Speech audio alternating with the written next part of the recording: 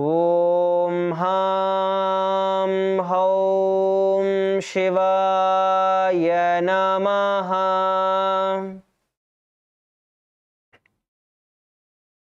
We will now be entering into the Tatwa Achamanam, which is the ritualistic cleansing. Please take the Panchapatram and the Uddarni in your hands. Please take the Panchapatram and Uddarni in your hands.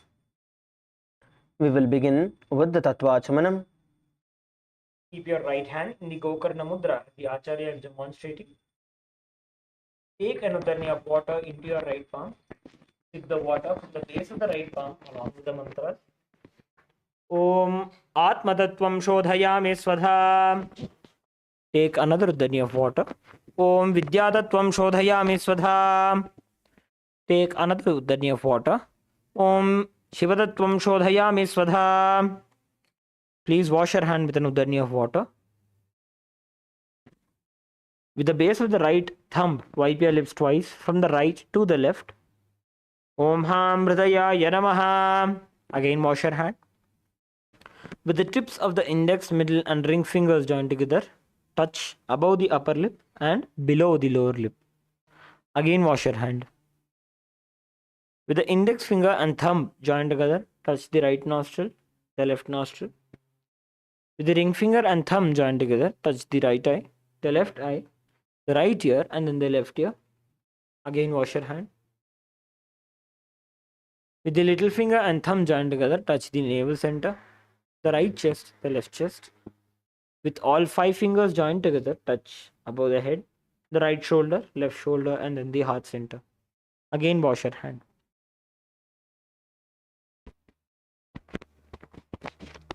We are now going to be entering into the Sankalpa, which is the conscious resolution.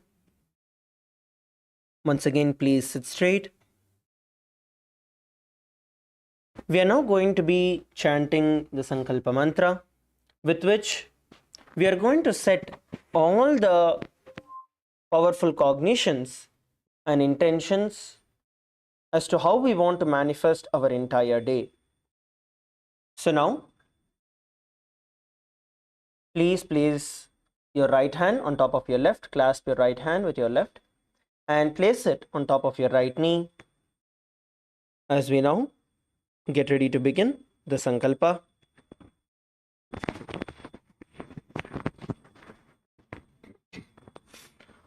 Om Mamopata Samasta Duritakshayadvara Bhagavat Shri Nityananda Paramashiva Prityartham Shri Nityanandeshwari Paramashiva Shakti Sameta Shri Nityanandeshwara Paramashiva Prityartham Cha Shubhe Shobhane Muhurte Adya Brahmanaha Dvitiya Parardhe Shri Shvetavaraha Kalpe Vaivasvatamanvantare Ashtavinshati-tame Nitya-yuge Prathame Pade Jambudvipe Bharatavarše Bharatakhande Meroho Dakshine Parshve Shakabdhe Asmin Vartamane Vyavaharike Prabhavadinam Shashtyaha Samvatsaranam Madhye Vishwavasunama Samvatsare Uttarayane Lakshmi Venkateshwara Ritu Rishabhamase Shuklapakshe Ekadashyam Shubhadithau Shukravasarayuktayam Chitra Nakshatra Vyatipata Yoga Vanijakarana Evam Guna Visheshana Vishishtayam Asyam Shubhadithau Shri Kailasonnata Dvadashantashyamala Pitharudha Shri Meenakshi Sundareshwara Bhinnaswarupa Parashivaputra Rattakumara Gurumanyatulyavatara Shri Parvati Stanyapana Labdha Divya Jnana Vishruta Sakala Nigama Gamasara Bhuta Dravida Veda Pravaktre Shrimat Paramashiva Karuna Samadhigata Mukta Mayachadurashayana Giyamana Chatra Chamara Shri Chinhaka Haladi Samasta Virada Valyalangrata Jnana Vijnana Chakravarti Sarvajana Sangha Sadyo Nirvana Diksha Vyajapavarga Varsha Vishranaji Muta Paramatakalaphakesari Shaiva Siddhanta Sthapanacharya Shri Rajadhiraja Pandya Maharaj Guru Kshapanashakyadi Mahandakara Nivarana Jnana Bhanu वीक्षणा नरहारः ध्वजोच्छेदनपूर्वक श्रीम ऋषभध्वजस्थापक शैव समयकर्त्रे सर्वज्ञपीठारूढ श्रीजगद्गुरु श्रीज्ञानसम्बन्धदेशिकस्वामि वागीशसुन्दरमाणिक्यवाचकस्वामिनाम् अवतारभूत श्रीज्ञानसम्बन्धस्वामि पुनरुद्धृत श्यामलापीठ सर्वज्ञपीठ तृणवद्युत्तर द्विशततमगुरुमहासन्निधान अरुणगिरियोगीश्वर परम्परागत अरुणाचल सर्वज्ञपीठ गुरुमहासन्निधान कैलास परम्परागत कांची कैलास सर्वज्ञपीठ त्रयस्त्रिंशदुत्तर द्विशततमगुरुमहासन्निधान नित्योत्सव नित्यमंगल नित्य कल्याण नित्य रचित कैलास परंपरागत आदि कैलास नित्यानंद पीठ महासंस्थान महासिंहासन पीठ कर्त्रे साक्षात् श्री परमशिव समुद्भूत कैलास परंपरागत वैवस्वत मनु इक्ष्वाकु हरिश्चंद्र भगीरथ श्रीरामचंद्र शूरसेन इत्यादि अनवच्छिन्न सार्वभौम चक्रवर्ती परंपरागत चतुष्षष्टि योगिनी मंडित चतुष्षष्टि संप्रदाय प्रवर्तक मनुधर्म शासन सूर्यवंश प्राप्त सर्वज्ञपीठ सुरांगी साम्राज्य मूर्धाभिषिक्त चूड़ामणि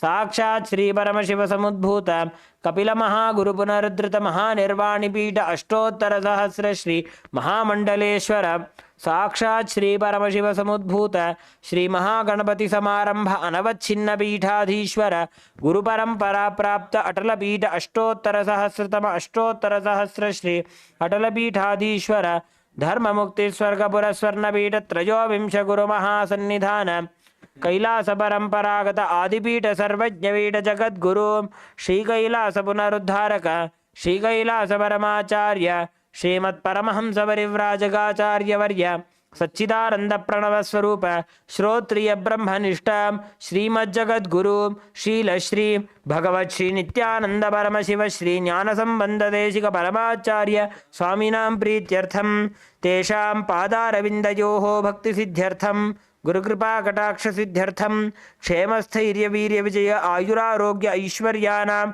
अभिवृद्ध्यर्थम धर्मार्थ काम मोक्ष चतुर्विध फल पुरुषार्थ सिद्ध्यर्थम समस्त दुरितोपशान्त्यर्थम समस्त मंगल अवाप्त्यर्थम भगवत् श्री नित्यानंद परमशिव प्रसादेन सकुटुम्बस्य ज्ञान वैराग्य जीवन मुक्ति प्राप्त्यर्थम पूर्ण आरोग्य युक्त दृढ़गात्र यौगिक शरीर सिद्ध्यर्थम परमशिव शक्ति आविष्करणार्थम नित्यानंद योगाभ्यासम करिष्ये. Please wash your hand with another knee of water. Om apa upasprishya.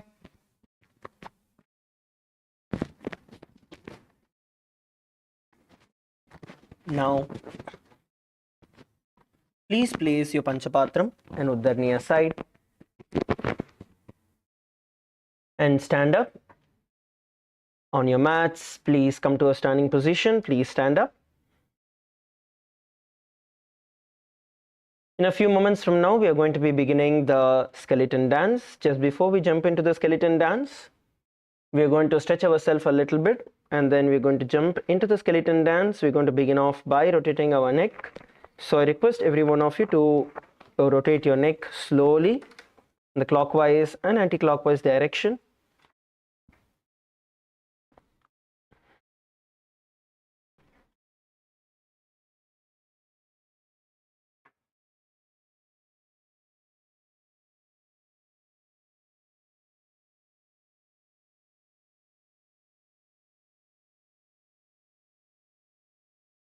Slowly rotate it in the opposite direction.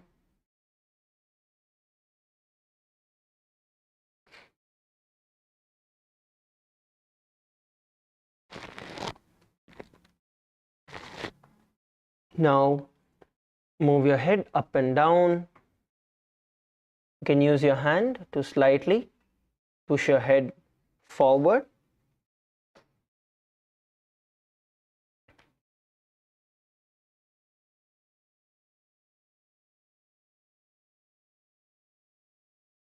Up and down, slowly getting yourself a stretch.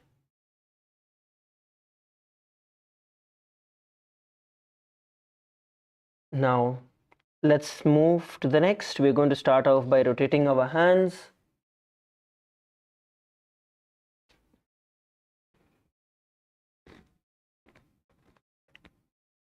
Rotate your hands nice and wide.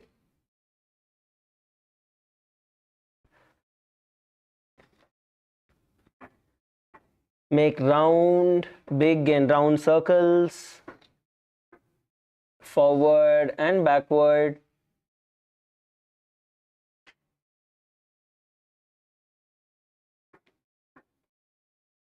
Now bend your elbows and rotate your hands.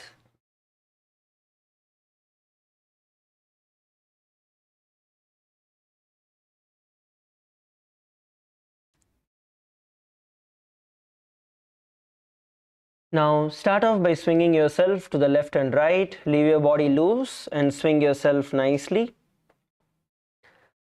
You need to leave your body loose. If you hold your body tight, you will not be able to swing yourself. So leave your hands nice and loose. Swinging yourself to the left and right.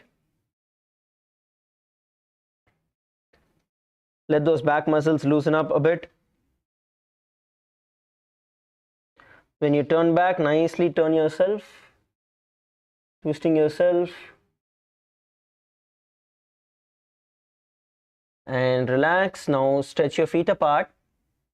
Have a slight gap between your feet, and you're going to now bend forward and bend down.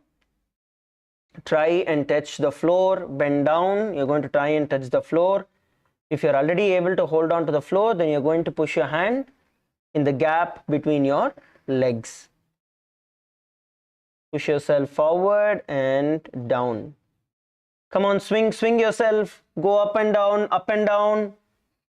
Don't just be static. Use the gravity, use the momentum to pull yourself to the bottom. If you're able to touch the ground with ease, bring your feet a little bit more closer and try doing the same. And swing yourself to the bottom. Try and get yourself as down as possible. And relax. Come to a standing position. I'm going to start off by rotating our hips. Please rotate your hip.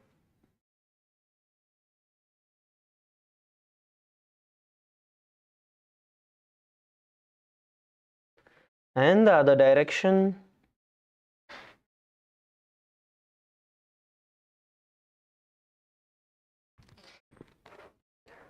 Now stretch one of your hands and pull it with the other and twist yourself completely, and then repeat it on the other hand.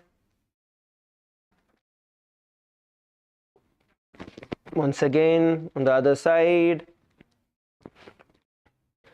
Come on, every one of you do it. Pull yourself nicely. Use your hands, stretch and pull your hand. And on the other side. We will now begin by rotating our wrists. Stretch your hands out in front of you. Rotate your wrists in the clockwise and the anti-clockwise direction.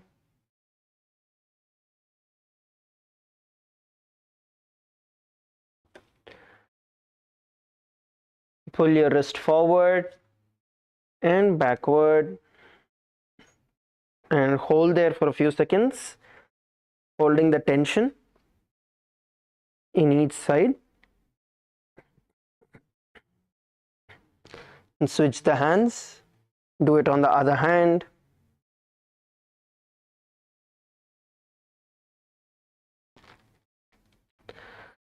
Interlock your hands and raise it all the way up towards the sky. Interlock your hands, raise it up towards the sky. Move yourself to the left and right. Move yourself to the left and right.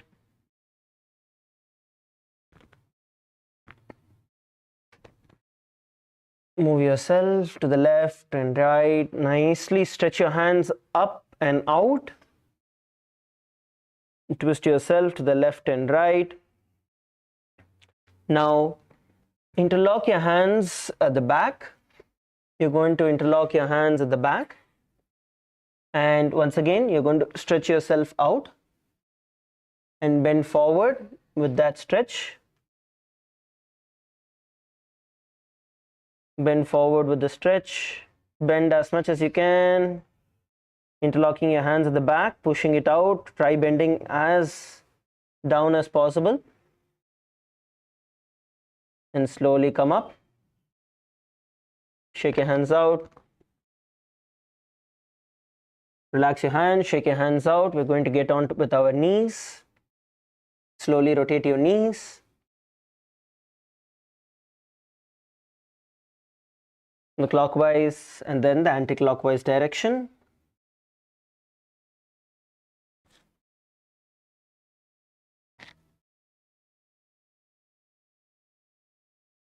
When you're doing it, do it slowly. Going full circles. Now, let's get to our ankles. Rotate your ankles one leg at a time.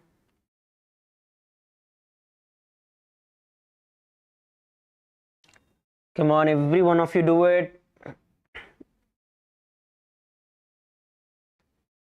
Rotate your ankles one leg at a time, clockwise and anti-clockwise direction, and then switch to the other leg.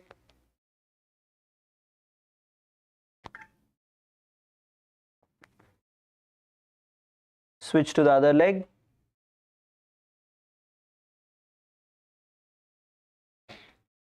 And relax. So now it's time for us to enter into the skeleton dance. It's now time for us to enter into the skeleton dance. Now slowly you're going to start moving towards the front and back of your mat by moving your hands, slowly shaking your hands, shaking your legs. Move forward, move backward. You're going to visualize yourself as just skeletons in your inner space, and you're going to start shaking your entire body vigorously and chaotically. Let us now begin.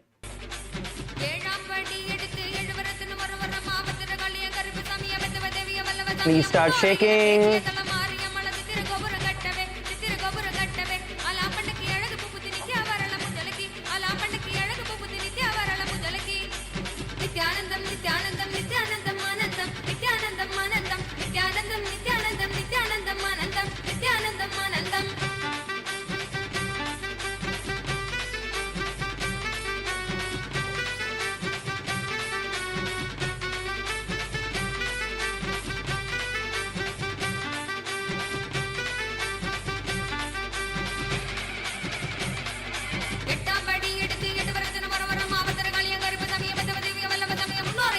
Come on, shake your entire body. So many of you are so static. Come on, shake your whole body, leave it loose.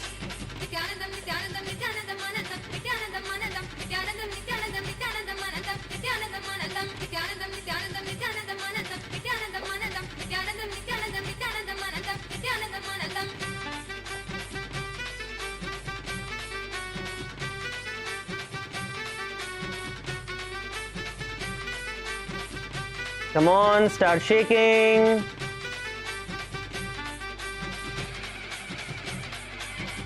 Start shaking your hands, your legs, your neck, your back, your knees, your toes, your fingers. Bend forward, bend backward, jump up, bend down, do everything. Shake, shake, shake, shake, shake.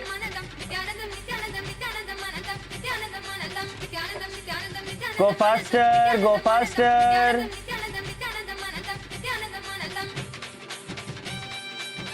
Come on, last 30 seconds, go faster. Come on, shake, shake, shake your neck, shake your neck, shake your neck.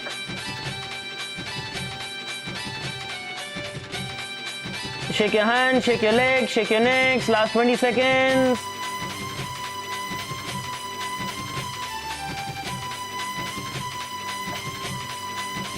Shake, shake, shake, shake, shake. Last 10. Keep moving, keep moving. 5, 4, 3, 2, 1. Stop. Stop wherever you are. Stand still. Leave your hands loose by the side of your hips. Keep your mouth closed. Inhale deeply, close your eyes. Inhale deeply through your nose. Visualize the breath flowing in all the way from your knees. Place your hands by the side of your hips. Don't hold your hips.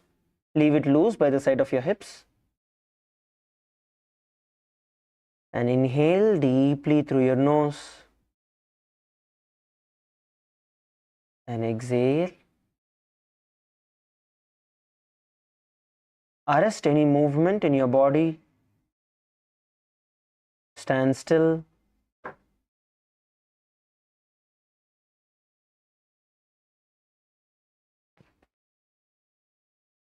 Feel the blood flowing through your entire body.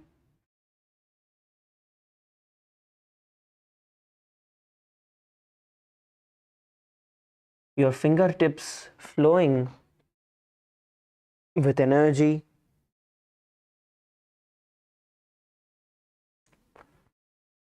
Your toes pulsating with energy. Your whole body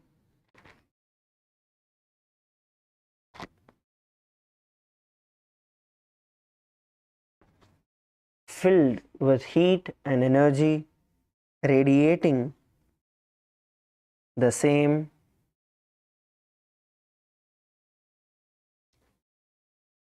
Inhale and see the breath filling up your entire lungs, flowing in all the way till your hips. The breath that is going in, moving all the way, filling your stomach, carrying the prana shakti.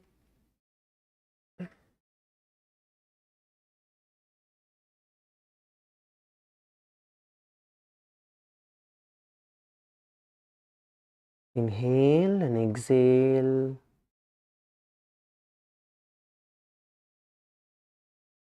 And slowly open your eyes.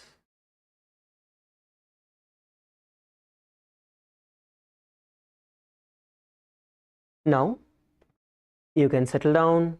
Please be seated, adjust your mat, and please sit down.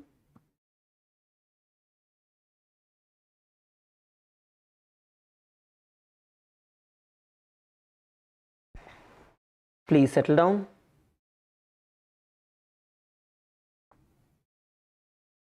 Please settle down. It's now time that we enter into the asanas for the day from where we left off. So today we are now going to be beginning with the 125th asana, which is Parasana. So first, as you are seated, you are now going to be placing your feet in front of you. Bend your knees and place your feet in front of you. All of you, please bring your feet in front of you. Knees near your chest, feet forward in front of you. Now, once you are in this position, you are going to be inserting your hands in the gap between your knees, between your thighs and your calf muscles. So you're going to insert your hands in between them and insert it, lift your feet off and interlock your fingers on top of your toes. Interlock your fingers on top of your toes. You're going to try and lift it as much as possible and hold as much as possible. Even if you're not able to do it fully, it's fine. To whichever level you're able to pull yourself and hold, you're going to be pulling yourself and holding. Balance yourself in this position. try and lift your feet off. If you're not able to lift your feet off, then you can place the feet on the ground. At least try to insert your hands under the gap and hold there. If you're able to lift, you're going to lift your feet off the ground and balance. Come on, try, all of you try lifting and holding. While performing this asana, you're going to be performing the Rechaka Kumbhaka. In Rechaka Kumbhaka, you are now going to bring your awareness on the exhalation, and you're going to slowly exhale, visualizing the breath coming out all the way from your stomach, and then let the breath automatically come in. While doing this, visualize Swamiji in your inner space and the internal japa Om Nityananda Paramashivoham Tatordhvam Retayet Vayum Ridunishvasa Samyutam.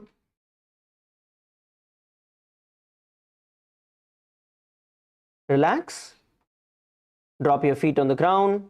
We are now going to be entering into the next asana. The next asana is going to be Gopy Chandasana. So in Gopy Chandasana, you are now going to bring your feet together in front of your perineum, your heels together, feet together. Please bring your feet and heels touching together. Get it as close as possible to your perineum. Try and get it as close as possible to your perineum. Now interlock your fingers on top of your feet. Interlock your fingers and hold your feet. Interlock your fingers, hold your feet. Now from this position, we are going to be raising our feet all the way up as close as possible towards our chest. So you're going to hold on to your feet with your hands interlocked and pull it as high as possible towards your chest and balance in the position.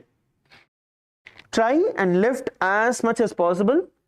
Your hands are placed inward. Okay.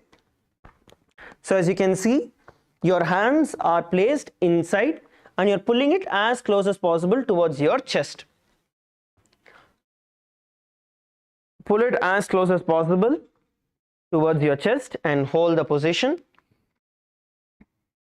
Whichever level you're able to pull it and hold, pull it to that extent and hold it. Come on, try, all of you lift and hold, lift. I see many of you are placing it on the ground. At least lift how much ever you can and balance.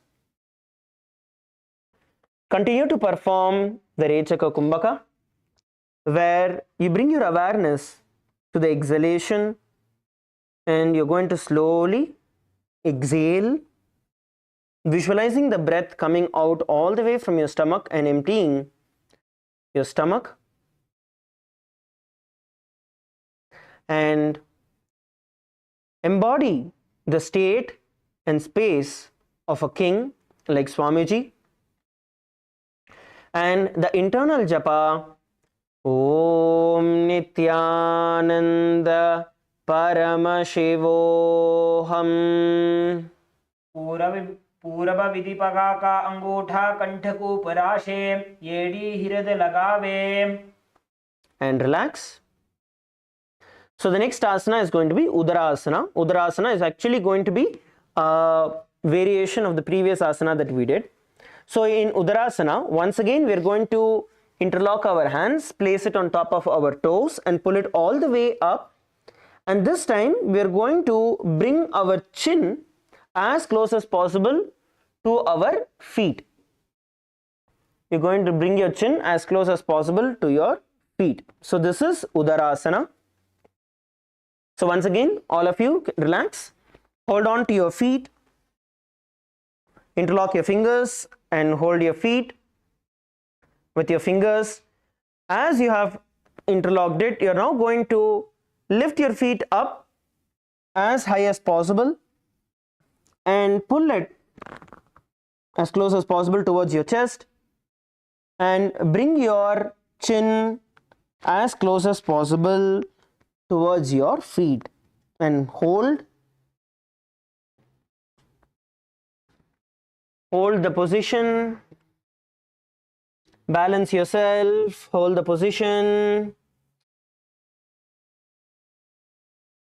If interlocking is a little difficult, you can hold your feet with both your hands also and try to pull it in. Sometimes when you are losing grip, right? So holding your feet with both your hands and pulling it closer is much easier. Okay, so you can hold your feet with both your hands and pull it as close as possible towards your body. Come on, let's all try doing it by holding on to our feet instead of interlocking. Hold on to your feet and pull it. Hold on to your feet and pull it as close as possible towards your chest. Now visualize Swamiji in your inner space and see your body becoming free from any kind of defects, and the internal japa Om Nityananda Paramashivoham.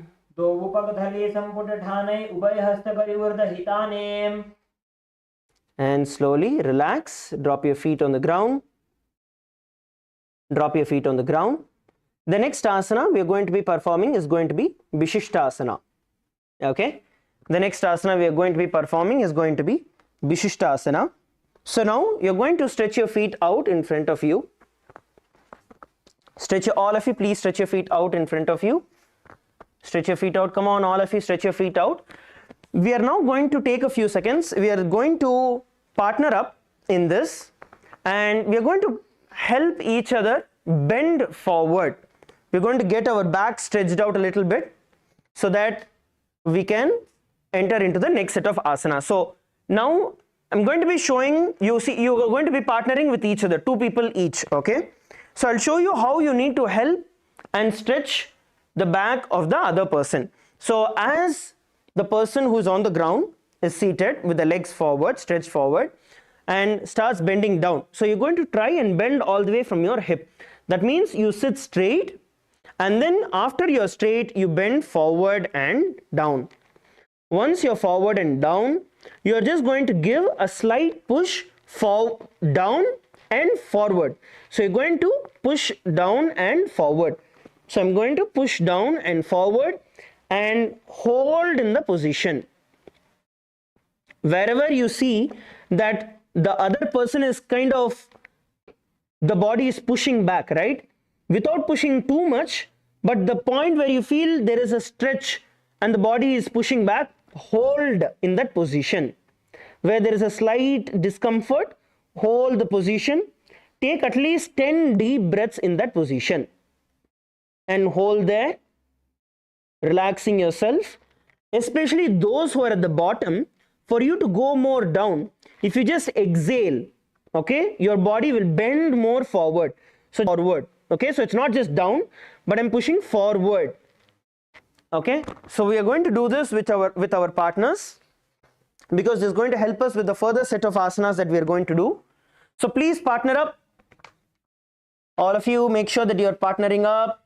Even if you're able to touch the ground, please have your partners. Do it along with your partners, because a little external force can get us a long way. Okay, now push yourself to the ground, push your back to the ground. Those who are on top,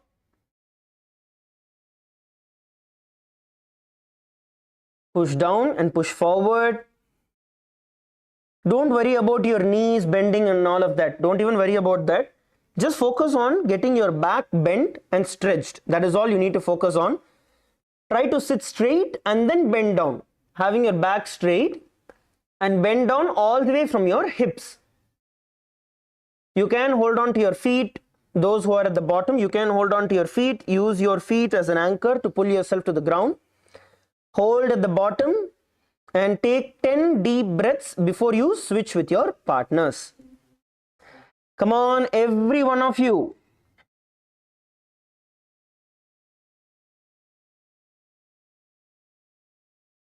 Those who are at the bottom, exhale and push your body just an inch more and hold the position at the bottom. Be there for 10 breaths.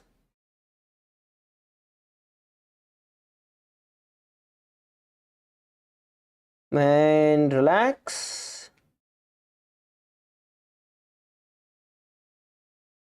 Yes. Are you all done? If yes, you can all wave your hands. If you have done, both the partners, if you have completed, please wave your hands. If both the partners have completed, please wave your hands. Okay, there are still few more who are doing. If you are done, you can come back to your seated positions, come back to your mat. If you are done, you can come back to your mats.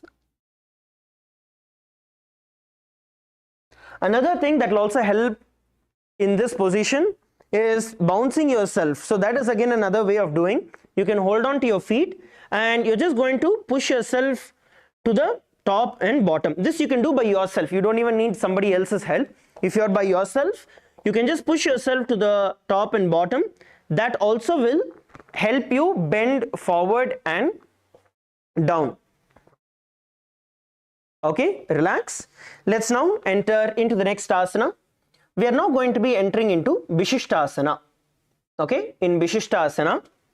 Now, bend your knees, place your legs in front of you. Bend your knees, place your legs in front of you. Now this time, you're going to be inserting your hands in the gap between your thighs and your calf muscles. And lift your feet off the ground, interlock your fingers around your toes, okay, and pull it as close as possible towards your face. Okay, you're going to be interlocking your hands around your toes and you're going to pull it as close as possible towards your face and hold the position. Try to balance yourself and hold the position. In this, you're going to lift yourself slowly, so the balance continues to be there. Okay, first thing, hold in the position where you interlock your fingers around your feet and your feet are off the ground. Once you are able to balance in this position, then you are going to raise it all the way up towards your face and hold. Come on, let us all try doing it. If you lose balance and you fell down, repeat it again. Just come back to a seated position and repeat it.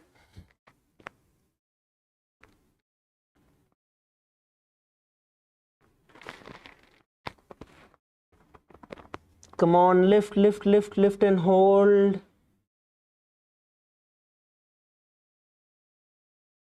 At least try to lift and hold. Even if you're not able to lift it off and take it all the way to your face, try to bring it as high as possible off the ground and hold in the position. Now, visualize Swamiji in your inner space and visualize yourself excelling in everything that you're doing with the internal japa Om Nityananda Paramashivoham. दो वो पग धले जोड़े संपुट करे हाथ दो वो पग बीच आनी तले. Relax, relax. We are next going to be entering into Bujasana. We are entering into Bujasana. We will now show you how to perform the Bujasana. You can see, first you're going to keep your legs out in front of you, and then slowly lift one leg on top of the shoulder and then the other leg on top of the opposite shoulder, and wrap your arms around your calf muscles and try to hold on to your head. So this is Bujasana. We are going to do this together, so don't worry, we shall do this together. Now first thing what you're going to do, we're going to do one leg at a time, okay? So you can choose any one of the legs that you are comfortable with, and let's take for the example the right leg, okay? So in right leg, first what you're going to do is insert your hand in the gap between your thighs and your calf muscle, lift the feet off, pull it with your right hand and place it as high as possible on your right shoulder and hold the position.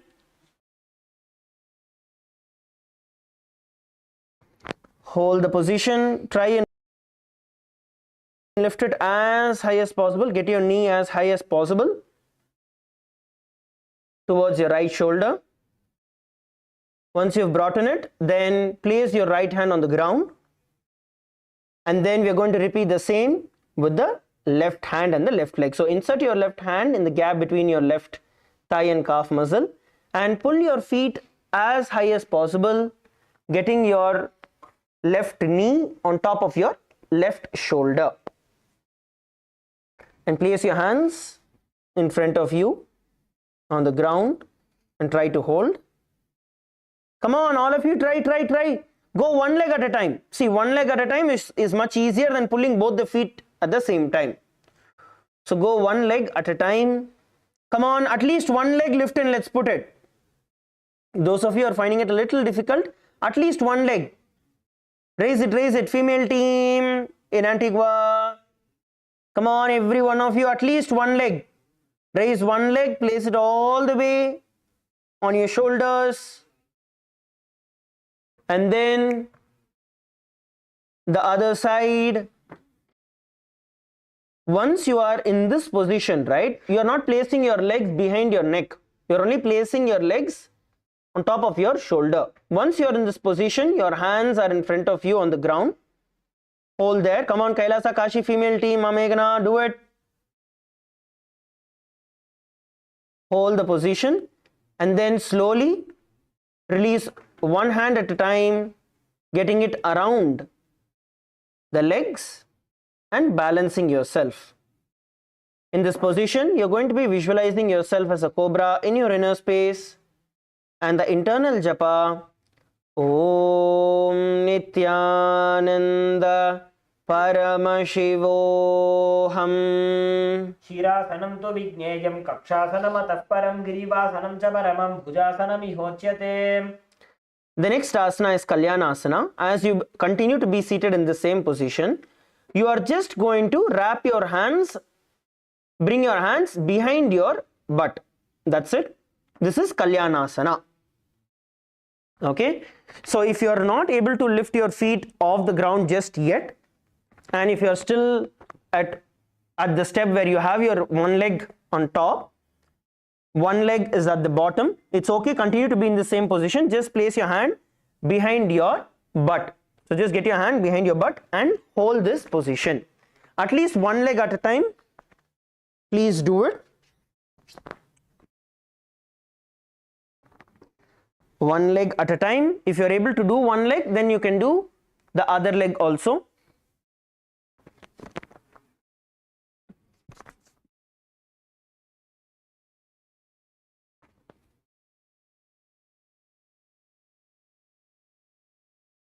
Insert your hands in the gap and try to hold on to your butt. Come on, insert one at a time. Try to slowly stretch your feet up and balance yourself in the position. Now, as you perform the Kalyanasana, you're going to visualize Devi Parashakti in your inner space, blessing you with auspiciousness in your life, and the internal japa, Om Nityananda Paramashivoham. तो वो हाथ पगम नीचे आने तिनको गोड़ा नीचे ठाने बहुरिपा कत्या बाहर ल्यावे पुनः युगति ऐसे ठहरावे. Relax, relax, relax, relax. All right, relax. Come to a seated position.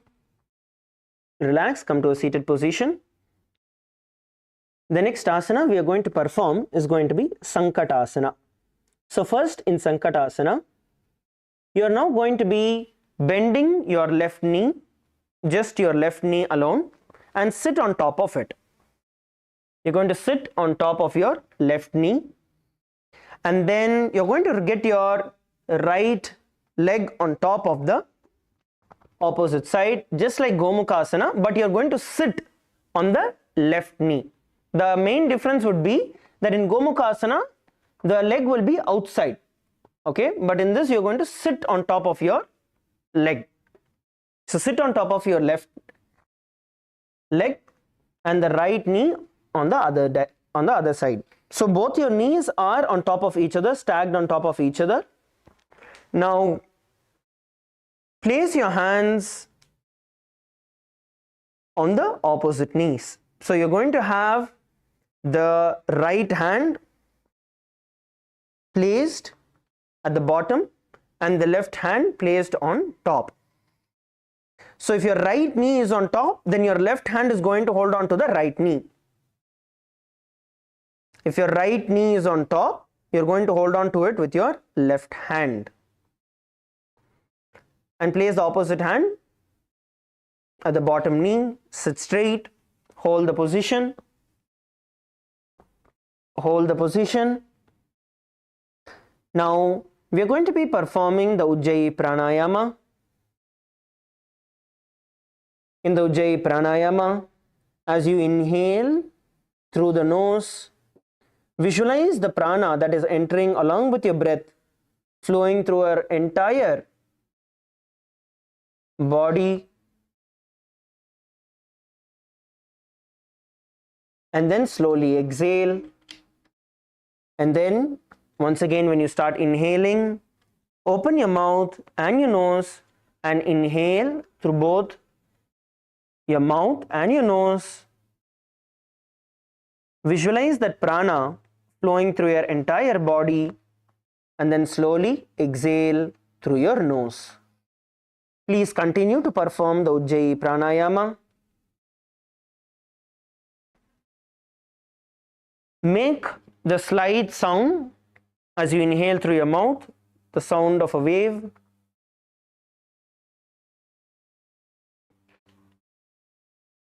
And then exhale through your nose. Please continue to perform the Ujjayi pranayama. As you continue to be seated in the Sankatasana, visualize yourself as a swan in your inner space.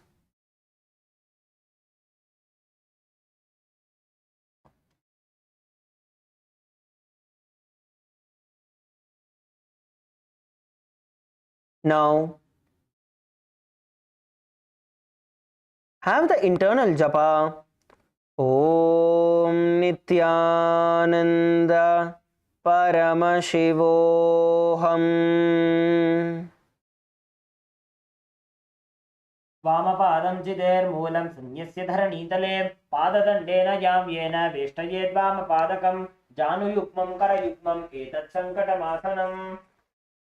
Now, from this position, the left leg on which you are sitting, you are going to stretch that out and sit down on the ground. Just stretch the feet out on which you were sitting, just slightly push it out and try to sit down on the ground. Make sure that your knees are aligned and are stacked on top of each other. Knees are stacked on top of each other.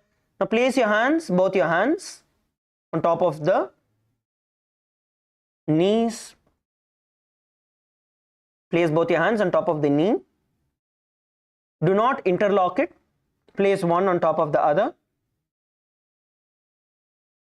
Place one on top of the other. Do not interlock your fingers. Place one hand on top of the other on top of the top knee. Now sit straight. Please sit straight. We are now performing the Dhanukasana. While performing the Dhanukasana, once again we are going to perform the Ujjayi pranayama. So inhale through your mouth and your nose together, making a slight sound of a wave. And then slowly exhale through your nose. Now, along with performing the Ujjayi pranayama, we are also going to be performing the Uddiyana Bandha. So once we exhale through our nose, we are going to pull our stomach in and up into the Uddiyana Bandha and hold as comfortably as possible. And then relax. And once again repeat by inhaling through your mouth and your nose, visualizing the prana flowing through your entire body, and then exhale deeply through your nose. Pull your stomach in and up into the Uddiyana Bandha. Hold as comfortably as possible. And then relax and repeat the pranayama. Visualize yourself as a cow in your inner space with the internal japa. Om Nityananda Paramashivoham Anushaginagara Panchadam Rishihilindagalyamni. Now relax. Now please stretch your feet out. Please stretch your feet out. Straighten your feet out in front of you. Now bring your right leg on top of your left thigh. Please place your right foot on top of your left thigh. Please pull and place your right foot on top of your left thigh. Right foot on your left thigh. Now place your left foot on your right knee. Okay, you are going to place your left foot on your right knee. If you are not able to pull it up, place your left foot under the right knee. Okay, so either you pull your left foot and place it on top of the knee, or you place it under the knee if you are finding it a little difficult. We are not pulling it all the way to your thighs. Okay, we are only placing it at our knee, but the right foot is on the left thigh. Right foot is on the left thigh, left foot is on the right knee. Now every one of you please raise your right hand above you. Come on, all of you please raise your right hand. All of you please raise your right hand. Yes. Now with your right hand raised, you're going to twist yourself and hold on to the left knee. Twist and hold on to the left knee. As you hold on to the left knee with your right hand, with your left hand, you're going to bring it behind your back. Twist your hand behind the back and place it on your right thigh. So you're going to turn to the back direction, turn towards the back, and with the force that you have with your hand, twist yourself nicely and look backward. Hold the position. Please hold the position, twist and hold the position, look back. Now continue to perform the Ujjayi pranayama, which is inhaling through your nose and your mouth.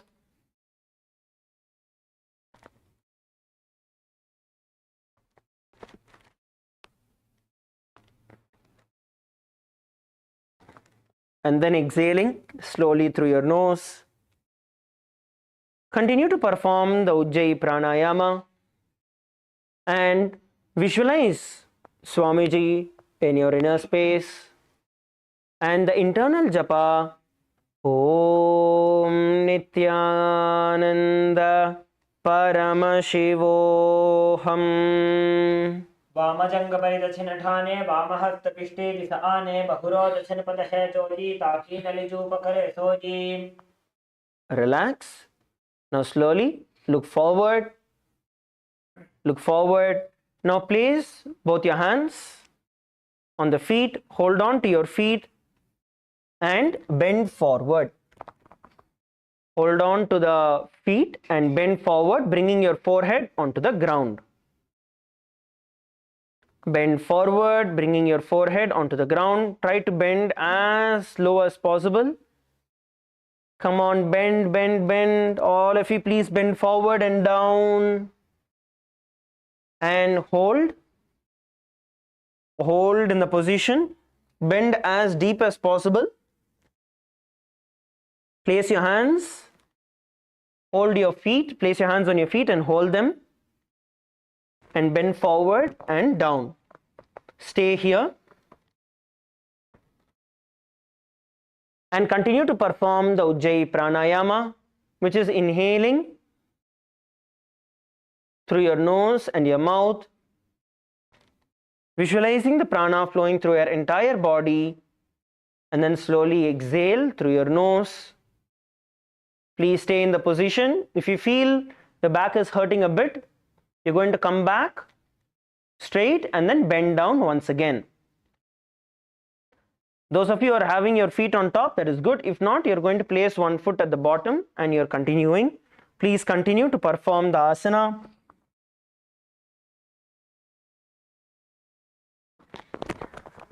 Visualize Swamiji in your inner space and the internal japa. Om Nityananda Paramashivoham. प्रथमजी मनोचरण Joji वामजंग परिराखे sooji ताकी एड़ी कड़ी सोलावे बहुरी जुगत यह और करावे. Slowly come back to a seated position.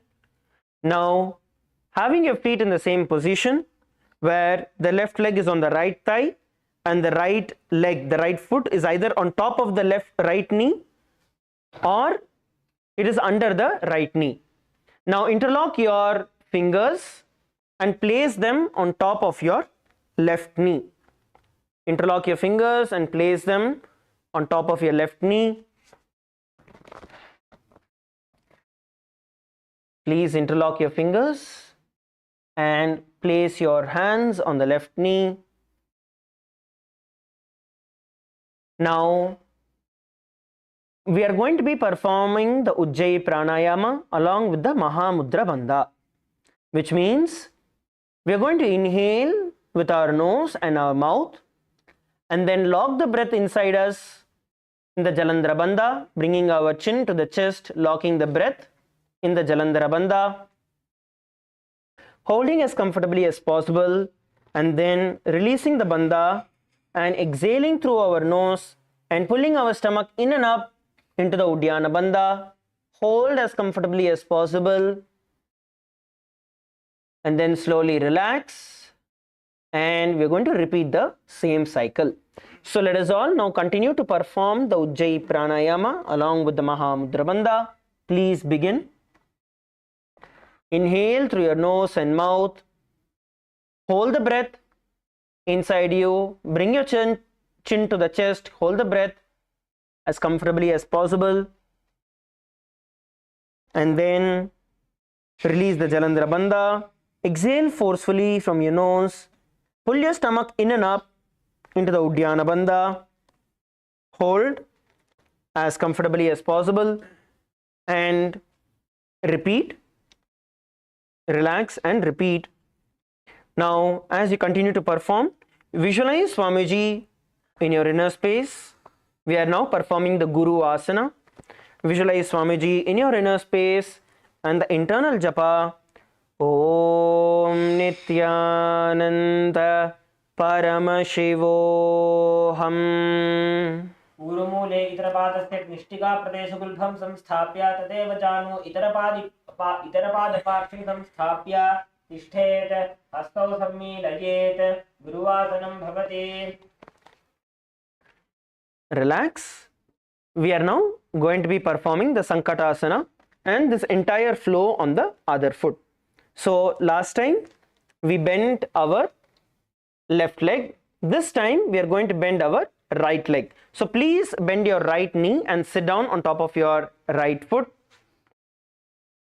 Please sit on top of your right foot.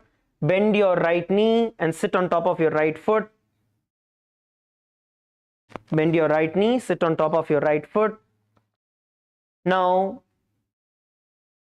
bring your left leg and place it on the other side.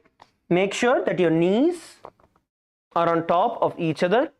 You continue to sit on top of your right foot. Make sure that you are sitting on your right foot. Cross your left foot on top. Ensure that your knees are on top of each other. Now place your right hand on top of your left knee and your left hand on top of your right knee.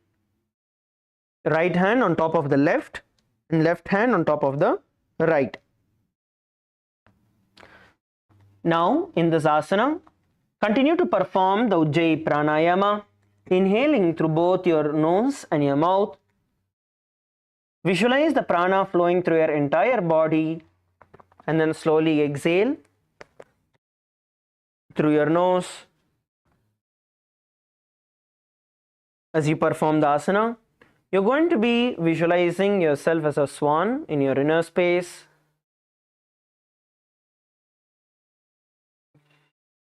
And the internal japa, Om Nityananda Paramashivoham. वामपादं चितेर्मूलं सन्यस्य धरणीतले पाददण्डेन यां येन वेष्टयेद्वामपादकं जानुयुग्मं करयुग्मम् एतत् सङ्कटमासनम्. Now from Sankatasana we are going to enter into Dhanukasana. So now stretch and slide your right foot from under your butt to the side and sit down on the ground.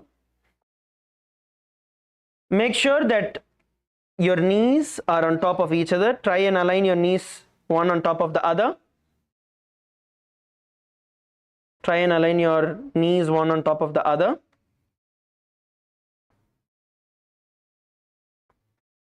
Now once you are in this position, you're going to place your hands one on top of the other on the left knee, the knee which is on top. On your left knee, place one hand on top of the other. Continue to perform the Ujjayi pranayama. This time we are going to do it along with the Uddiyana Bandha, which means we are going to inhale through both our nose and mouth and visualize the prana flowing through your entire body, and then exhale through your nose and pull your stomach in and up into the Uddiyana Bandha and hold as comfortably as possible, and then repeat. You're going to once again inhale through your nose and mouth and then exhale through your nose and pull your stomach in and up into the Uddiyana Bandha, and then relax and repeat. Now visualize yourself as a cow in your inner space as you perform the asana, and the internal japa, Om Nityananda Paramashivoham. अनुशागिनगर पंचडं प्रशीलिन्दगल्यम्नीम्. Relax. We are now going to be entering into Machendrasana. Now stretch your feet out in front of you. Please stretch both your feet out in front of you. Please stretch both your feet out in front of you. This time we are going to sit in Padmasana but on the other direction. So you are now going to be beginning with your left foot. Please bring your left foot on top of your right thigh. Bring your left foot on top of the right thigh. Please bring your left foot on top of the right thigh. Once you bring your left foot on top of the right thigh, You are then going to get your right foot on top of the left knee. Okay, a right foot either on top of the left knee, or you can place it under the left knee. Whichever you feel comfortable with, you can do that. If you are able to put it on top, please place it on top. If you are not able to place it on top, you can place it at the bottom. So left foot is on top of the right thigh, and right foot is either on top of the left knee or under the left knee. Now in this position, please raise your left hand. Raise your left hand up towards the sky. All of you, please raise your left hand. Yes, now twist and hold on to the right knee. Twist and hold on to the right knee. Rotate your right hand behind your back and try and get your right hand to hold on to your left thigh. So you're going to switch and turn yourself nicely with the support of your knees and your hand. Push yourself, turn yourself, twist yourself, look back and hold the position.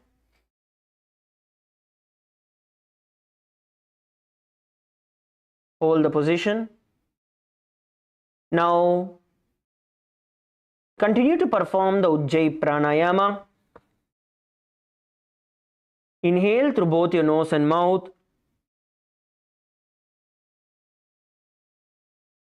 Visualize the prana flowing through your entire body, and then slowly exhale through your nose.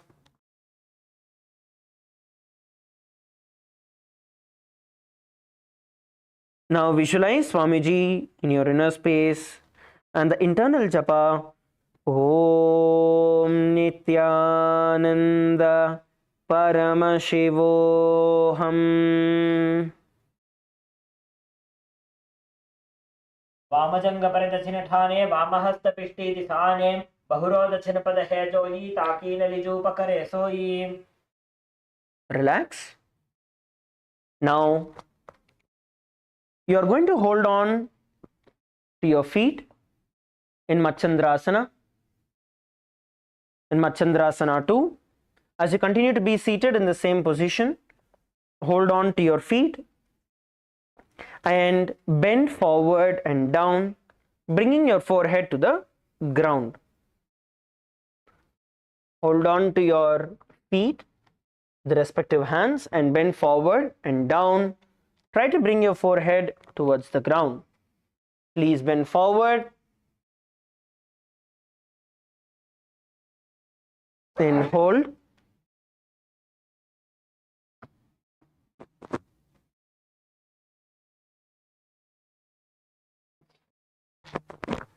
Hold the position, bend down, and hold. Continue to bend down and hold yourself at the bottom. Wherever you feel the discomfort, breathe in and breathe out. Bring your awareness to the breath.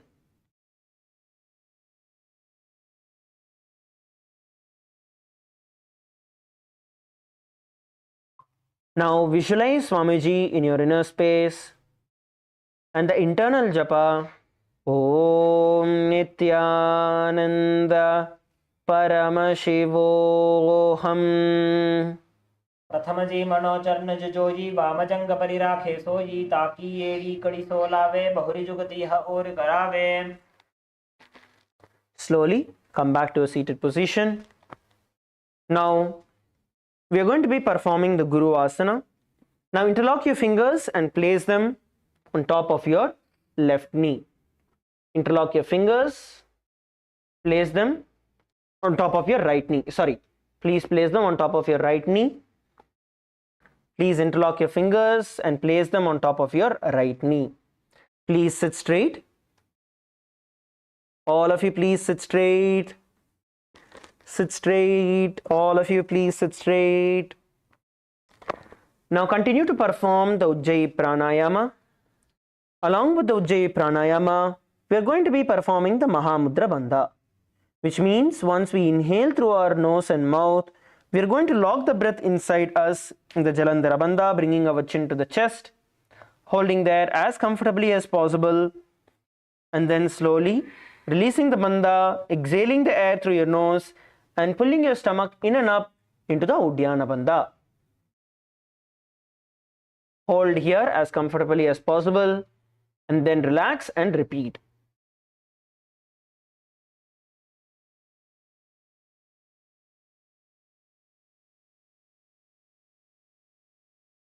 Now visualize Swamiji in your inner space and the internal japa Om Nityananda Paramashivoham. ऊरुमूले इतरपादस्य कनिष्ठिका प्रदेशगुल्भं संस्थाप्य तदेव जानु इतरपादपार्श्वे संस्थाप्य तिष्ठेत् हस्तौ सम्मीलयेत् गुरुवासनं भवति. Relax. Stretch your feet out in front of you. Relax. Shake your feet out. Stretch your feet out. Just shake your feet. Shake out your feet, your knees, your toes. Rotate your ankles. Just relax it out. Please relax your ankles. Relax your ankles. Let's now move to the next asana. The next asana we are going to be performing is going to be Pashasana. In Pashasana, now bend your knees, place your feet flat on the ground, bring your knees as close as possible, hug your knees, place your hands on the opposite knees, thighs together, spine straight, and press your tongue against the roof of your mouth. Press your tongue towards the roof of your mouth on the upper palate. Place your hands on top of your knees. Knees, all of you on your knees, opposite knees. Not elbows, knees.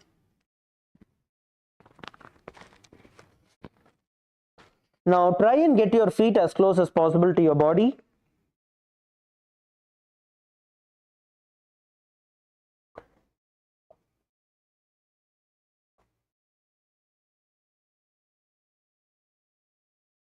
Hold. Sit straight. Now continue to perform the Ujjayi pranayama, inhaling through your nose and your mouth, visualizing the prana flowing through your entire body, and then slowly exhaling through your nose. As you do so, make sure that your tongue is placed on the upper palate of your mouth, and visualize Swamiji in your inner space with the internal japa Om Nityananda Paramashivoham. पादतले भूमौ निधाय जानूनिवृति निधाय विपरीतहस्ताभ्यां ऊरुसहितजङ्गे निबध्य तिष्ठेत् पशासनं भवति. Now from this asana, we are going to be entering into Bodha Shokasana. Now bring your chin towards your knees. As you continue to be seated in the same position, bring your chin and place it on top of your knees. Come on, bend your neck. Bring your chin towards your knees and hold the position. Hold the position. This is Bodha Shokasana.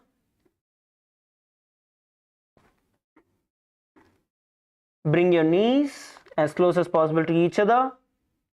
Place your chin on top of your knees. Now bring your gaze towards the tip of your nose. Bring your gaze towards the tip of your nose. Look at the tip of your nose.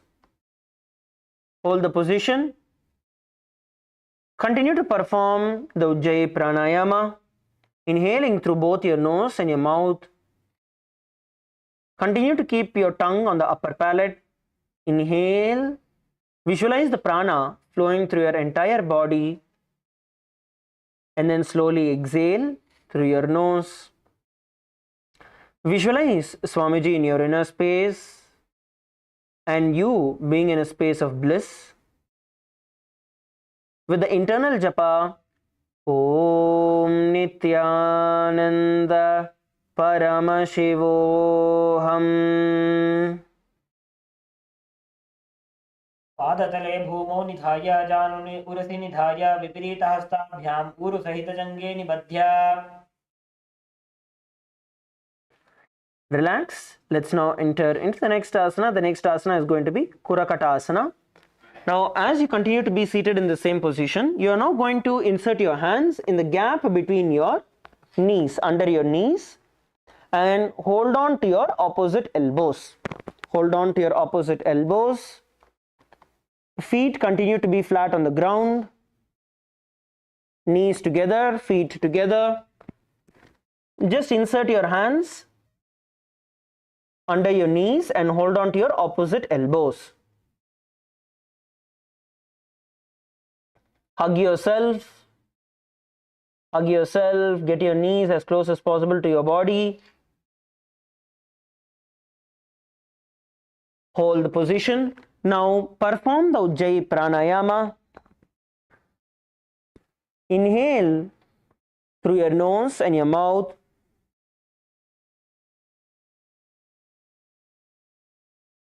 And then slowly exhale through your nose. While inhaling, visualize the prana flowing through your entire body.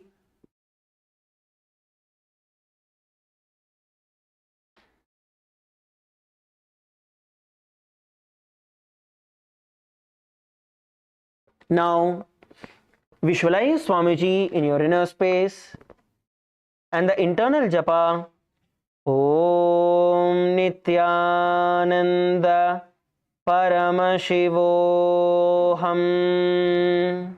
दो हाथ पग बाहर ल्यावे गोड़ा नीचे ले टहरावे आम्हा साम्हा ऐसे करे आपस में कोह निप करे. Now, as you continue to be seated in the same position, just place your right foot on top of the left. So you're going to cross your right foot on top of the left. Just cross your right foot on top of the left and continue to place both your feet on the ground. Cross your right foot on top of the left in the same position and hold.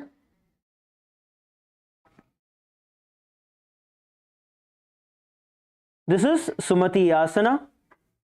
Now continue to perform the Ujjayi pranayama.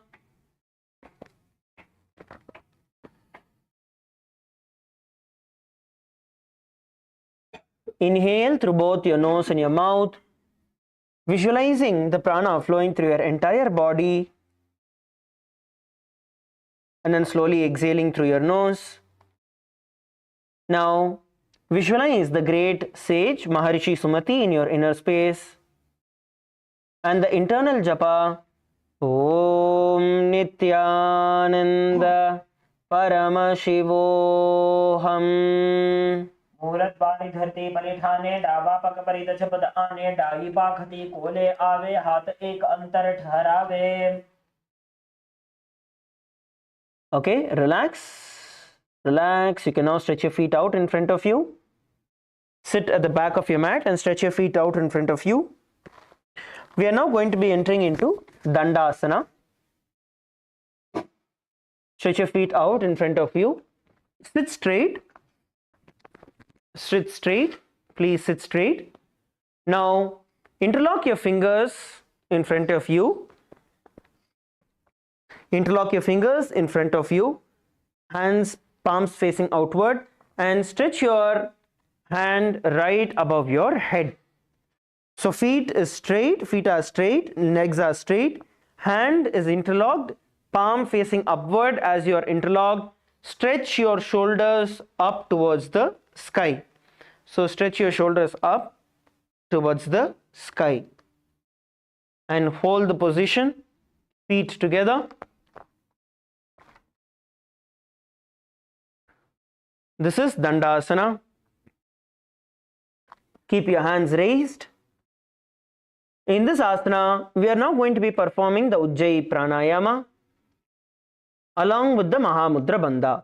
So you're going to inhale through your nose and your mouth and bring your chin to the chest, locking the breath inside in the jalandhara bandha. Hold as comfortably as possible and then slowly exhale through your nose and pull your stomach in and up in the Uddiyana bandha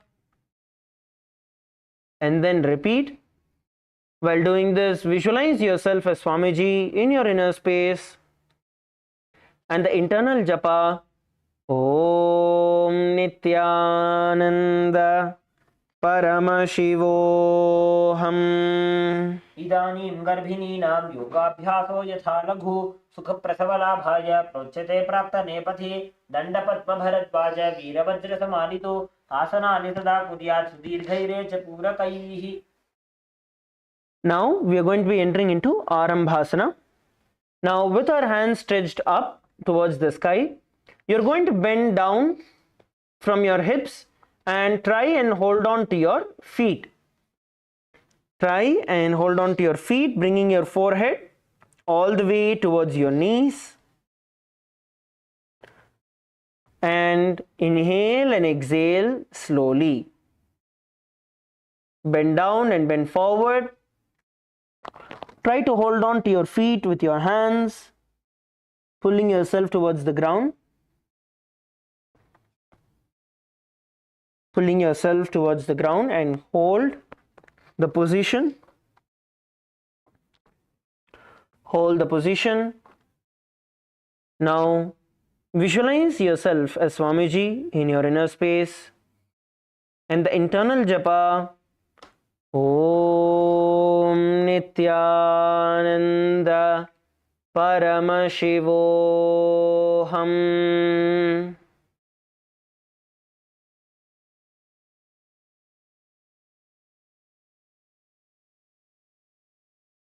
दोवो पग मिलिवा पसारी पगा का अंगूठा पकड़ी लीलाट गोड़ा लगावे. Slowly come up. Slowly come back to a seated position. Now we are going to be entering into the Bidokasana. In Bidokasana, you are going to be having a slight bend in your knees. Okay, just slightly open your knees apart, having a slight bend in your knees. Now, as you have a slight bend in your knees, you're going to insert your hands in the gap between your knees. Insert your hands in the gap between your knees, palms facing downward, palms rotated downward, and then bend down, bringing your forehead to the ground. Try to straighten out your knee as much as possible. Try to straighten out your knee as much as possible. Bring your forehead towards the ground. Bring your forehead towards the ground. Knees bent and hold the position. Knees bent and hold the position. If you are able to hold on to your feet, you can hold on to your feet. If you are able to hold on to your feet, you can hold on to your feet and bend down.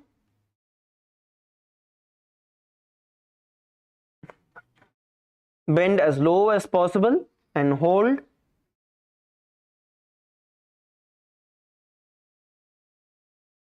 Bend as low as possible and hold.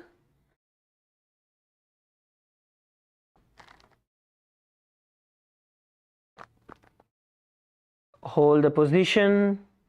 Now bring your gaze towards your third eye and perform the Ujjayi pranayama. Perform the Ujjayi pranayama. Inhale through your nose and your mouth together. Visualize the prana flowing through your entire body. And then slowly exhale through your nose. Please perform the Bidokasana. Visualize Swamiji in your inner space as you continue to perform the asana. And the internal japa, Om Nityananda Paramashivoham.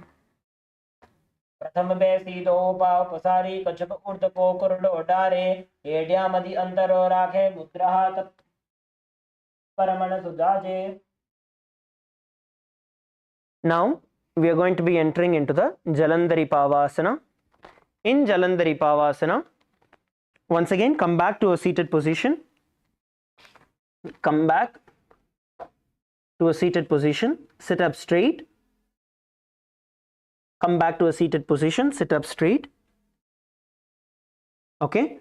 So from this position, you are going to stretch the feet in front of you just a bit, placing your toes together, forming a small diamond with your feet. Your feet are together, heels together, toes together. Now from this position, you're going to insert your hands in the gap between your knees with your palms facing outward. So bend down, insert your hands and bring your forehead under the heels. Bring your forehead below the knees. You're going to try and bring your forehead below the knees. Sorry, below the heels. Sorry for that. Bring your forehead below the heels. Try and pull yourself to the bottom. Bend as much as possible and hold the position. Palms facing up. Palms facing up. Stretch your palms out to the sides. Palms facing up.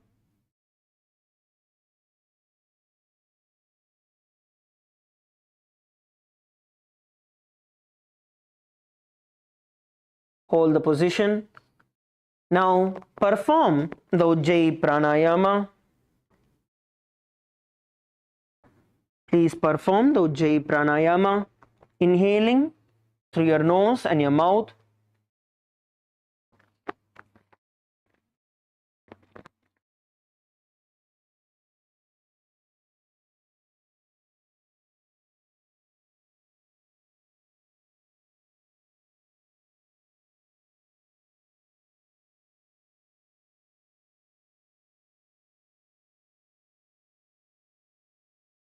Now continue to perform the Ujjayi pranayama. Visualize Swamiji in your inner space as you perform the asana. And the internal japa, Om Nityananda Paramashivoham. दो एड़ी में लिखे दीजिए हाथ पसारी. Now slowly come back to a seated position. Please come back to a seated position. Come back to a seated position. Please come back to a seated position. The next set of asanas that we are going to be performing is going to be based on you placing one or two legs behind your neck, but we are going to enter it into a progression. Okay, so this asana we are performing now is called as Urdhva Pashimatanasana. In Urdhva Pashimatanasana, you are going to be stretching your left leg in front of you. Please stretch your left leg in front of you. Left leg in front of you. Now place your right hand in the gap between your left leg. Use your left hand and pull it as high as possible and place it on top of your right shoulder. So pull your right leg and place it on top of your right shoulder. Come on, all of you, try as high as possible. You're going to try and place it on top of your right shoulder. See, either you can place it all the way on top of your shoulder, okay? Because what we want to do is bring this behind our neck. So you're going to try and pull your feet behind your neck. So that is what we want to ideally do. So for that, what you need to do is you want to get your knee as high as possible towards your shoulder. So if you're not able to get it all the way to your shoulder, at least place it on top of your elbows. Okay, so whichever you feel is the maximum that you are able to do, whether it is your elbows or your shoulder or behind your neck, you can do either of the variations. So once you are in this position, you are then going to bend forward and down. So either place it on your shoulder or behind your neck or your elbow, wherever you feel comfortable. Once you place it, then you're going to bend forward and down, holding on to the feet that is stretched out in front of you. So this is Urdhva Pashimatanasana. Let's enter into the Urdhva Pashimatanasana. Place your feet wherever you are able to lift it at the max, either on your elbows or on your shoulder or behind your head, whichever is the maximum you are able to do. Try and hold in that position. If you are able to pull it behind your neck, try and hold it with both your hands. You can actually try and hold it with both your hands to keep it in the position, and then bend forward. And then bend forward and down. Bend forward and down.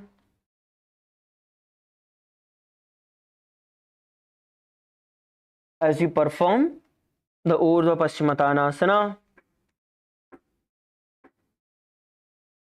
bend forward and bend down.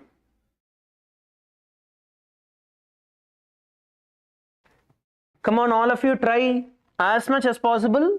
You are going to lift and then bend forward. Even if you are only able to lift it up to your elbow, that is fine. Place your knee on top of your elbow and bend down and hold. Hold the position. Visualize Swamiji in your inner space and the internal japa. Om Nityananda Paramashivoham. पश्चिमतानवत् संस्थितिं कृत्वा एकं पादं ग्रीवायां धृत्वा तिष्ठेत् ऊर्ध्वपश्चिमतानं भवति. Relax, slowly come back to a seated position. Now we are going to be performing the same asana on the other side. Okay, we are going to be performing the Urdhva Paschimatanasana on the other side. So if you lifted your right leg and placed it on top of your right shoulder, we are now going to lift our left leg and place it on top of our left shoulder. Okay, so try and pull your left leg as high as possible towards your left shoulder. Come on, all of you, try to pull it as high as possible. Lift your left shoulder.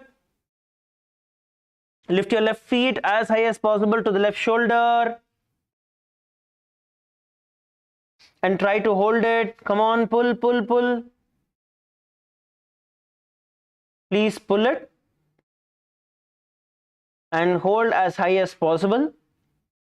Once you feel this is the maximum you can raise, then you're going to bend down, bringing your forehead towards the ground. Wherever you're able to hold the maximum, hold there and bend forward. Wherever you feel you're able to bend, this is the maximum. Bend down and bend forward. Come on, try. Bend. Hold, bend down and hold. Hold the position. Now, visualize Swamiji in your inner space and the internal japa. Om Nityananda Paramashivoham. उत्तानशयनी एकैकं पायी ग्रीवायां विन्यस्य. Slowly relax your feet. Stretch them out in front of you and please lie down on your back. into Shavasana. Please lay down on your back. Please stretch your feet out and lay down on your back.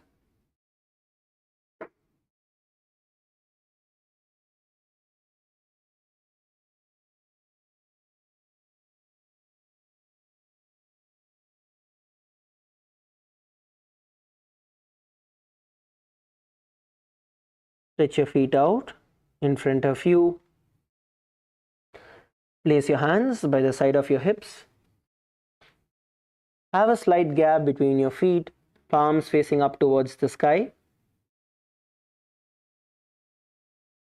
Just relax. Inhale and exhale deeply. And bring awareness to any part of your body that is having a discomfort. And just relax.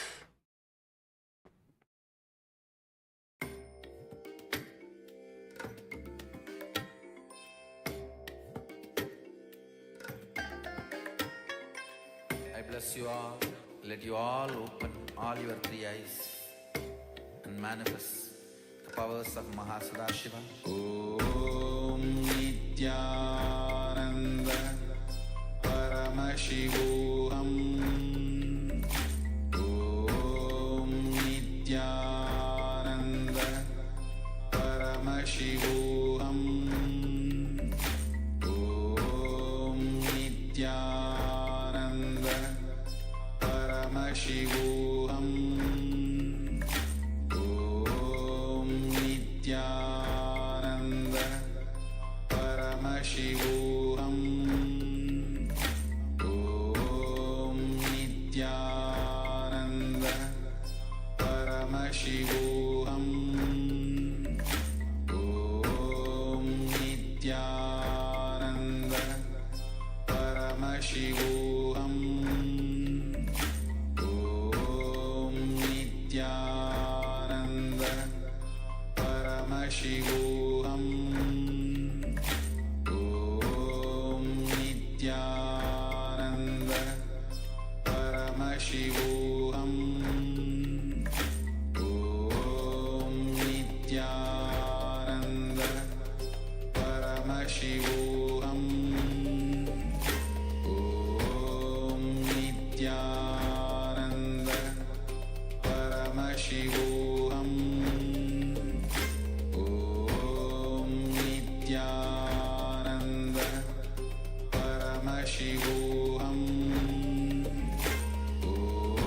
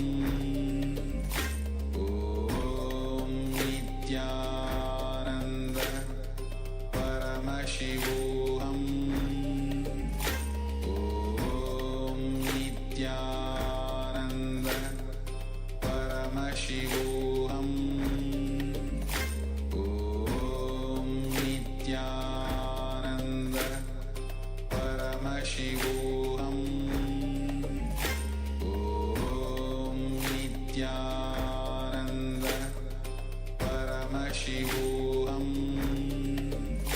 Om Nityananda Paramashivoham Om Nityananda Paramashivoham Om Nityananda Paramashivoham Om Nityananda Paramashivoham Om Nityananda Paramashivoham Om Nityananda Paramashivoham Om Nityananda Paramashivoham Om Nityananda Paramashivoham Om Nityananda Paramashivoham Om Nityananda Paramashivoham Om Nityananda Paramashivoham.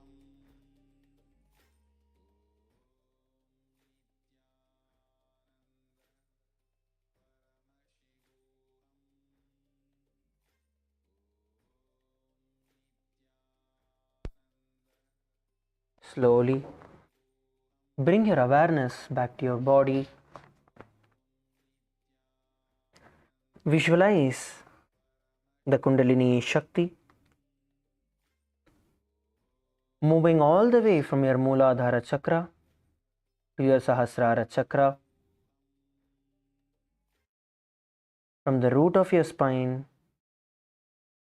to your crown center.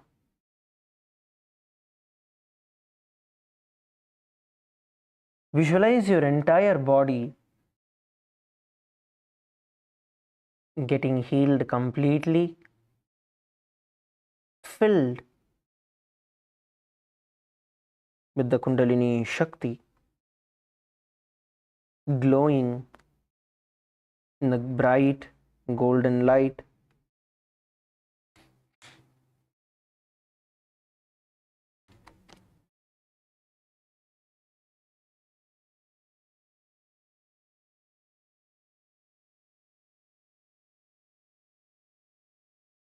Bring your awareness to your toes, to your fingers. Slowly move them. Wave your toes, move your fingers. Rotate your wrists, your ankles.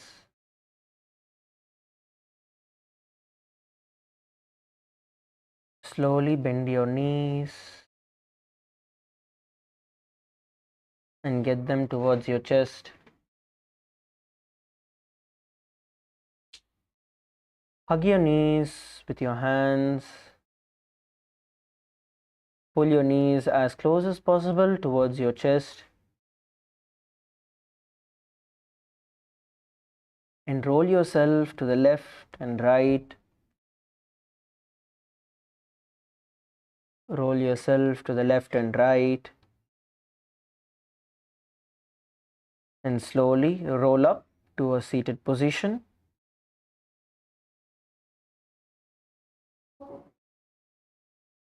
Now, the last 10 minutes that we have, we are going to be manifesting the power of body scanning, especially as soon as we perform the Nityananda Yoga, our whole body itself is aligned, available, energized to manifest the extraordinary space and the powers of Paramashiva.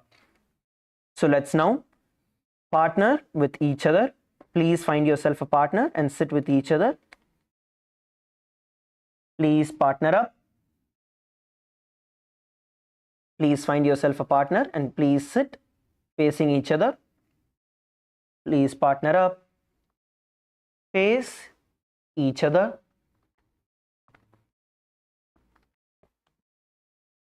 All the acharyas and the volunteers who are on the ground, please ensure that everyone has a partner with them. If somebody does not have a partner, you can partner up with them. Please partner. Please find yourself a partner.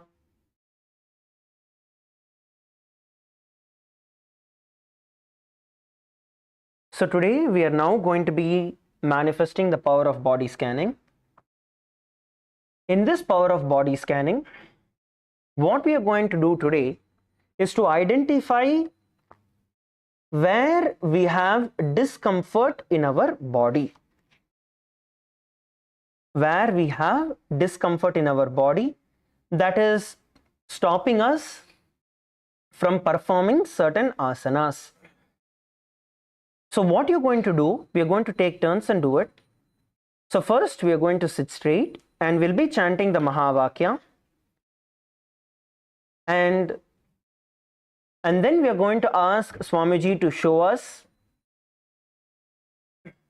in the other person, in our partner, where are they having the discomfort in their body, whether it is some joint pain or they have some issue with their back or with their neck or with any part of the body.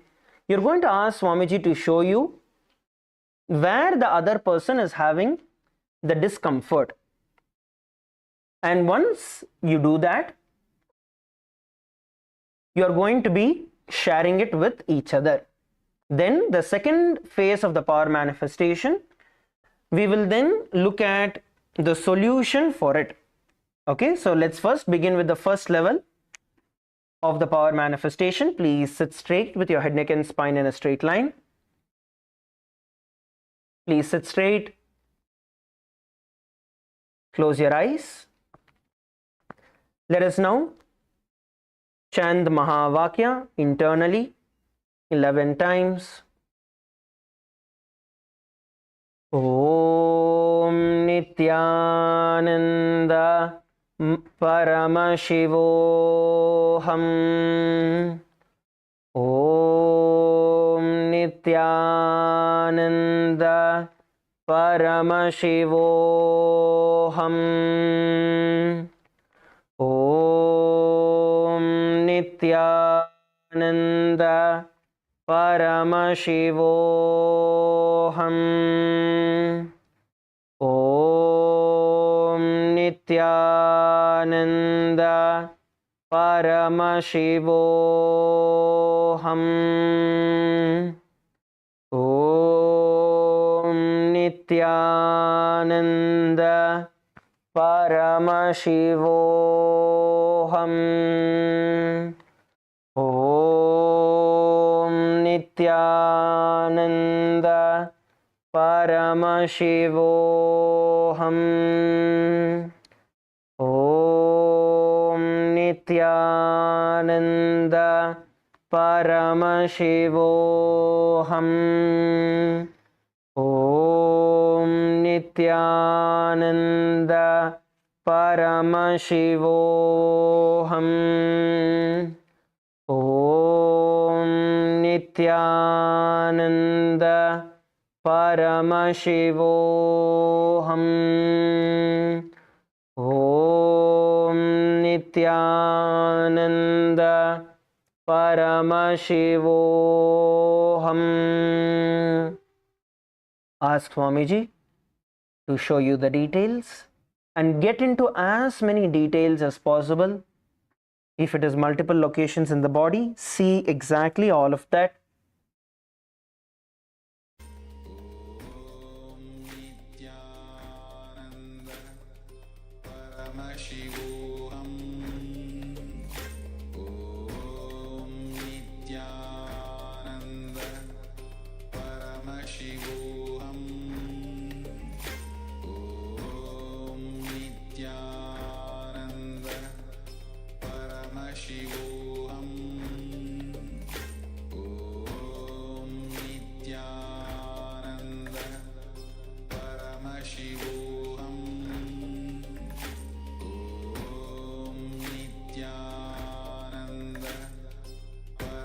Paramashivoham. Om Nityananda. Paramashivoham. Om Nityananda. Paramashivoham. Om Nityananda. Paramashivoham. Om Nityananda. Paramashivoham. Om Nityananda. Paramashivoham. Om Nityananda. Paramashivoham. Om Nityananda. Paramashivoham. Om Nityananda. Paramashivoham. Now, please share with each other what Swamiji revealed. You can open your eyes and share with each other what Swamiji revealed, and try to get into as many details as possible.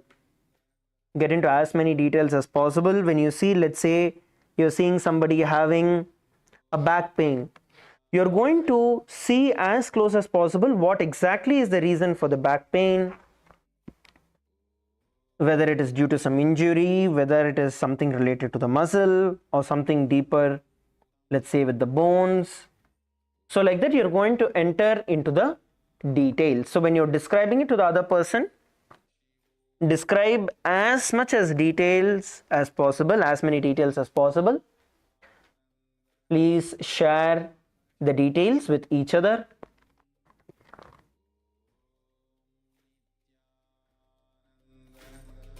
Paramashivoham. Om Nityananda. Paramashivoham. Om Nityananda. Paramashivoham. Om Nityananda. Paramashivoham. Om Nityananda. Paramashivoham. Om Nityananda. Paramashivoham. Share the details with each other. Om Nityananda. Paramashivoham.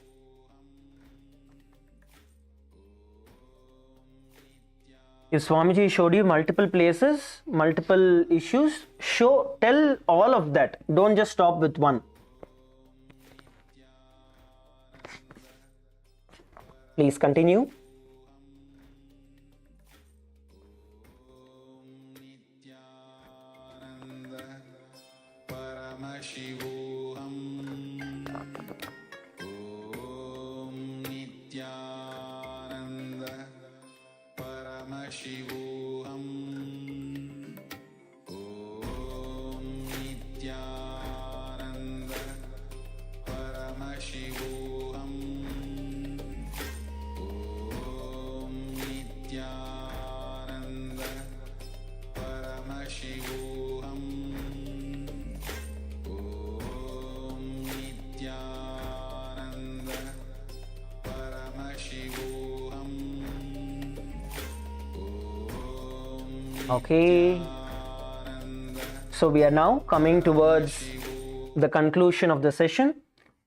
Those of you who got at least one correct, if Swamiji, if you're able to see and you told the other person and your partner has validated it, you got it right, can you all raise your hands, please? I request all the acharyas in the hall and volunteers to take a count. Just keep your hands raised for a few moments so that we take a quick count. If you got even one of it right, from what Swamiji showed, and the other person is like, yes, that is exactly right. Please raise your hands. Let's see how many of you have manifested the power. Please raise your hands.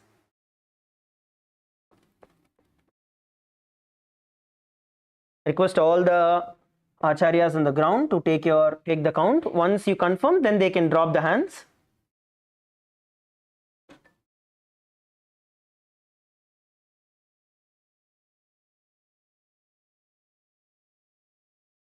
Okay, yes, thank you all. We can drop your hands. So every day we are going to be having the power manifestation as well as we perform the yoga. We'll be doing at different levels. So now we are coming towards the conclusion of today's session for manifesting powers and the Nityananda Yoga. We will now be concluding the session by chanting the Purna Mantra and offering our gratitude to Swamiji. Please sit with your head, neck and spine in a straight line. Bring your hands in front of your heart. Sit straight and let us end with the Purna Mantra. Om Purnamadav Purnamidam Purnat Purnamudachyate Purnasya Purnamadaya Purnameva Vashishyate. Om Shanti Shanti Shanti Harihi Om Tat Sat. Sarvam Bhagavat Shri Nityananda Paramashivopadukarpanamastu. Om Nityanandam. Thank you everybody. Nityanandam.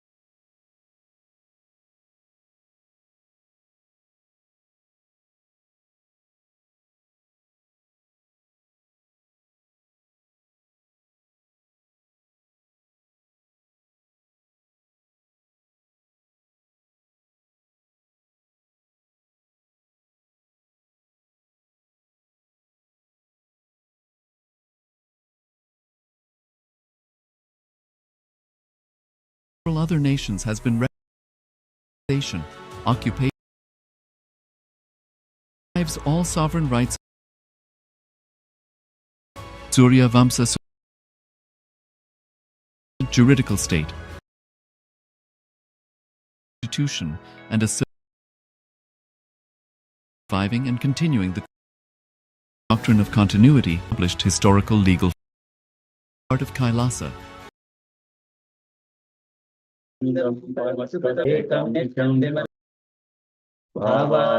Just had the intense part and they were difficult asking your own body. So here giving your presence. Another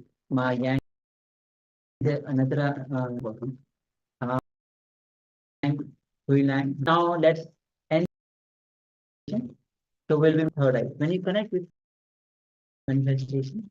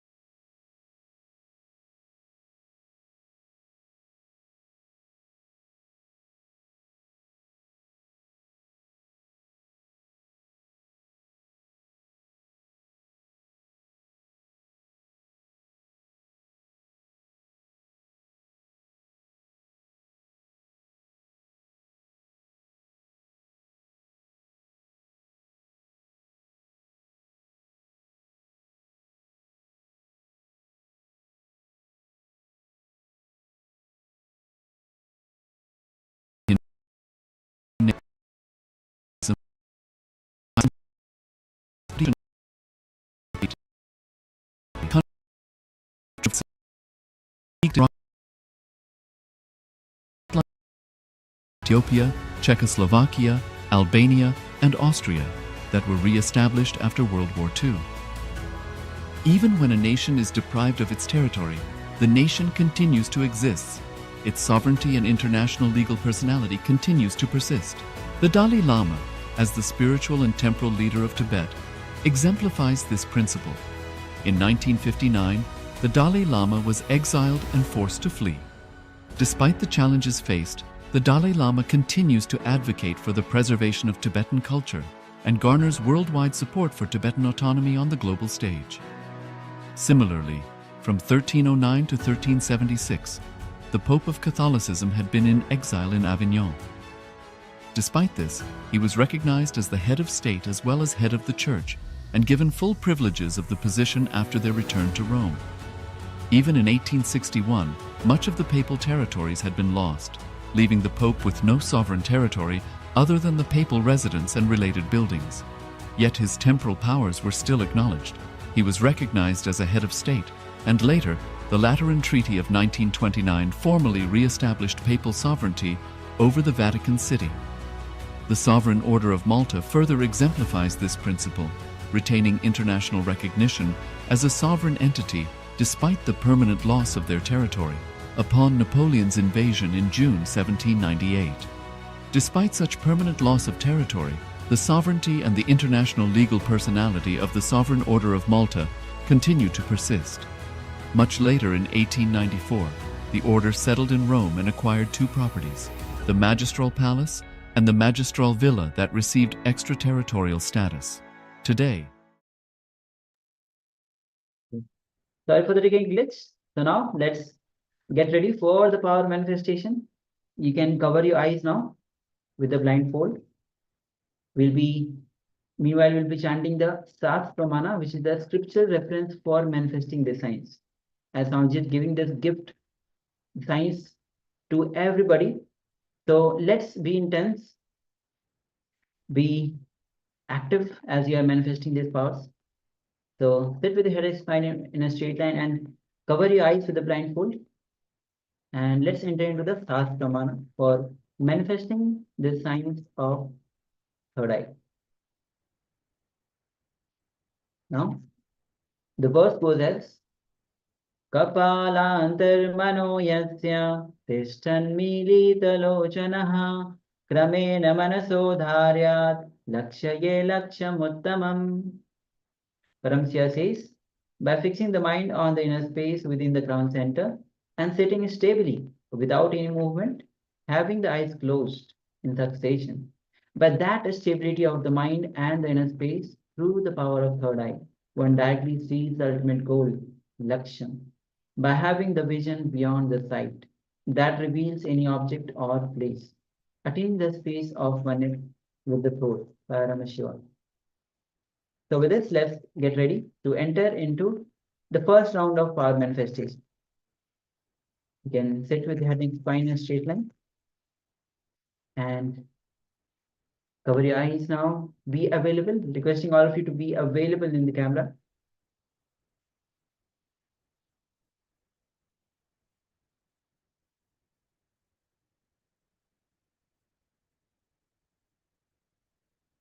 And remember Swamiji in your inner space. Understand, only when you have that connection with Swamiji, Swamiji is there. Only when you invoke his presence, he is available. But when you remember him, when you remember him in your inner space, you invoke his presence within you. And let Swamiji manifest through you. Let Swamiji flow through you.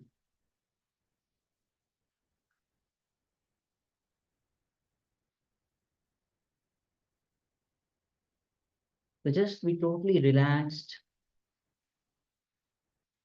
Be in the unclutched space.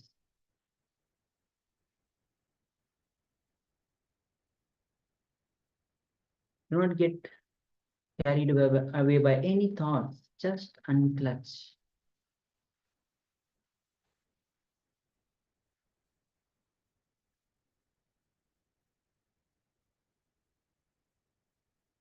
This is your personal time with Swamiji, with Paramashivoham.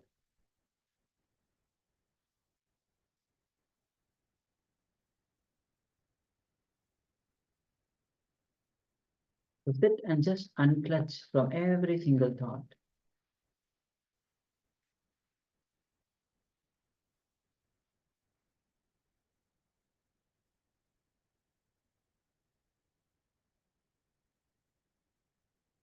Now gently bring your awareness to the third eye.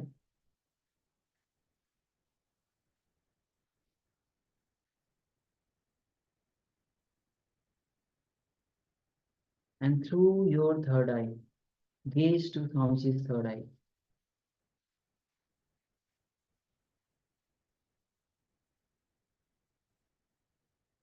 And let's connect with Swamiji with the Mahavakya, the cosmic code that Swamiji has given us to connect with him. Om Nityananda Paramashivoham. Om Nityananda Paramashivoham. Om Nityananda Paramashivoham. Keep chanting the Mahavakya as we enter into this round of power manifestation. Have that deep feeling connection with Bhagavan.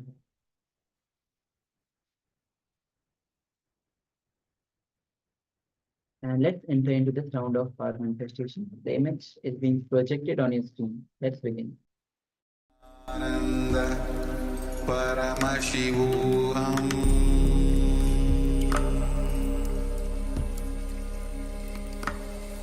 Om Nityananda Paramashivoham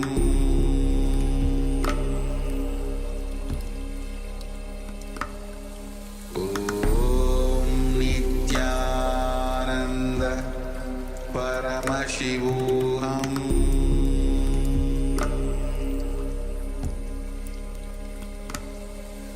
Om Nityananda Paramashivoham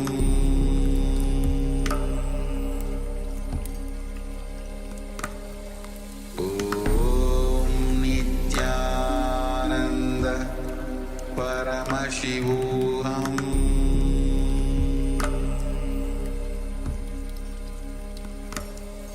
Om Nityananda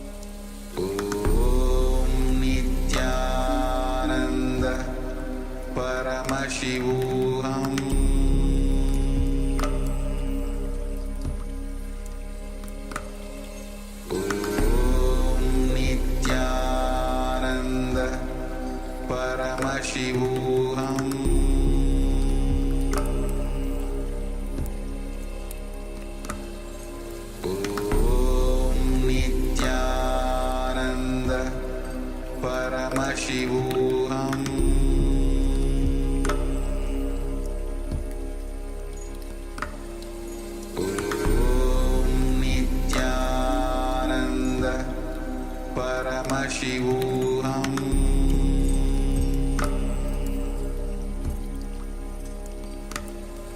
Om Nityananda Paramashivoham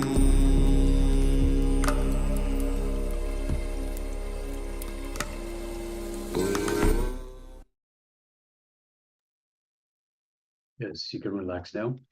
Slowly, very slowly, remove your eye bands and gently let the light come back into your eyes. And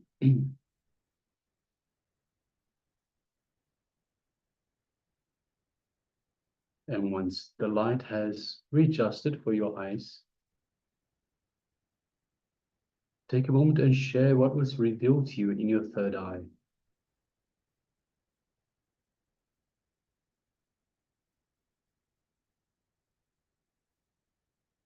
What were the details of the image that we displayed for you for this round of power manifestation? Meanwhile, we welcome Zhang Zi Ho, Itandama, welcome. Yes. Good to have you with us. Itandam.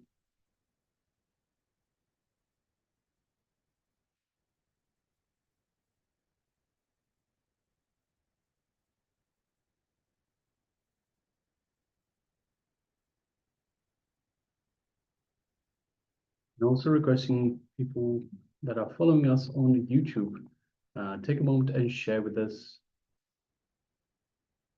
what was revealed to you in your third eye. If you've taken part in this power manifestation, take a moment and share.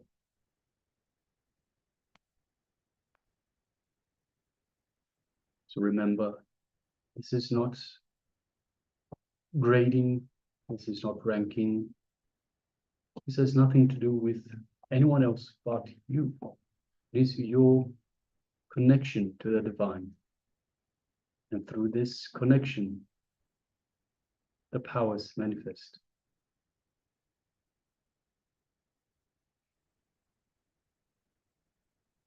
So power manifestations are just connecting to the divine and letting the divine manifest through you.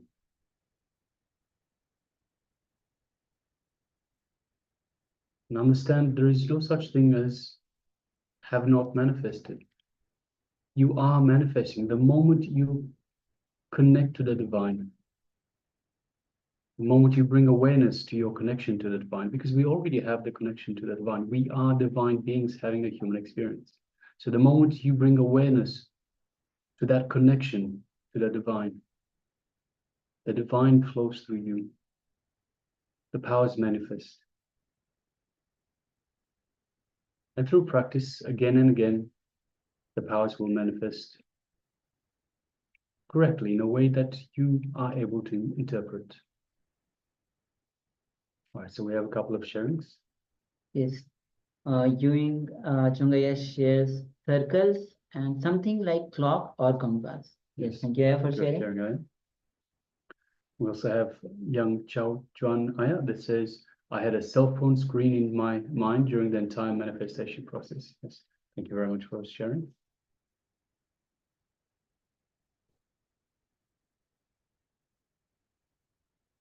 Just waiting for a couple of moments as we receive other sharings.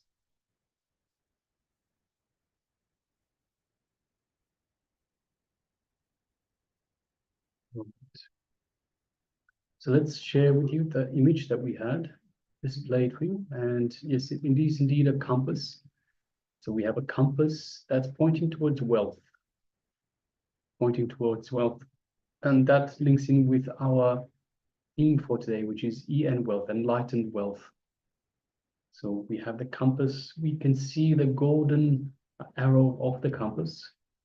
We can see light blue sphere that is on top of the compass. It actually has the Kazakhstan flag on it. But yes, we have the light blue. We have the golden color of the sun and the bird that's underneath the sun, and golden color of the arrow pointing towards wealth. And below that we can see the compass, a lot of white background. Yes. So Yuan Chung Aya says circle, something like clock or compass. Very much spot on, Aya. Congratulations, well done. And cell phone, a screen in my mind during the entire manifestation. So if you have a look at the ball itself that is on top of the compass, it looks sort of like a screen, like a monitor, Yes. like a mobile screen. So yes, thank you very much for sharing that. All right. With this, we'll be now entering into the second round of the power manifestation. So again, you can cover your eyes with the blindfold, and let's get ready for the second round of the power manifestation. Yes, let us sit comfortably with the head, neck, and spine in a straight line. So cover your eyes. Requesting everyone, please go ahead and cover your eyes. Put on your eye bands or a piece of cloth to cover the eyes. Let us sit comfortably with the head, neck, and spine. And let us bring our awareness to our inner space, just below the heart center. So the heart center is the Anahata chakra in the middle of our chest, just below that. About 1 palm's width below that, we have our Anandaganda, the inner space that Swamiji has initiated us into, to connect to him, to connect to the divine, to be in oneness with the divine. This is our inner space. So let us bring our awareness, our full awareness, in our inner space.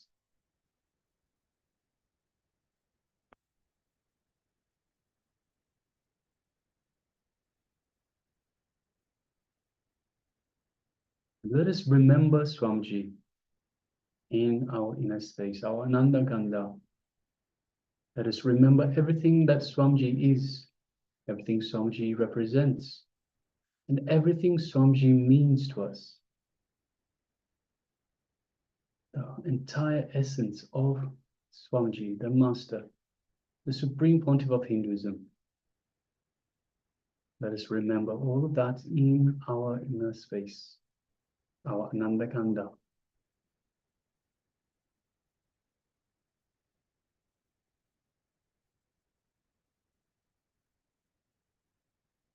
Feel the space of oneness with Swamiji in your Anandaganda, in your inner space.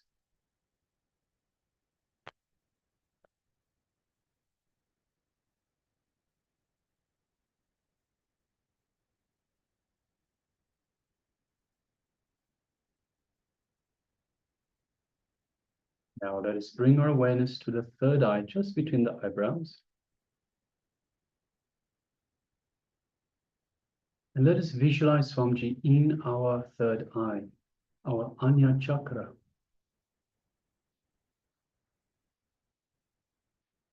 And let us just gently gaze through the third eye.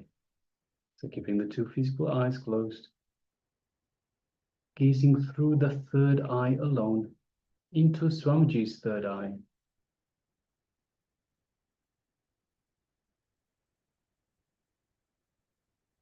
As we do so, we feel an energetic connection from the Master's third eye to our third eye. We feel a light build-up of energy in our third eye as Swamiji is awakening and energizing our third eye.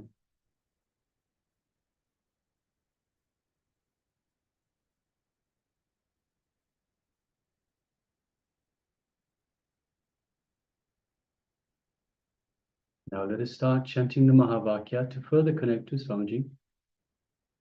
Om Nityananda Paramashivoham.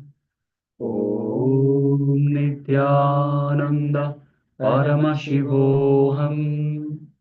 Om Nityananda Paramashivoham. Let's continue chanting the Mahavakya throughout this power manifestation. And from the space of oneness with Swamiji, let us now start manifesting this power of third eye vision, seeing images blindfolded.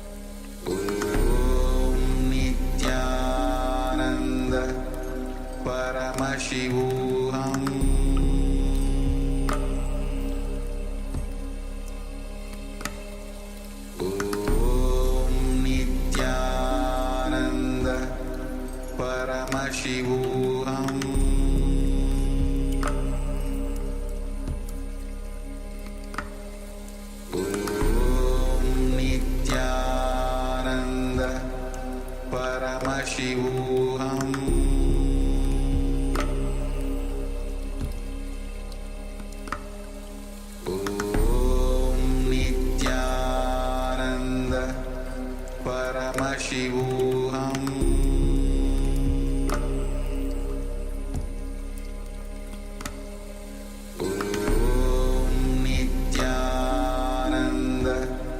Paramashivoham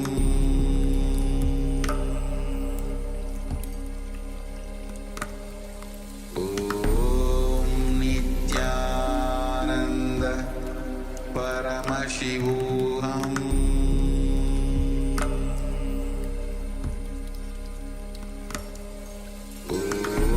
Om Nityananda Paramashivoham Paramashivoham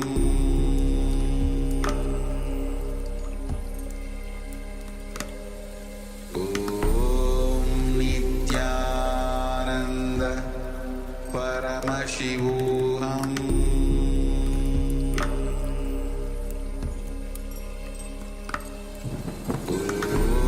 Om Nityananda Paramashivoham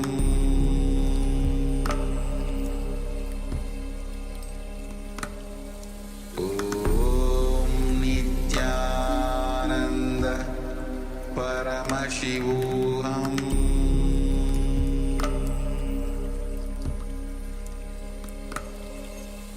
Om Nityananda Paramashivoham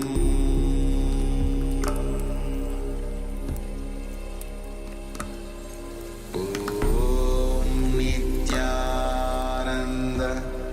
Paramashivoham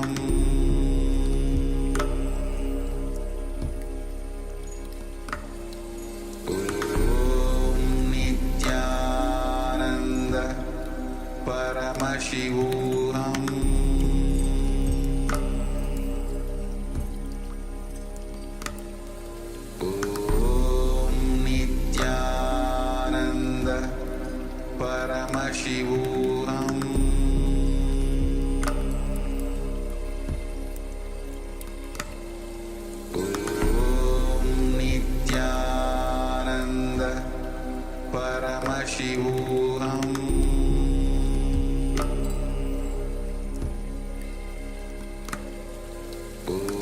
Om Nityananda Paramashivoham Paramashivoham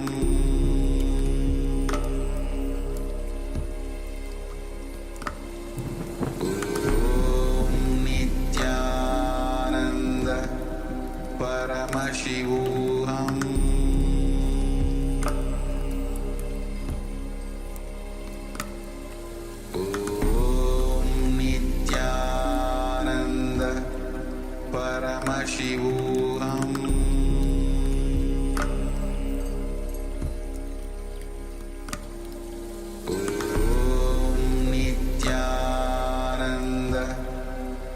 Paramashivoham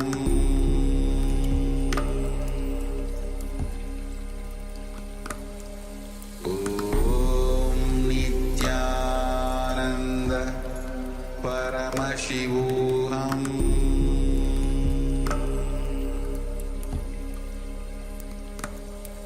Om Nityananda Paramashivoham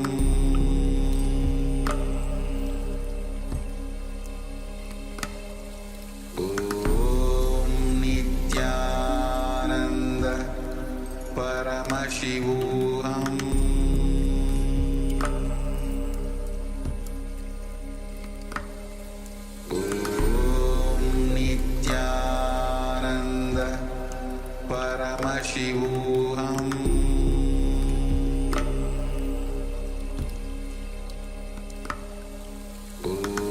Om Nityananda Paramashivoham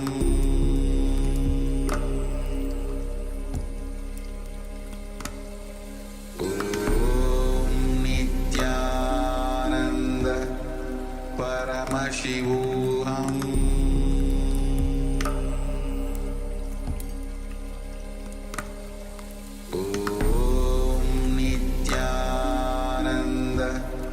Paramashivoham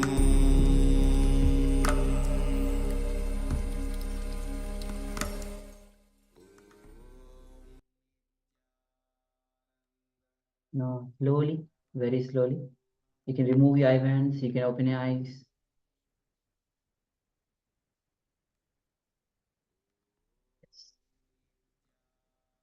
So just take a moment and start sharing what was revealed to you through the power of third eye. When you allow Swamiji to manifest through you, when you allow Swamiji to flow through you. So please go ahead and start sharing.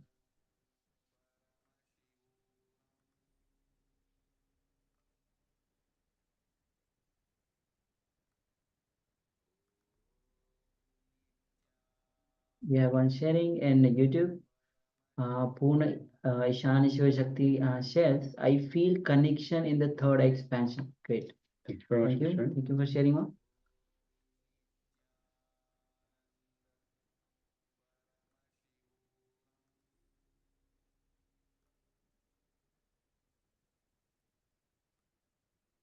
Yes, so we have sharing from Yuan Jung Aya that says sunset, sea, and clouds. Thank you very much for Thank you sharing. Aya, for sharing. Just waiting for a few moments as we receive other sharings.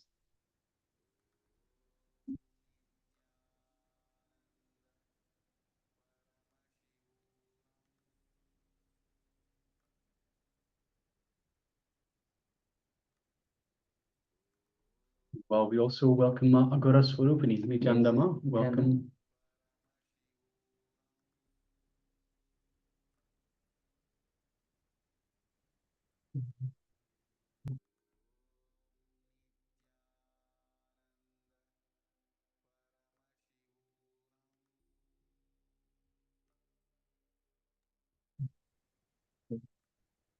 So Yang Chawaya shares, I saw a girl wearing stripped cloths. Okay, thank you. Thank you Aya, for sharing. Thank you.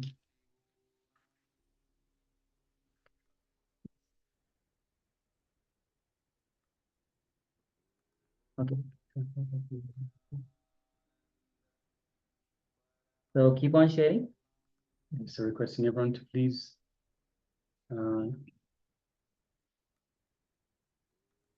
requesting everyone to keep sharing. So if you're still sharing, please continue to do so. Meanwhile, we will shortly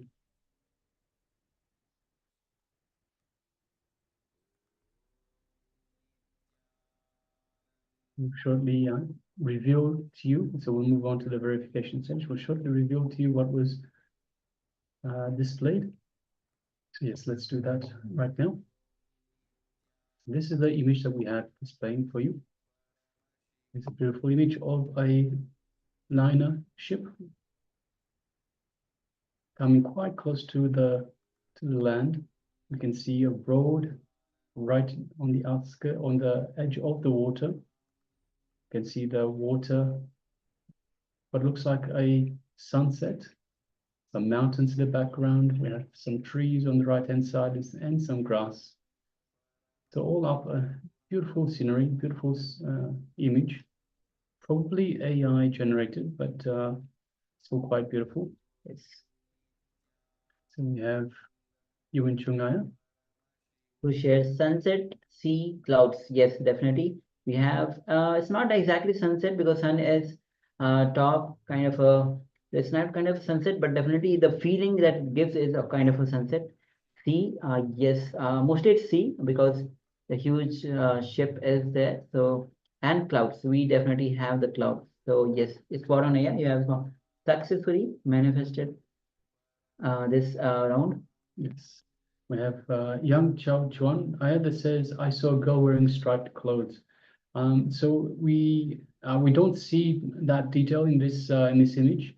However, you can see on the ship itself, a ship is usually referred to as in feminine gender, and you can see a lot of stripes on the ship itself as you have all the different levels of the ship. So you got 1, 2, 3, 4, 5, maybe 6 different levels that are visible, and 2 further below as well. So all those can be the stripes. So yes, thank you very much for sharing, Aya, and congratulations for manifesting.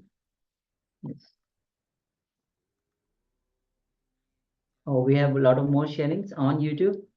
Purna Ishanishwar Shakti shares, I see a staircase. I saw the mountain. So definitely in the picture we had the mountain ma and a staircase. It's a ship ma, so definitely the stairs will be there without any doubt. And I feel connection in the third eye expansion. Great, great.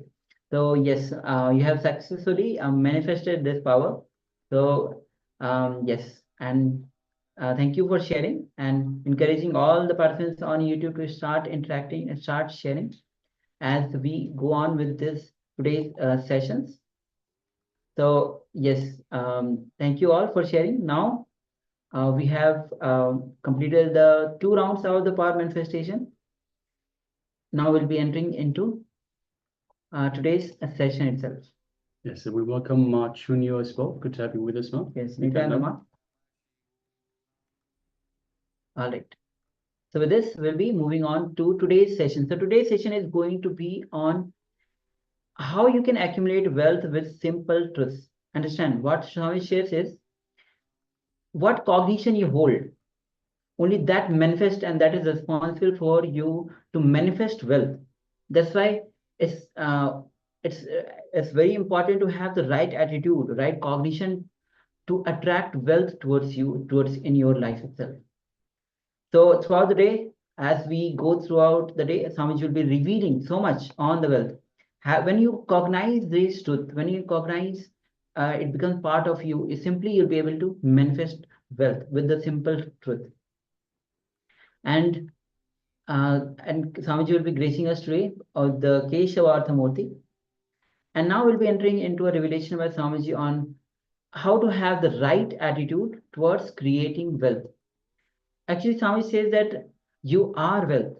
Whenever you create, you are creating. You are it comes any creation that comes, it comes from the consciousness itself.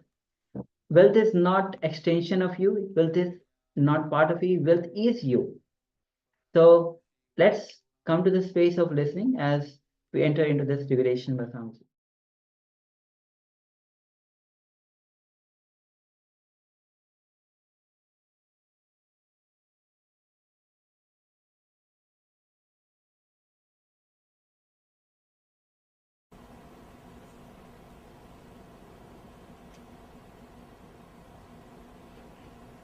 The 5th chapter, Karma Sannyasa Yogam.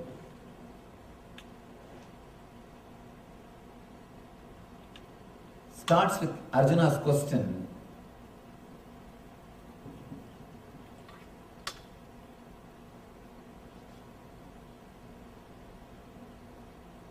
Arjuna uvacha Sannyasam karmanam Krishna Punar yoganja samsasi Yasre yayeta yorekam Danme bruhi sunischitam.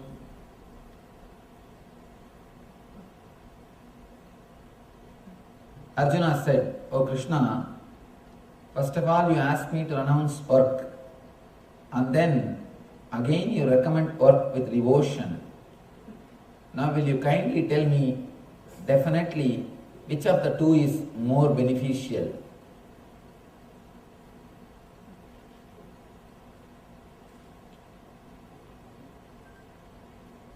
I really feel Arjuna must be playing a game. A person who was a king can never be so dumb. Again and again, Krishna is explaining so clearly in every sloka, but Arjuna is coming back to the same point.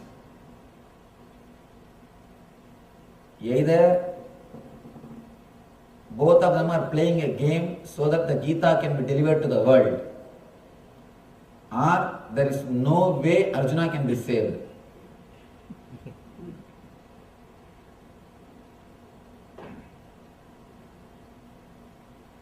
There is no other book which is so clear, so direct. There is no other master who is so straight giving instructions. Again Arjuna asks, Oh Krishna, first of all you ask me to renounce work, and then again you recommend work with devotion. Now will you kindly tell me definitely which of the two is more beneficial? You will never be able to solve a problem if you start thinking which will be more beneficial.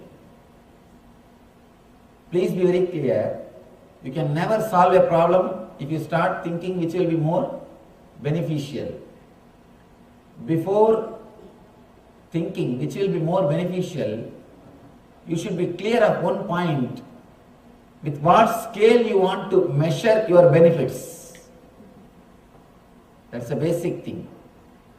What is the scale you are going to use to measure whether you are benefited or not, whether you are successful or not? Before thinking whether you are successful or not, before coming to the conclusion whether you are successful or not, you need to know with which scale you are going to measure your life. Before that, unless you know the scale with which you are going to measure your life, you can't jump to conclusion. Jumping to the conclusion should be done with clear intelligence. Small one-liner. What do you call falling out of an airplane without parachute? That is jumping to the conclusion. Jumping to a conclusion. If you do it without a proper scale, you are just jumping to a conclusion. You don't know where you are landing. Before understanding, before measuring your life, whether you are successful or not, you should be clear with what scale you are going to measure your life. In the end of the day, if you are going to measure your life with the scale of dollars, then you have to work only for dollars. In the end of the day, you know with which scale you are going to measure your life. So from morning till evening, you will work only for that goal. End of the day, you know, yes, this is the scale with which I am going to measure my life. You can come to a conclusion whether you are successful or failure. But by the time you reach the evening, the very scale changes. Then what to do? In our life, when we start our life, the scale is different. When we end our life, the scale with which we are measuring whether we are successful or failure, the very scale changes. I can tell one thing, fortunately the scale changes. Only for a matured person scale changes. If you learn the lessons from existence, if you learn the lesson from life, the scale with which you will measure your life, whether you are successful or not, should change. If it does not change, please be very clear, you are going to take one more life from zero. Where you left, you are going to start your life from the same point.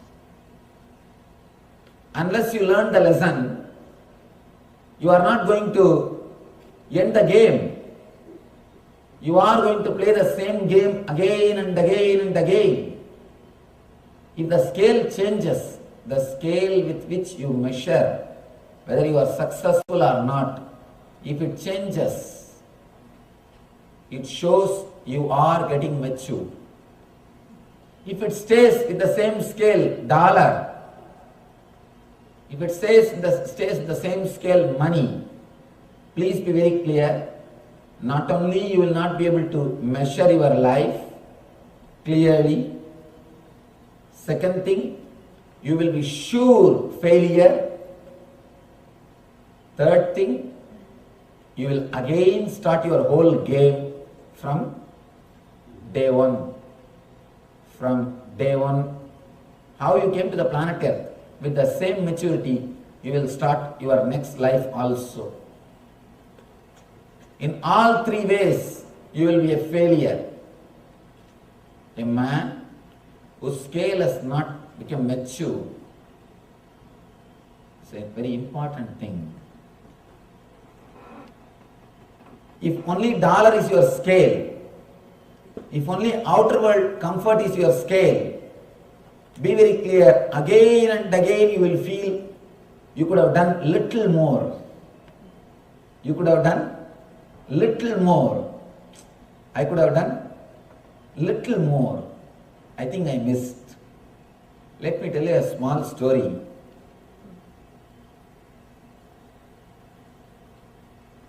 One barber, king's barber, that guy used to live a very happy life. Every day morning he will go and shave king's face. King will give 10 coins. He will come back to the house. He will live his life happily with the 10 gold coins. Next day he will again go, shave the barber's face, shave the king's face, come back, have his 10 coins salary, live his life. His life was really beautiful, blissful. Nothing to bother about. There is nothing about which he is worried. He was happy. One day, when he was coming back from king's palace, suddenly he heard a voice. He heard a voice. Booming voice. Dear son, do you want pot filled with gold coins? This man said, pot filled with gold coins. But what am I going to do? I have no use for that. My expense is $10 and that is enough. My expense is just 10 gold coin. That is enough. I don't need anything more. The booming voice says, all right, I'll give you 24 hours to think. You can go to your house, you can discuss with your wife, come back tomorrow and tell me.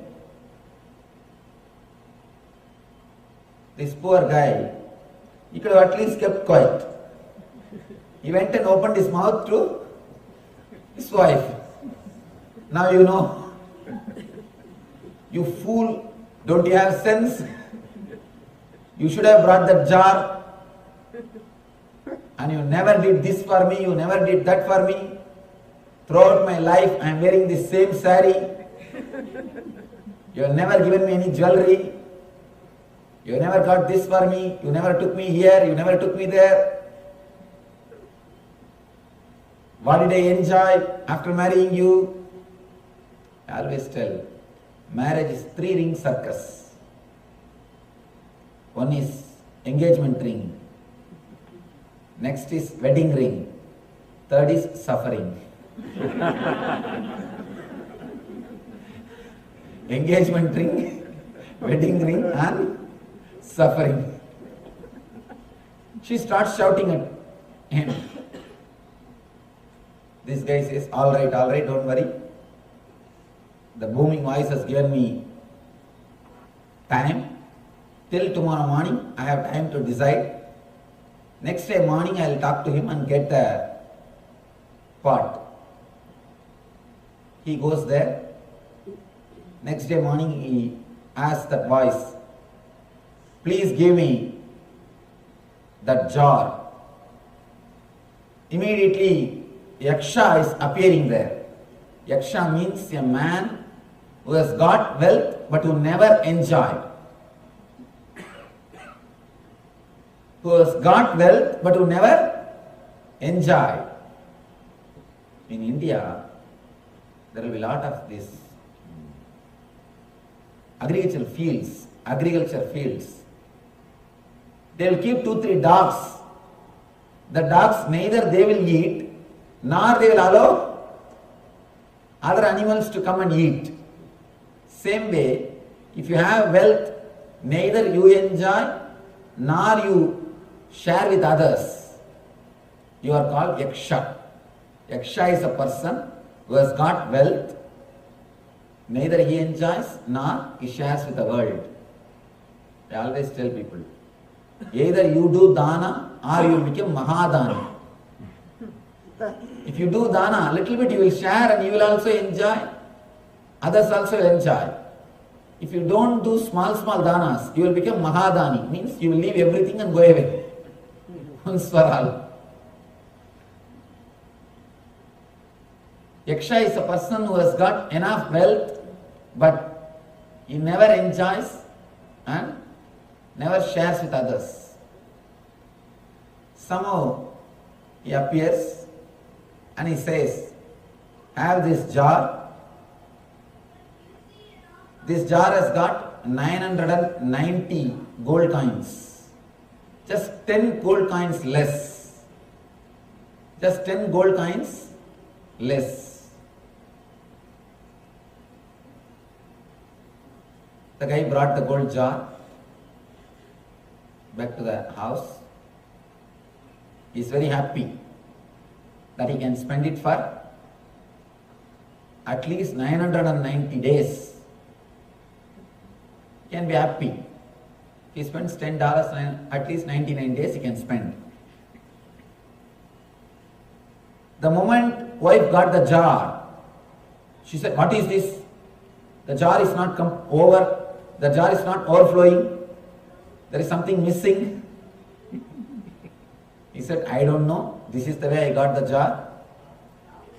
The Yaksha told me it is a little less. She started worrying. If it is full, overflowing, how nice it will be.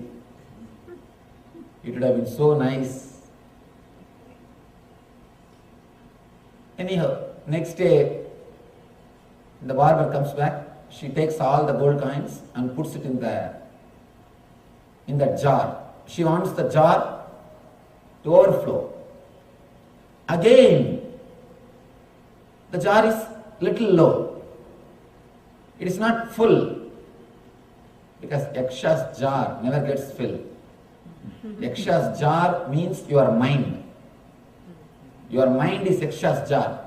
Yaksha's jar is made of our kapala, our head. However you may have, whatever you may get, in 10 days you will feel it is not sufficient. In 10 days your mind will take everything for granted. Raman Maharshi says beautifully, before achieving, even a mustard seed will look like a mountain. Without that, as if your life will not move. That's a basic, important thing for your life. Once you achieve it, even a mountain will look like a mustard seed. The mind is such, before achieving, even a mustard seed will look like a mountain. Once you achieve, even a mountain will look like a mustard seed. She feels there is something missing. Next day again,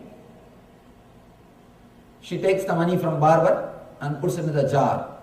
Again it is little low. It's almost, but it is not full. Continuously 1 week she is not giving food for barber. She is not giving anything to him. She takes away all the money and she wants only one thing, that jar should overflow. By 1 week, this fellow has become tired, dull. His face has become very dull. King started inquiring, what happened? You used to look so fresh. What happened to you? For last 1 week, you are tired. And you started thinking about something. You have started worrying. What happened to you? Did you accept Yaksha's jar? King asks him, did you accept any gold part from anybody? Suddenly, Barber is just shocked. He says, "O king, how do you know?" King says, "Whomsoever is suffering in this country, whomsoever is unhappy in this country, all of them have accepted Yaksha's jar." Please be very clear. Go back to your house and see, do you have a Yaksha's jar or not? If you are worrying, if you are suffering, there is every chance in your house you are having Yaksha's jar.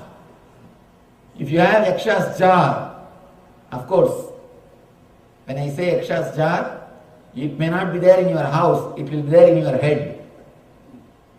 Yaksha's jar is made out of kapala, means the head, which always makes you feel you are not enough, you are not complete, you are not full.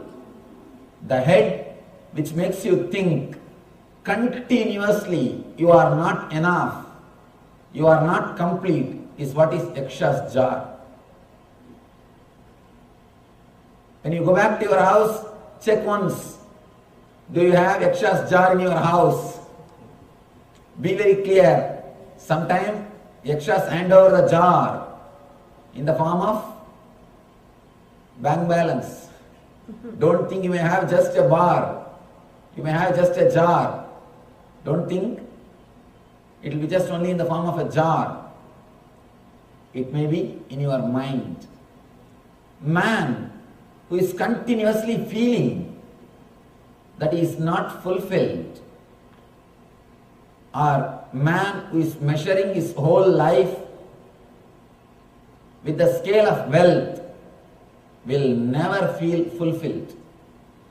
Because he has got Yaksha's jar in his house, he will have only more and more suffering.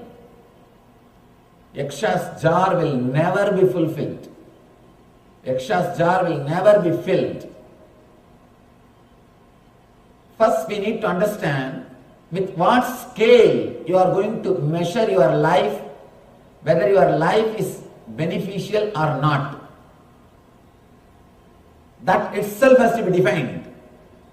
Only then you can enter, you can choose the path. The end of the day, end of your life, at the end of your life, how you are going to measure your life, that whether it was successful or not. Now itself let you be very clear. What is the scale? Here Arjuna asks, Sanyasam karmanam Krishna punar yoganja samsasi yasreya yedayo regam danme bruhi sunischitam.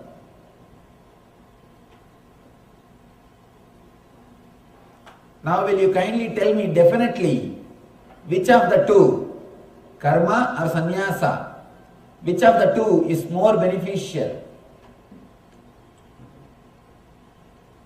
We are all again and again asking this question to ourselves. Man is dilemma.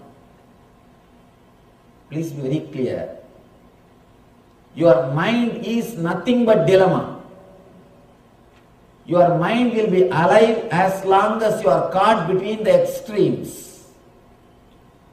The moment you come to any single conclusion, you will be liberated. The moment you reach any conclusion, you will be liberated. You will be ignorant as long as you are moving from this extreme to that extreme. Don't say ignorance is bliss. If ignorance is bliss, why so many people are suffering? Why do you think so many are suffering? Ignorance is not bliss. Innocence is bliss. That is different. Innocence means you will not carry a scale with which continuously you will be measuring your life.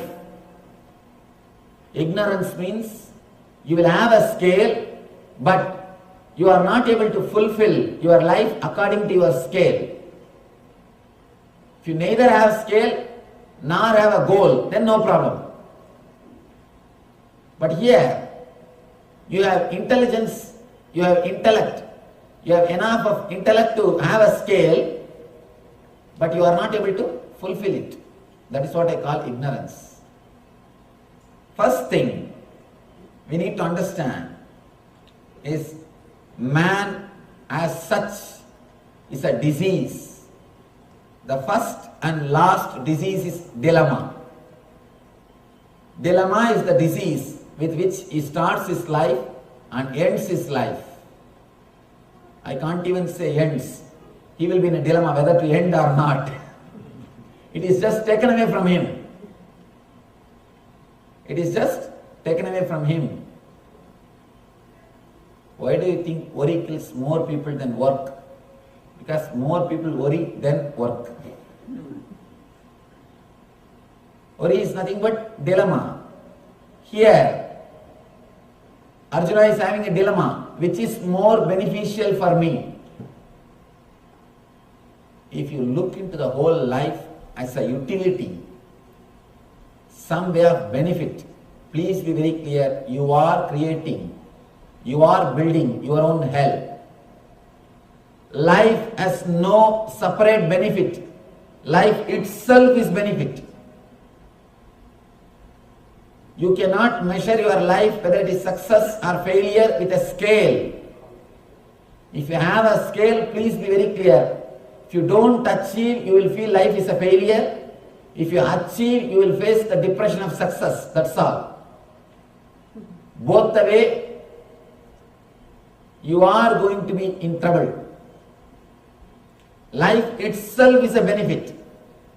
If you ask which of the two is more beneficial, that also more beneficial. Business mind, a pure business mind, with the life you cannot do business. Whole life cannot be business. Be very clear. At some point, you need to relax from business. You need to relax from the business mentality. I always tell people, at least half an hour per day, at least 30 minutes per day, do something which will not get dollars for you. Some painting, some writing, some poetry. When you start painting yourself, don't start thinking of a big gallery. I'll make all these paintings and put gallery in New York and make money. When you start writing few poems, don't start thinking of Nobel Prize. I'll publish this and it will become like Gitanjali, then I will have Nobel Prize. No. Without thinking about any result, benefit, just do something. Go to a place like this, some temple, clean it, wipe it. Don't think, I'll become the leader of volunteer batch.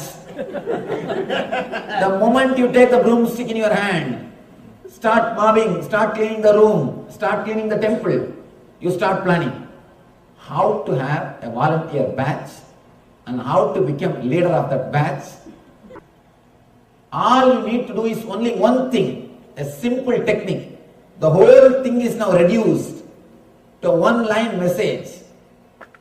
Let all your mental thoughts, let all your physical deeds be directed towards the gratitude to the divine. Don't work out of fear or greed, because whatever you achieve out of your greed, you are not going to feel fulfilled. It's like a pouring ghee into the fire. Can you quench the fire by pouring ghee into it? Never. So you will never be able to feel the fulfillment. So all your actions done out of greed will only make your senses weak and tired. Same way, all your laziness done out of fear will only make your mind restless, because you may not do anything physically, but your mind will be worrying. If you have become karma yogi out of greed, your senses will be only weakened, because how much you will run? All the running will make only your senses weak. If you become sannyasi out of fear, again, you may not do anything physically, but whole day you will be sitting and worrying. A small story, one-liner. When a man don't have money, the problem is money. When he has got money, the problem is sex. When he has got sex, the problem is comforts. When he has got comforts, when everything goes well, he starts worrying about the death. He has started bothering about the death. He has started thinking about death. Something or other will be going on in your mind. Don't think people who have become sannyasis, who are sitting in the Himalayas, they are in the bliss. They are in ecstasy. No. Unless they change the attitude, they cannot experience joy. Unless the attitude changes, they cannot experience bliss. Bliss is directly related to your attitude. Being, doing and having. Your whole life will be directed to doing and having if you are caught in fear and greed. If you center yourself into the being, doing and having, both will happen through you with a tremendous ecstasy. Never work out of greed, because that is waste. Never work out of fear. Again it is waste. Never become silent out of fear, because there is nothing to lose. Never become silent out of fear, because why should you be afraid? Whether you are afraid or not, everything is going to be taken away. Why not be blissful? Same way, never work out of greed, because whatever you achieve is going to be taken away. Then why should you waste your life in working? Both the corners. Understand? There is a beautiful story. One man goes to Ramakrishna and asks for money as a blessing. Ramakrishna will never bless for money. He will never bless for money. He goes to Ramakrishna and asks, Master, please bless me. I should have wealth. Finally Ramakrishna says, all right, let you have wealth. You will be surprised. He was working. He was not working, actually he used to collect paper from road. The roadside, he will collect the papers. And he will go to house and collect the old paper and make money out of it. He used to make his living out of it. The day Ramakrishna blessed, something happened. Within 10 years, he became the owner of a very big magazine called Ananda Bazar Patrika. If you are from Calcutta, you know. The founder of Ananda Bazar Patrika is disciple of Ramakrishna. Ramakrishna blessed him, you will have wealth. Till today the magazine is running. And you will be surprised. You don't have kids. You don't have kids. In the end of the life he says, oh God, now I realize I asked for wealth from Master. Now I understand. Throughout my life I did only one thing. I worked like a donkey, that's all, nothing else. I created the whole thing and I am now leaving it and going away. I just worked for somebody who is going to enjoy this wealth. So if you work out of greed, please be very clear, one day you will repent. One day you will repent. Why do you think parents are so possessive of children? Because they have vengeance inside. I worked, created so much wealth, I am leaving it for you. Why don't you fellow obey from my words? Listen to my words. All the possessiveness comes because you suffered and created the wealth. That is why you have so much of possessiveness. You try to control them so much. If the wealth is created without suffering, when you give also, it will be like a graceful. You will give gracefully as a gift. You will not bind him in so many ways. You will not torture him. You will not expect him to do so many things. You will not play with your wealth. You will clearly write will in an open way. Why do you think people write always their will secretly? Why do you think people write their will secretly? So that they will be dangling the carrot. It is nothing but dangling the carrot. The guy should be continuously behind them. The person who has created wealth out of suffering, when he gives the wealth, he will share, he will give the suffering also. People come and ask me, Swamiji, I hear that parents' karma will come to the son. Children, is it true? Surely the sins and merits of the parents will not come to you, but the mental setup will come to you. Because they will try to force that on you. They will try to force that mental setup on you. They will expect that you should live as they want. They will try. We always try to fulfill our ambitions through our kids. If you want to become doctor, if you have not achieved, if you have not become doctor, you try to fulfill your ambition through your kids. You try to fulfill your ambitions through the next generation. Never do that. If you do that, you will be destroying their life. You will be sharing not only your wealth, your suffering also. The man who created the wealth out of suffering will give suffering to the person to whom he gives the wealth. And next thing, if he is not able to torture the son or the daughter who is receiving the wealth, he will start suffering. If he knows this fellow is not going to listen to me, he is not going to live as I want, he will start suffering. I am leaving all these things, believing him. I don't know what will happen. I don't know what he will do. When he dies, he will have worst death. He will be like a yaksha. He will come back and sit on that property. Be very clear.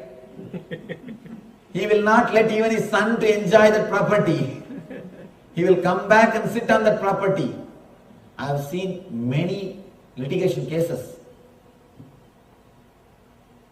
The parents, when they give their wealth to kids, somehow or other, even after 30, 40 years, the kids will not be able to enjoy that wealth. Be very clear, it means the property is with yaksha. The guy has come back and he is sitting as yaksha in the property. Neither he will enjoy, nor he will allow others to enjoy. If the property will be in Indian litigation, Indian court. In Indian courts, you know, when judgments come. The last judgment day, only on that day all the judgments are given. And when the last judgment day, neither you know, nor I know. I don't know whether God knows or not. There is a small story. American president goes to God and asks God, when our country will become number one? God says, 50 years. Then he thinks, array, 50 years, I don't know whether I will be alive or not. He starts weeping.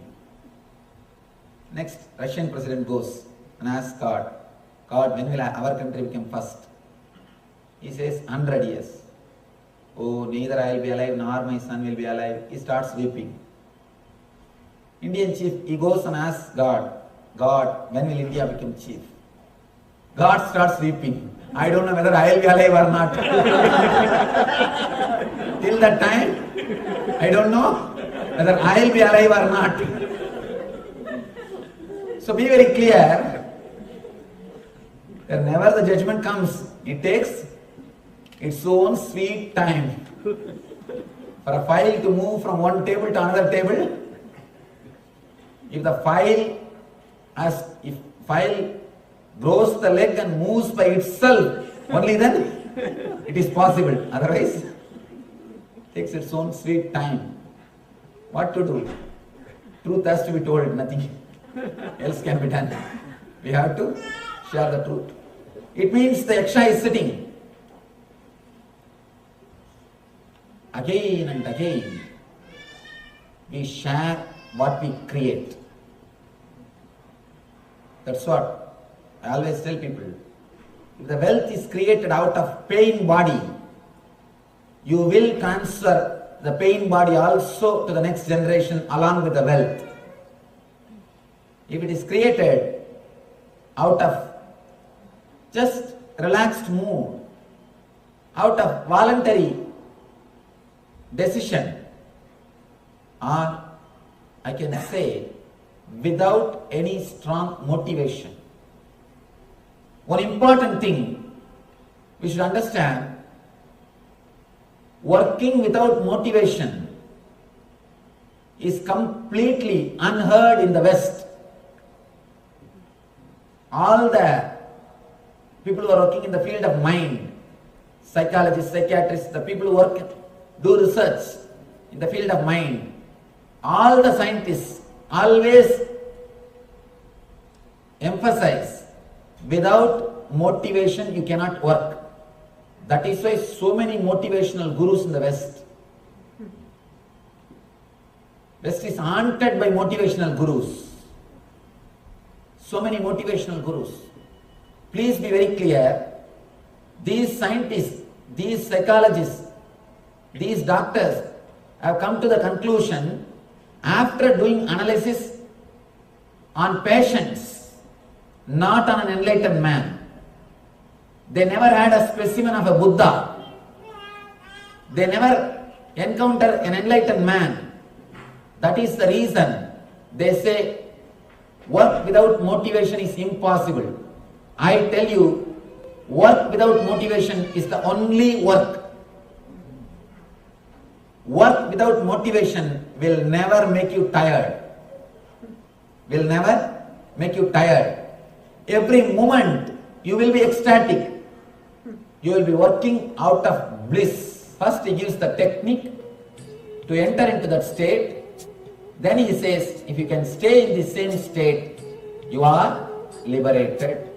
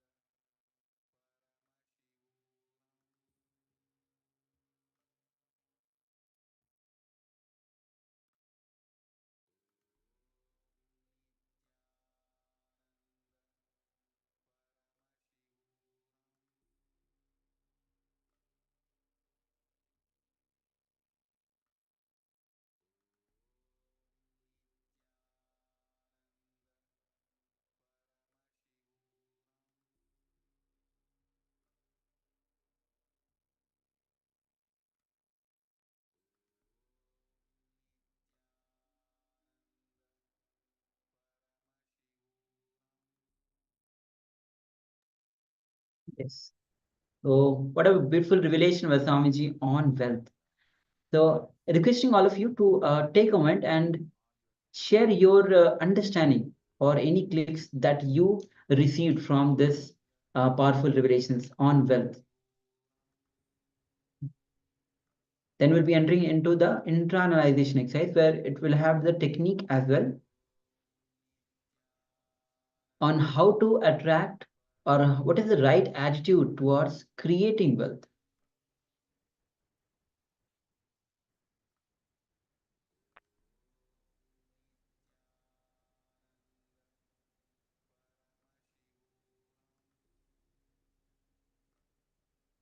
All right. Also, we have Ma Judy who has joined us. Nityananda. Nityananda, welcome. We have Ma Paramashiva that has also joined us. Yes, Nityananda. And we have Ma Chow Yu Huang as well. Nityananda, welcome. Ma Lata who has joined us. Nityananda. All right. All right. So with this, we'll be entering into the technique itself. Understand all your mental thoughts. Let all your physical deeds be directed towards a gratitude to the divine. Only when all your mental thoughts, all your physical deeds are directed towards the divine, you'll not work out of fear or greed. Because whatever you achieve out of greed, you are not going to get fulfillment. So it's better whatever you do, whether it's you have the mental thought or the physical deed, direct it towards the gratitude to the divine. Only then fulfillment will start to happen in you. So it's like pouring ghee, which is clarified butter, into the fire. Can you quench the fire by pouring ghee into the fire? No, never. So you will never get to feel the fulfillment if you work out of fear or out of greed. Only that's why having the or directing all your mental thoughts and physical deeds as the attitude towards the gratitude towards the divine, then you will have the fulfillment. Understand all your actions done out of greed will only make your senses weak and tired. So in the same way, all your laziness done out of fear will only make your mind restless. Because you may not be doing it physically, but your mind will be worrying. Your fear is rooted in the Swadhisthana chakra. That is the chakra which is just 2 inches below the navel. And your greed is rooted in the Muladhara chakra, which is the root chakra, at the root of your spinal cord. So please sit straight. Sit with your head, neck, spine in a straight line. And close your eyes.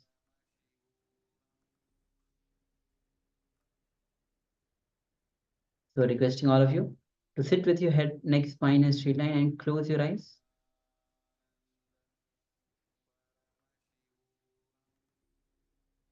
And intensely pray to that ultimate energy, Parabrahma Krishna, to give the experience of this meditation to all of us.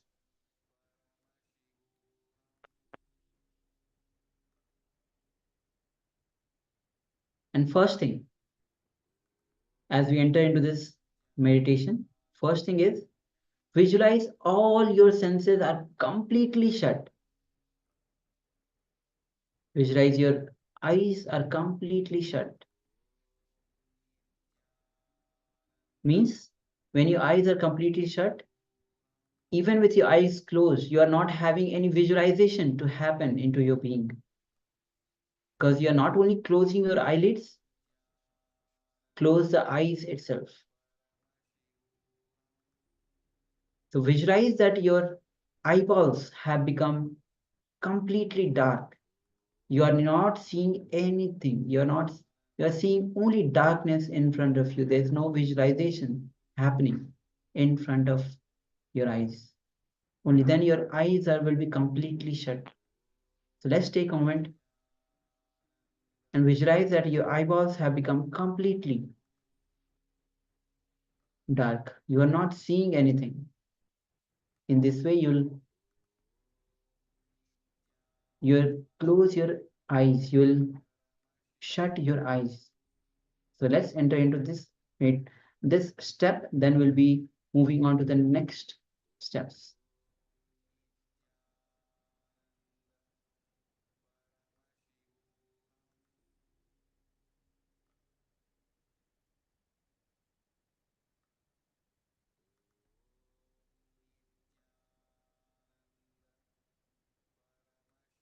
Now let us visualize your ears are shut.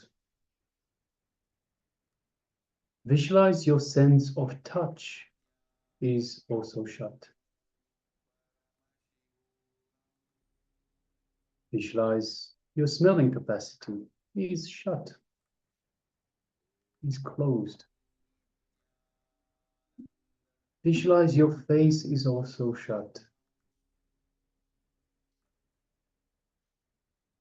Feel deeply that all five senses are shut.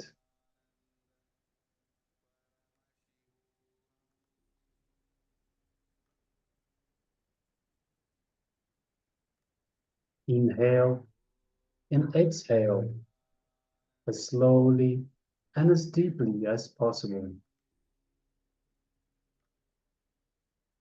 Let your consciousness reside between your two eyebrows.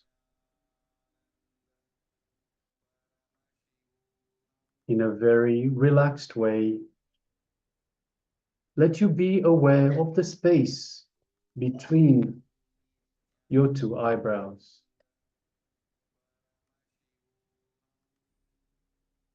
Don't concentrate. Don't tense yourself. Very relaxed,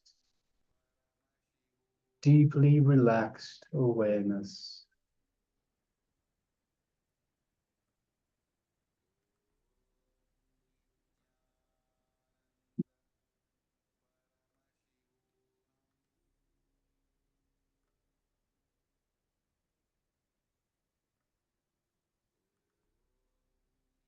Now, let your Muladhara chakra be relaxed, the root of your spine. Let the root of your spine be relaxed.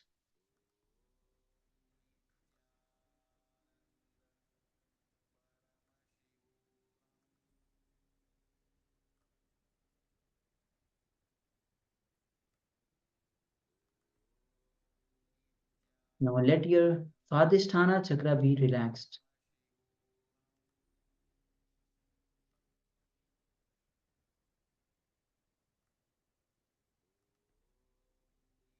Let your whole consciousness come up to the Angya chakra, the area between the two eyebrows. Let you concentrate in the space between the eyebrows. Let you relax in the Angya chakra between the eyebrows.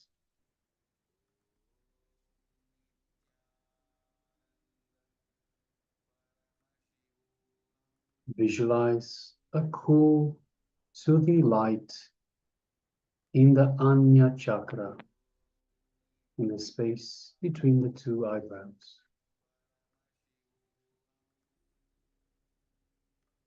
Relax in the same Anya chakra between your two eyebrows.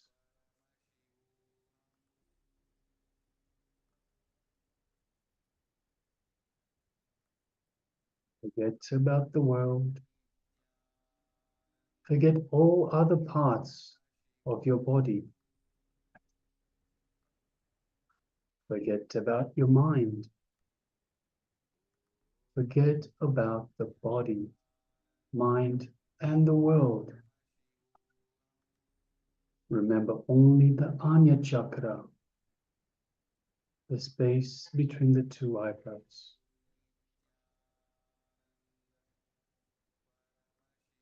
Relax in the same state in your Anya chakra.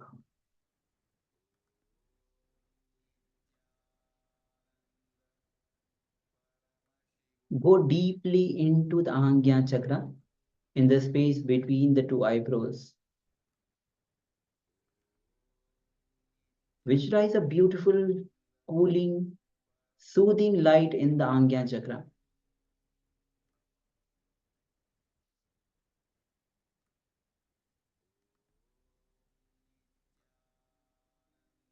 Let you experience beautiful, blissful light in Angya chakra.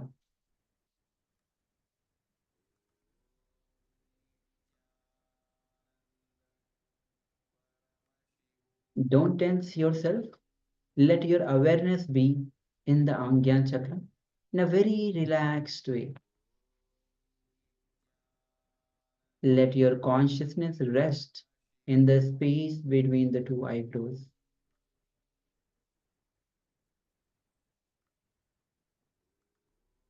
Let you rest in the space between the two eyebrows in a relaxed way.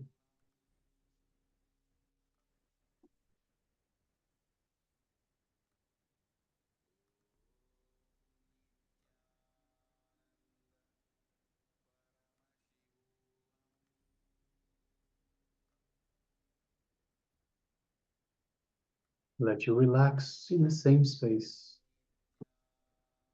of eternal consciousness. Let you be beyond the body and mind.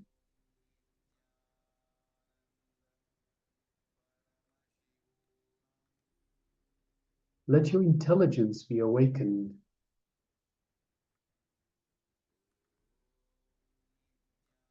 Let you work your eternal consciousness.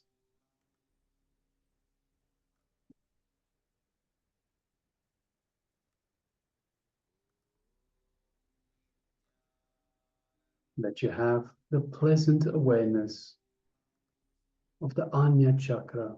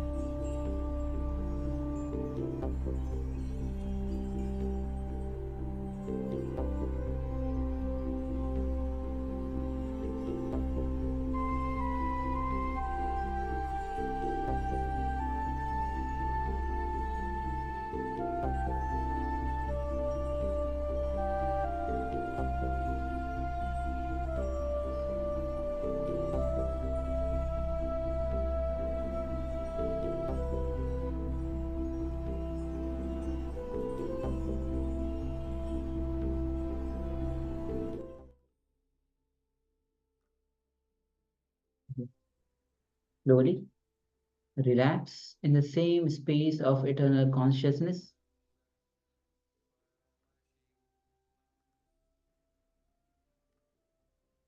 And slowly you can open your eyes and just be in that same mood for next few days.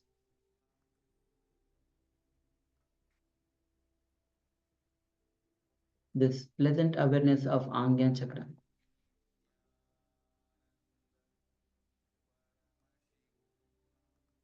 Let your intelligence be awakened and let your work on your eternal consciousness. All right. So now you can come relax. Now today we'll be learning about one of the detox, and this is on Haritaki. Haritaki, as most of you actually would have been actually already started to take it, because Haritaki is one of the things that Swamiji has already recommended several times, and people have accepted it a lot. So Haritaki is, as Swamiji, this Haritaki detox as we go through, and Haritaki is much more than your mother. Actually, Ayurveda describes very clearly that Haritaki is much more than your mother. Haritaki will do more good to you than your mother herself. So each worry becomes a small bubble of ulcer in your intestine, not allowing that psychological pattern like sediment to settle in your system. If you have Haritaki every day, it will not settle down even in the physical level. Even physically, it will just be cleansed and kicked out.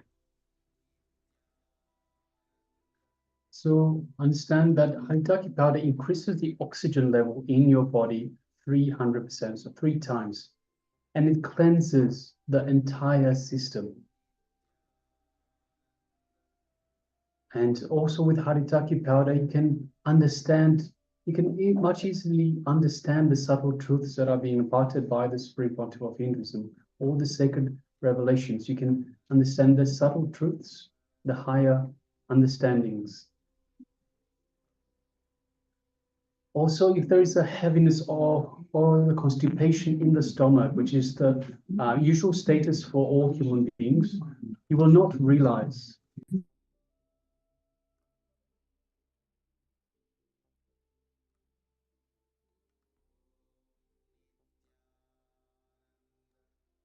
Yes, sorry for the technical glitch.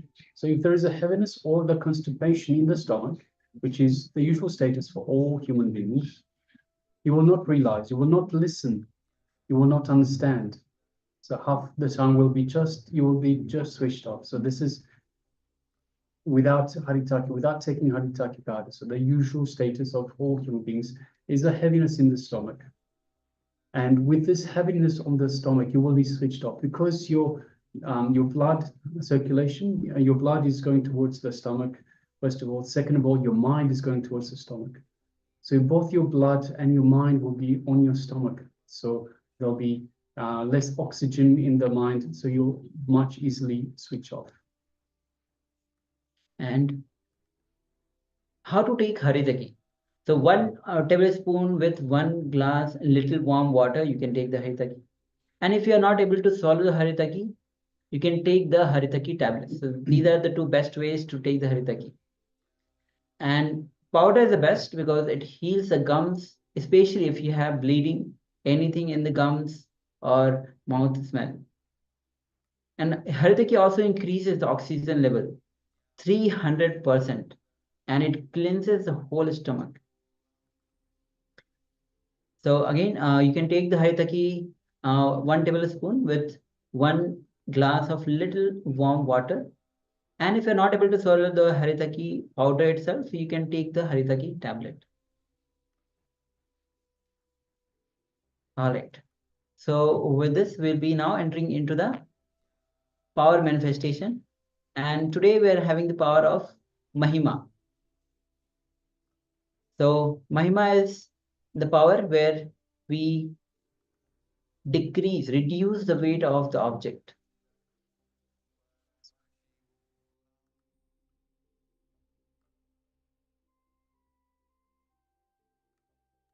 Yes. So, okay. So today we have the power of Laghima. Laghima itself means reducing the weight of the object. So before entering into the power itself, let's enter into the Sas Pramana of this manifestation. So power of Laghima is one of the Ashtamahasiddhis. As example, the famous example is the Lord Hanuman himself, because he was adapting all the Ashtamahasiddhis. So even the power of Laghima, he was adapted. So this is one of the Apta Pramana. Now the Sas Pramana as is taken from the Shiv Samhita, chapter 5, 76 to 78 verse. And the verse goes as Maranam khadyate tena sakena pi khadyate tasya sat parama siddhir animadi guna prada vayu sancharate dehe rasa vriddhi dhruve bhave dhruvam akashabanga jagala vayu samapi vardhate. So Paramsha says that death is eaten by him, he is eaten by none. He manifests the highest powers such as Anima, Laghima, Mahima, etc. The Vayu, the wind energy, moves equally throughout his body. The juices of his body also are increased, rasa vriddhi. The nectar exuding from the ethereal lotus, Akasha Pankaja, also increases in him. So this is taken from Vijnana Bhairatantra.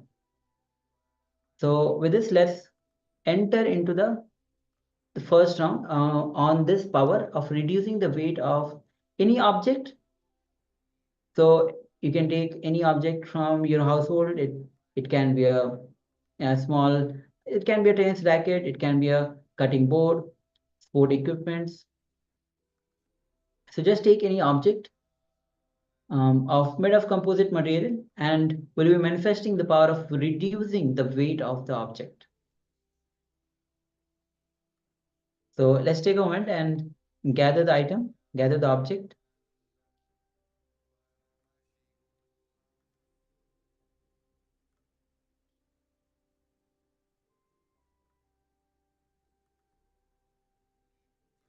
Yes, please go ahead, take a moment and have the object with you. We'll be reducing the weight of the object.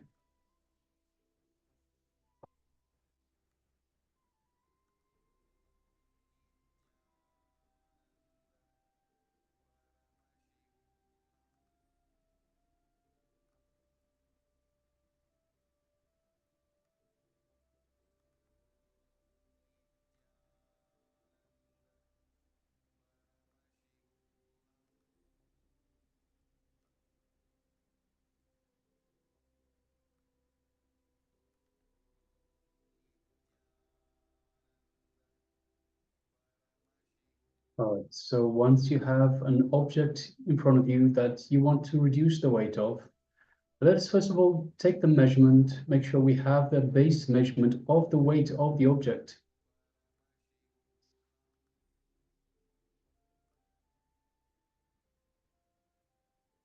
So So make sure we have a measurement of the weight of the object.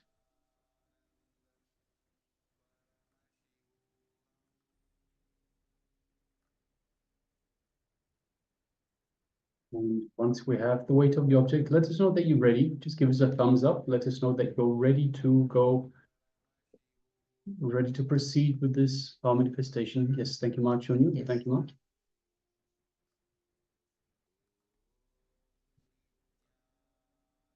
Waiting on a few more people to gather the object they wish to reduce the weight of.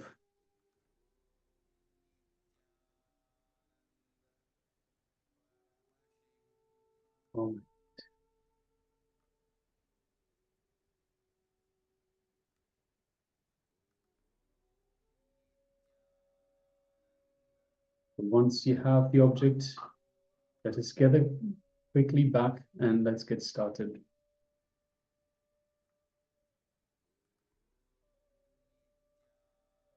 So let us once again sit comfortably with the head, neck, and spine in a straight line.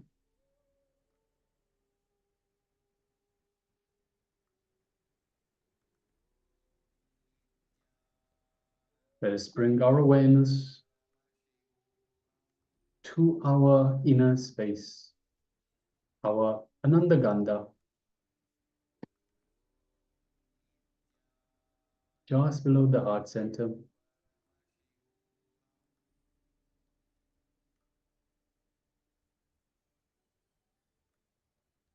Let us remember Swamiji, remember the Master in our Anandagandha, our inner space, the space Swamiji has initiated us in, to connect to him, to connect to the divine, to remember the essence of the Master, everything the Master is, represents, and means to you. Let us remember all of that in our inner space. And let us connect to the Master. Let us feel the space of oneness with Swamiji, oneness with the divine in our inner space.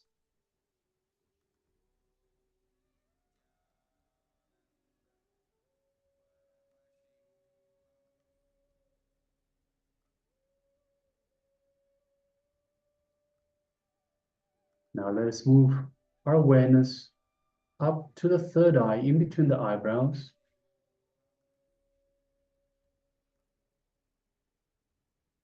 And let us visualize Swamiji in our third eye.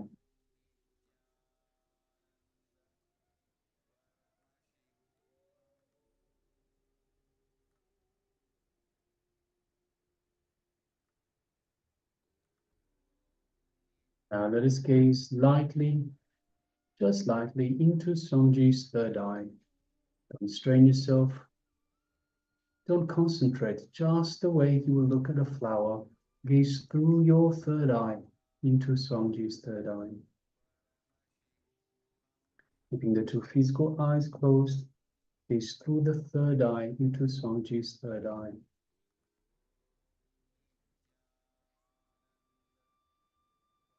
As we do so, we feel an energetic connection from the Master's third eye into our third eye.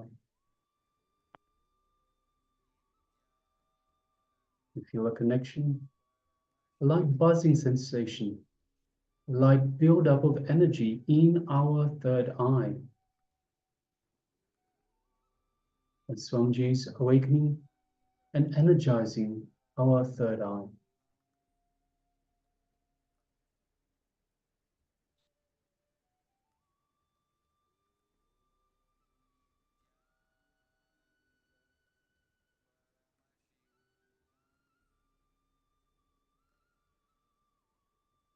Let us start chanting the Mahavakya.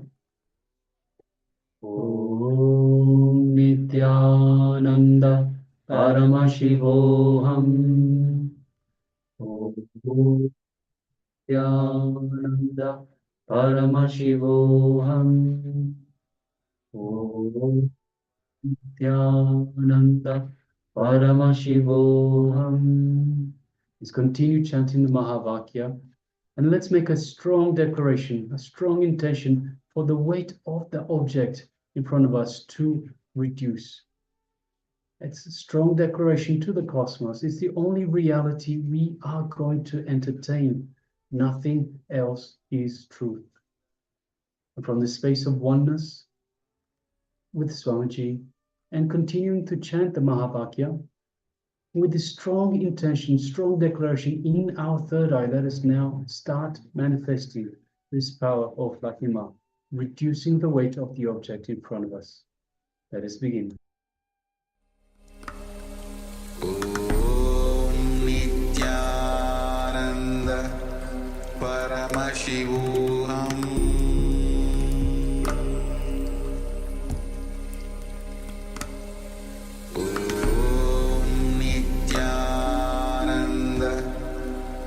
Paramashivoham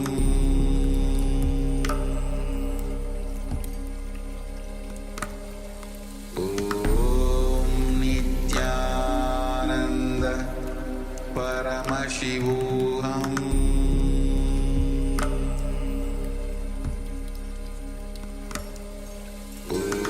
Om Nityananda Paramashivoham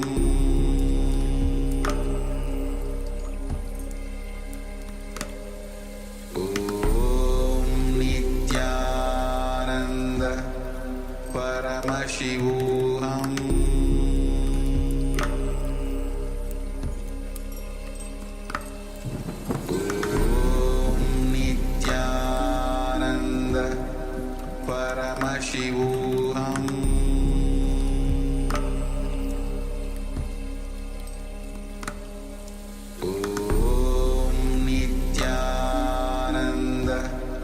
Paramashivoham Paramashivoham Om Nityananda Paramashivoham Om Nityananda Paramashivoham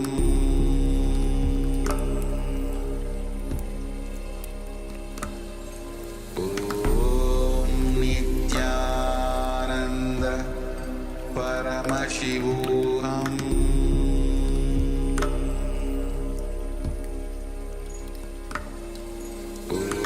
Om Nityananda Paramashivoham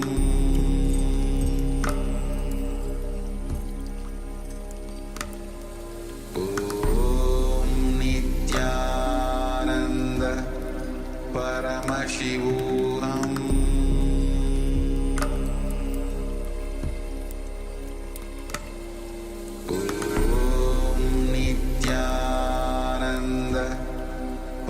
Paramashivoham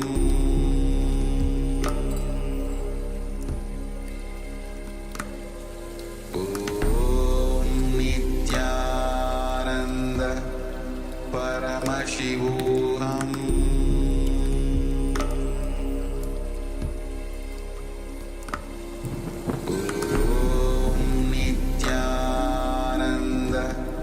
Paramashivoham Om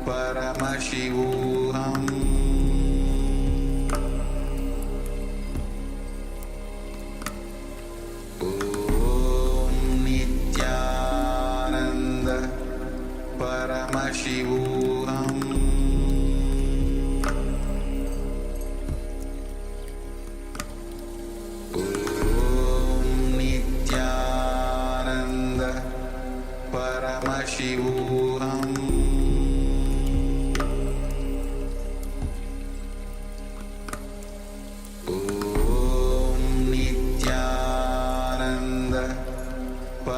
Paramashivoham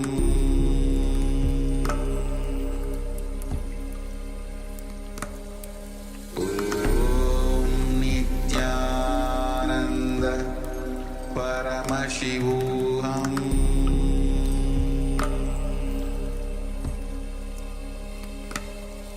Om Nityananda Paramashivoham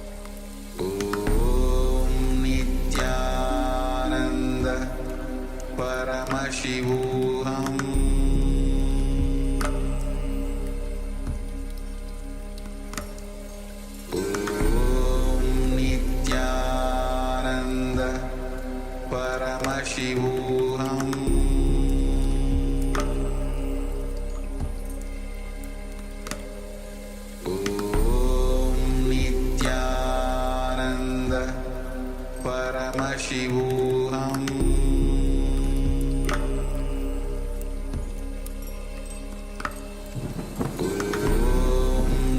Nityananda Paramashivoham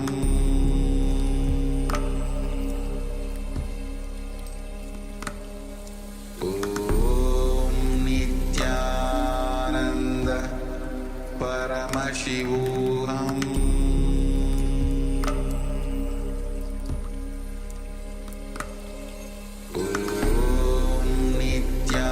Nityananda Paramashivoham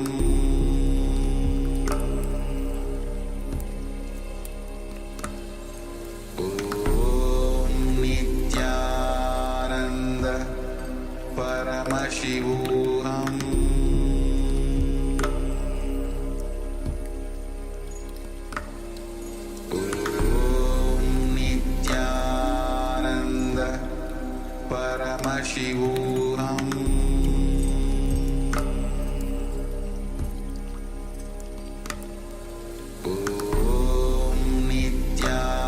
Nityananda Paramashivoham Nityananda Paramashivoham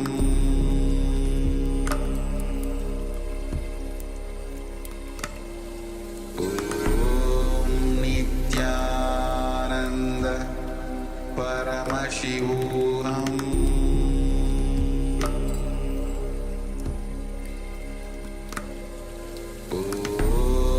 Nityananda Paramashivoham Nityananda Paramashivoham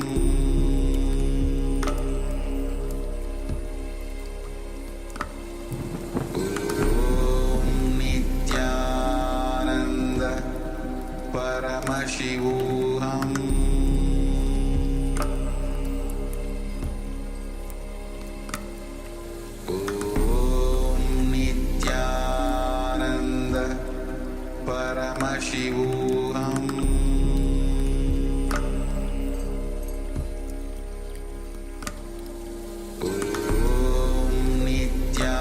Nityananda Paramashivoham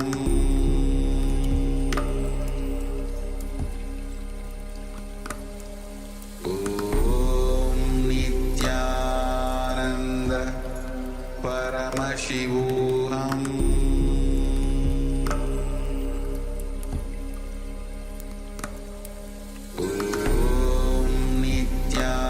Nityananda Paramashivoham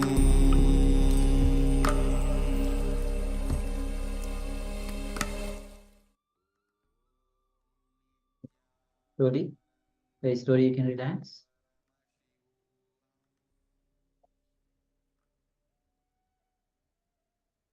So just take a few minutes and just check the weight of the object. Second time, this is going to be your second measurement. So please go ahead and have the second measurement and compare it with the initial measurement, the weight of the object. And let us know how you went through the power manifestation, whether you had increased the weight or decreased the weight. So please go ahead and let us share.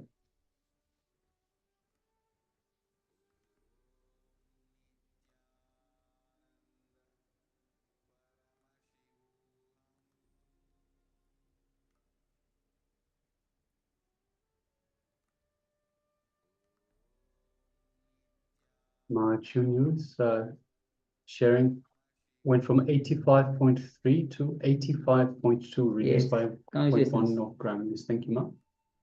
Yes, so thank you. Actually, it's a great sharing that you have reduced the weight of the object.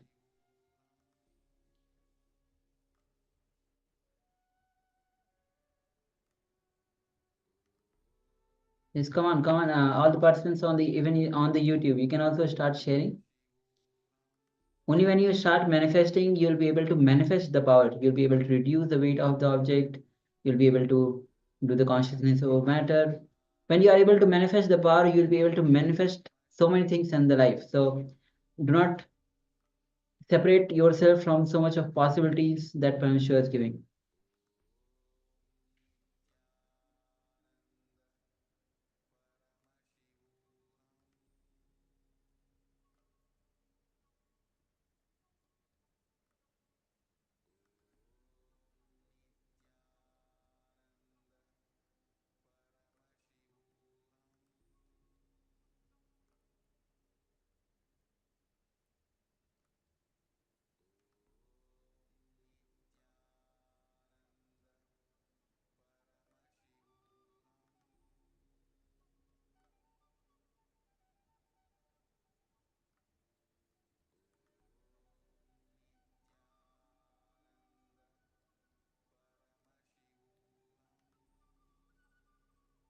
Just waiting for a few moments as we receive other sharings.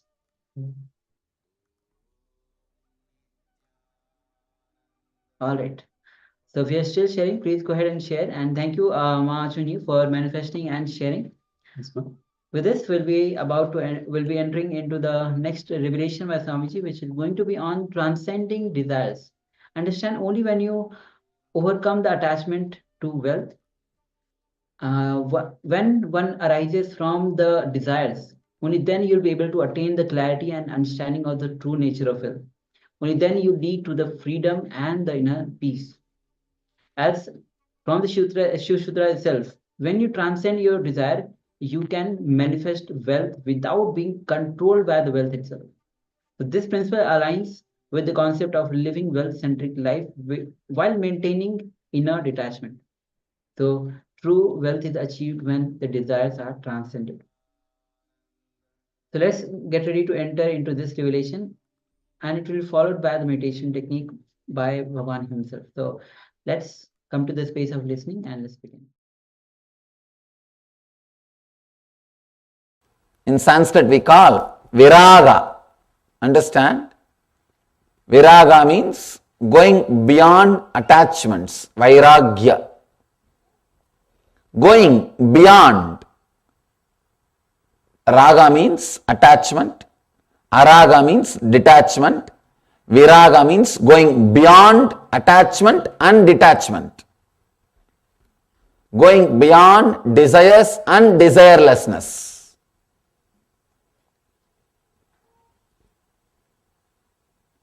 Let me read the sutra. I'll give the translation of the sutra.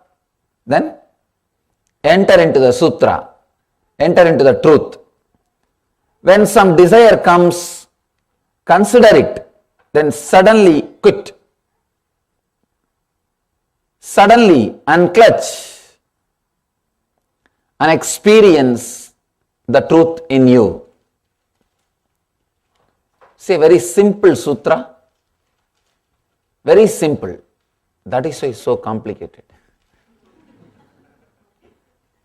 All simple things need you to be simple. Understand?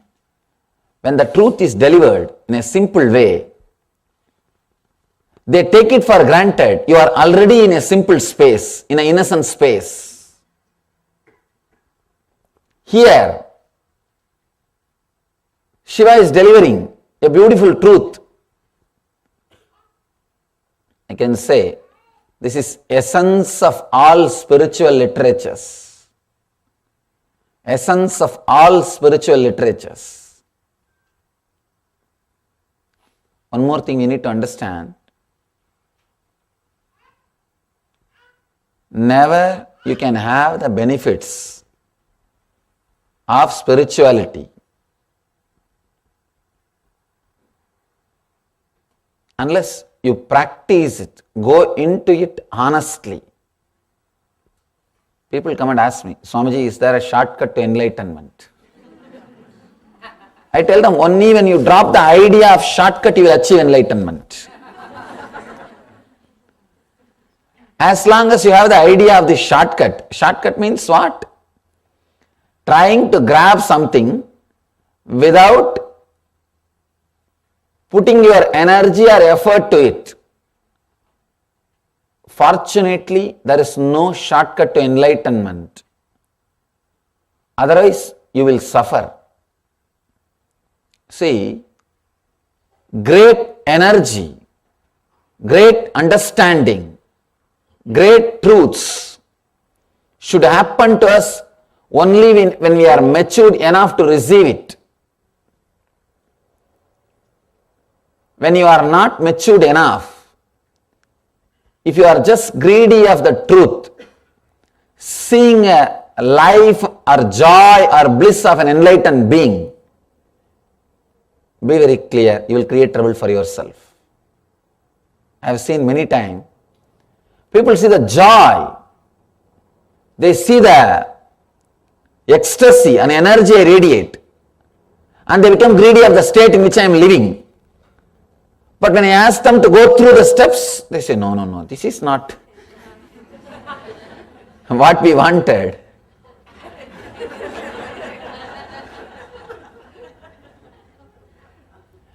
Understand? It's real fun.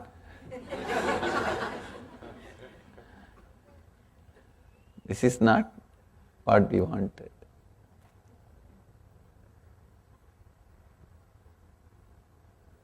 They think just a learning or few words can give you the ultimate truth. No. Physical health or personality development happens as a side effect or as a byproduct when you go towards the enlightenment. But spirituality is not just for your health or your mental well-being or just self-development. Do not stop or do not think that is everything. That is where the problem starts. I have seen people.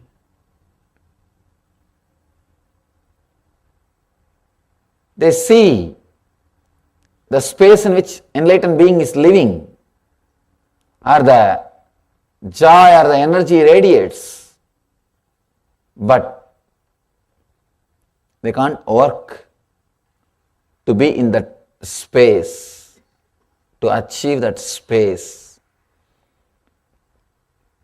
Spiritual growth cannot be extension of your being.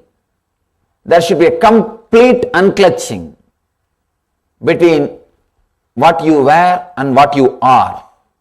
There should be a clear unclutching, disconnection between the past and the present. I have seen in the West many kinds of the self-development programs or the personality development programs becoming successful and popular. They become very successful and popular because they do not teach the true spirituality. They just do a little bit of cosmetic job, like a good cream for skin, or little bit of massage. That's all. And you feel good about it. But the true spirituality is not massage, operation. It is radiation. True spirituality, true enlightenment is straight away penetrating your being. Then you get frightened. Then you get frightened.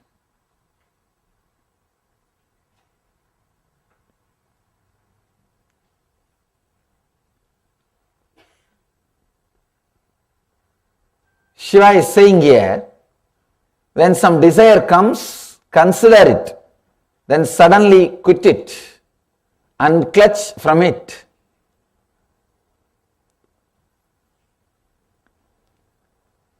It's a very strong truth. Straight away he is telling, whenever a desire arises in you, consider, means just see, don't judge. If you judge they are wrong, you will not be able to drop. The moment you say something is wrong, unconsciously you have started enjoying it. Because from the young age, you are trained to enjoy which society says wrong.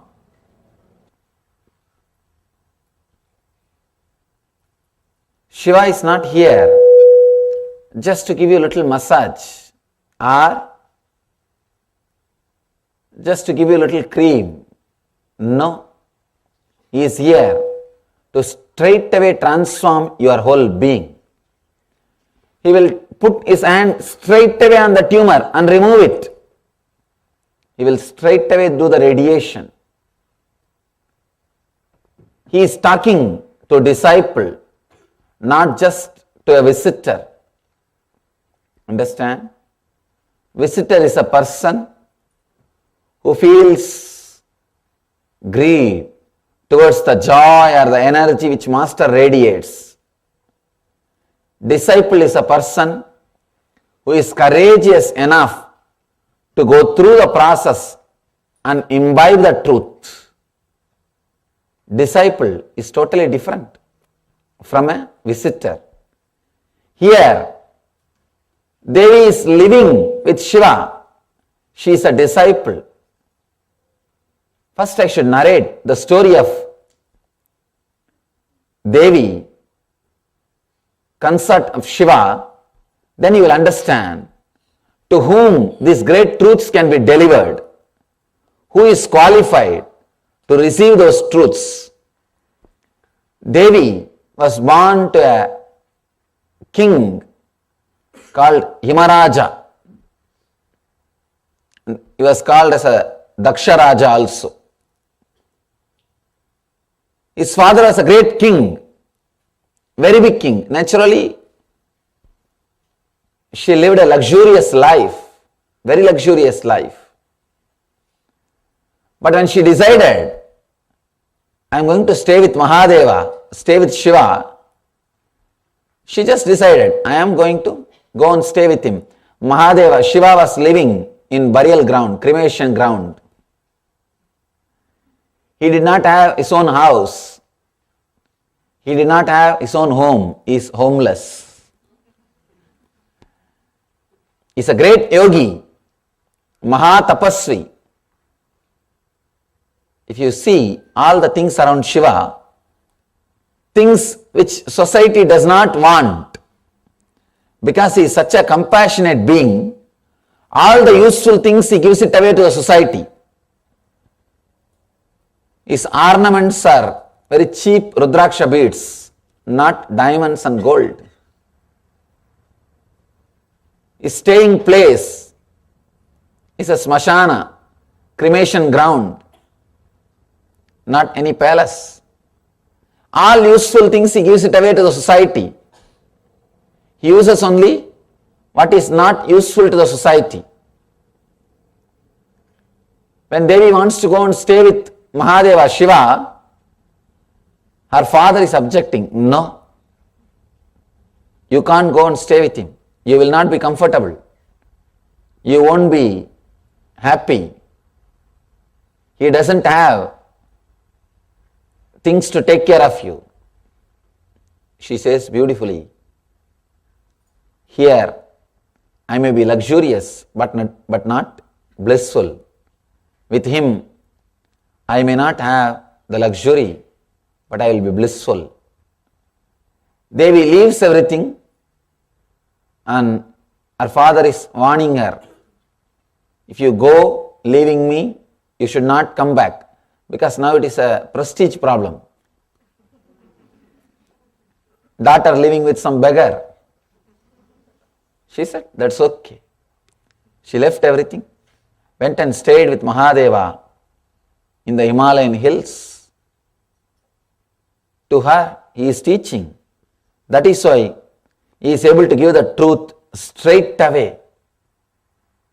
I always tell people, to receive the truth straight away, you need tapas, means austere life. You need to go through the penance. Only then truth can be shared as it is. See, truth presented to people who are just going to use that to develop little bit of their life, like a lubrication. Nothing more than that. Just a lubrication, little bit of lubrication. They will go back to the same life and society and live in the same way. That is one kind of crowd. For them, you can't share the truth as it is. You will have to do a different packaging. Just the way in which their greed can be awakened. They can be satisfied. But there is another one kind of a truth. We call that as Paramarthika Satya in Sanskrit. The ultimate truth, who are really seekers, and who are ready to go through the penance, who are ready to go through the austerity, who are really interested in transformation, not just consolation. I have seen many times. People get inspired to enter into the spiritual life just because a little bit of solution which they experience in the beginning. No. I tell them no. Spirituality is not just life solutions. It is life transformation. It is life transformation. You radiating the truth will happen only when you are ready for austerity. Only when you are ready for the truth. Only when you are ready to leave what you think as you. Only when you are ready to disconnect and clutch from what you think as you. When some desire arises, when some desire comes, consider it and then suddenly drop it, unclutch it, unclutch from it. Very simple. In one sutra, Shiva is finishing and he says, just be enlightened.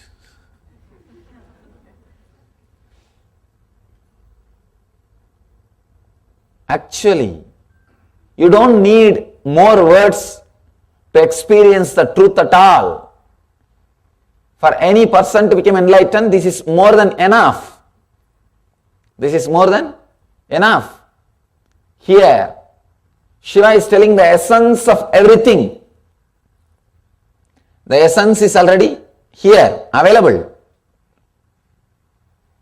He says, when some desire comes, when some desire arises, unclutch. He is not telling, slowly do, little bit this, no. No Vishivashi.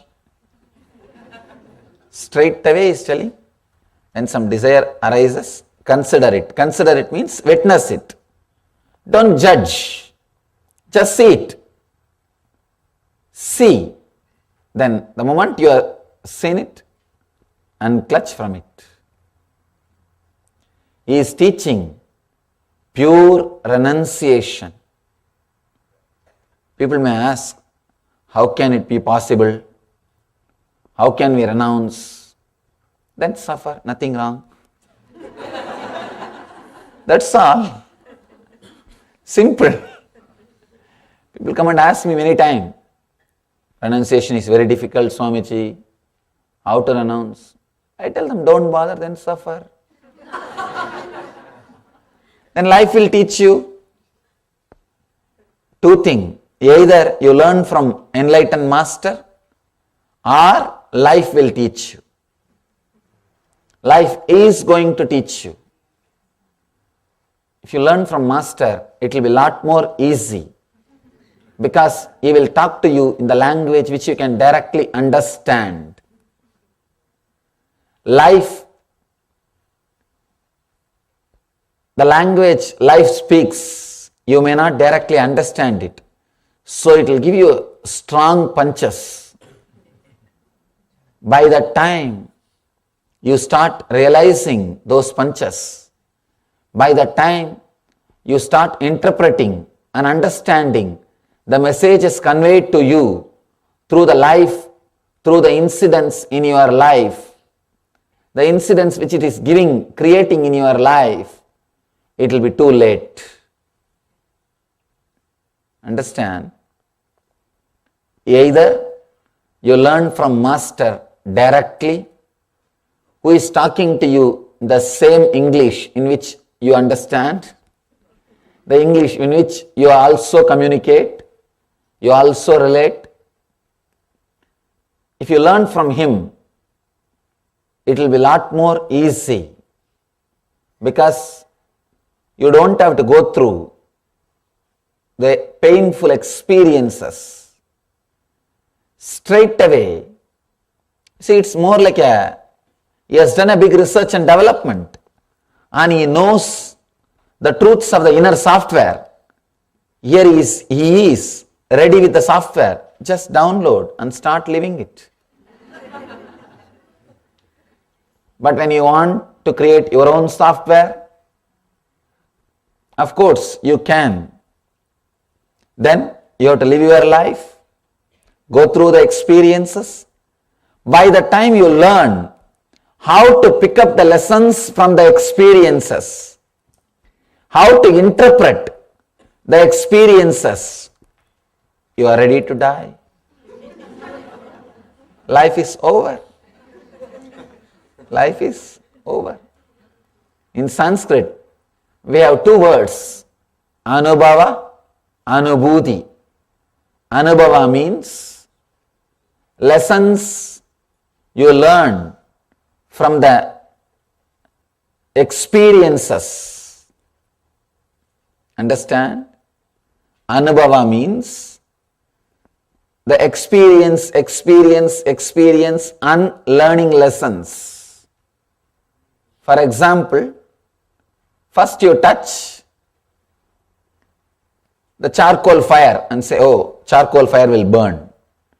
Then you touch the cigarette fire. Oh, cigarette fire also will burn. Then you touch lighter fire. Oh, lighter fire also will burn. Like this you touch all varieties of fire. By the time you understand all fire will burn, your body will be ready to be burnt. This is what we call anubhava, learning through experience. It goes on and on and on. Next is called anubhuti, learning from intelligence, learning from enlightenment. Example for this anubhuti is, once you touch one fire and get burnt, immediately you realize, oh, all fire will burn. This is called anubhuti.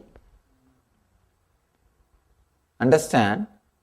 Anubhava will demand, learning through experience will demand your whole life, painful.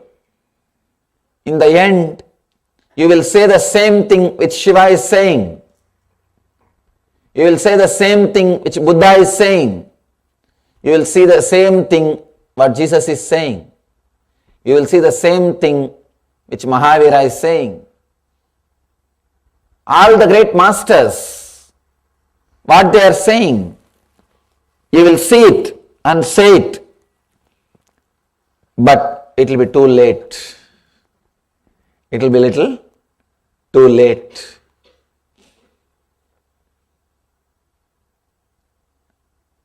Somebody goes to Ramakrishna, a great enlightened being, lived in India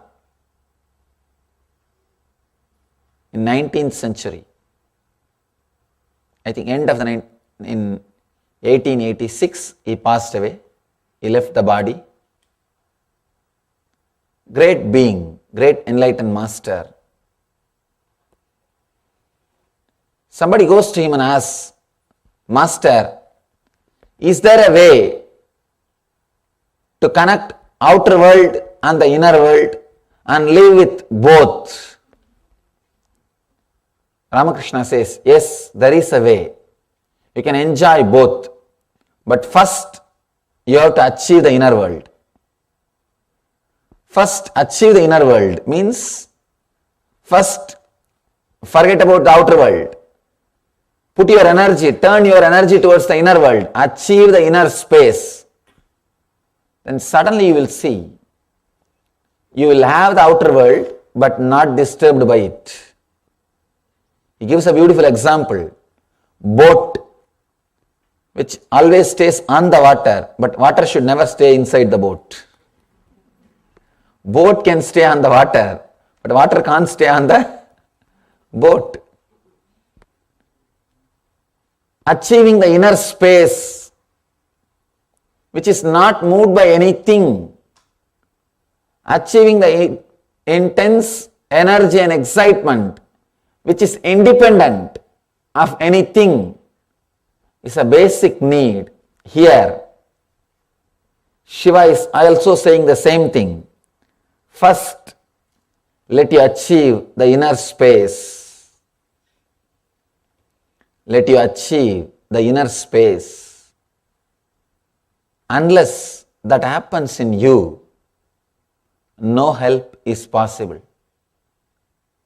I have seen many people using the great spiritual truths in a different way, promising to develop yourself as a personality development programs, or to create wealth, or to create some other things of the outer world to you.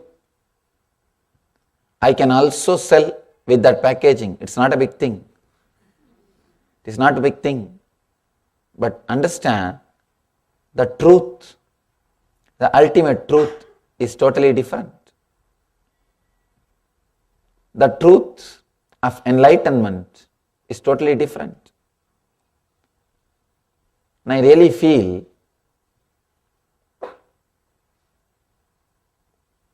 this happened because you do not go to learn the truth from the source. To reach the source, you need to walk up the hill. So you are now dependent on the bottled waters who are labeling it. No, it is from the source. It may be from the source. By the time they bottle it, label it, and bring it to you, enough corruption has happened.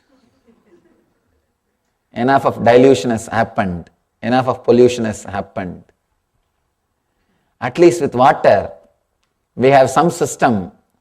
We can transport it without pollution, but with the truth, the moment it goes to somebody's head, and if he does not become enlightened, and if it comes out, it is polluted, corrupted. It's already corrupted. I always tell people, even if it is a little difficult, learn from enlightened sources. Learn from authentic tradition.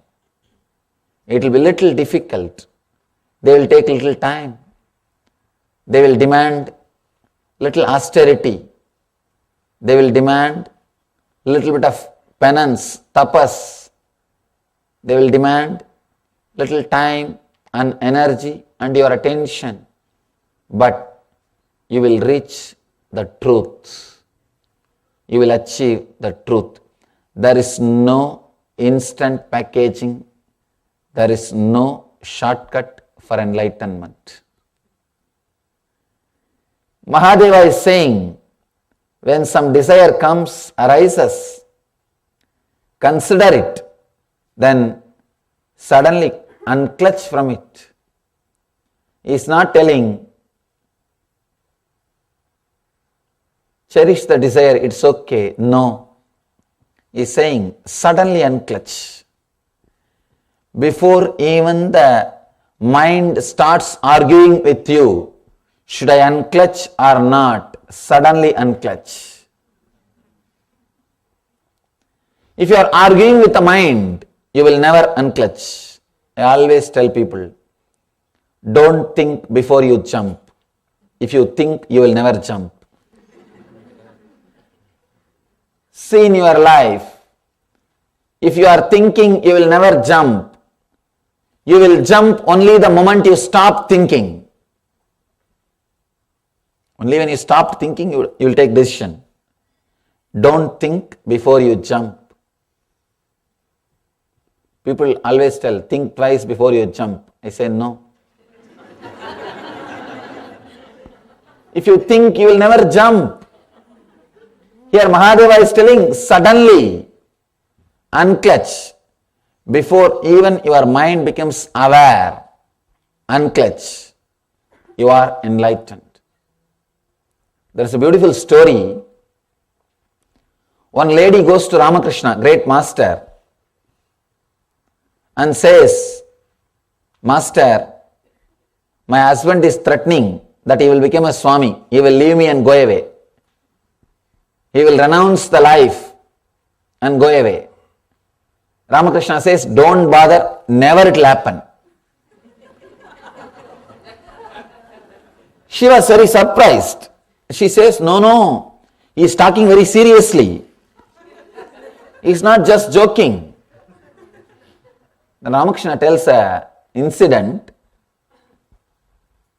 Like this, one guy was threatening his wife that I will go away, I will become a Swami, I will renounce and go away. Actually, this is a technique used by frustrated men in India to threaten women. Really, because in India, women are not economically independent. So if she nags too much, this is the way this guy will respond. So this guy says, I'll go away, I'll become a monk, a Swami.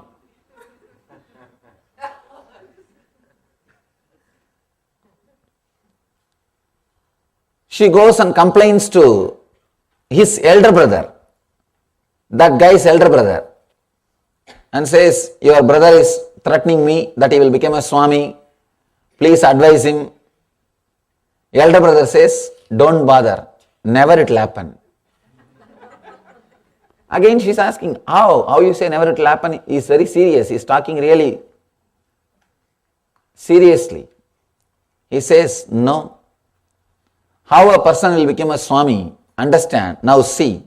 And just this guy took his cloth and threw it away, just took one towel and went away, left the house and became a Swami. The elder brother shows, this is the way people will become a Swami. And he really becomes Swami. Person who talks will never do. Person who is thinking will never do. Person who is thinking will never jump. Ramakrishna tells this story and tells her, consoles her, don't bother, person who threatens will never move.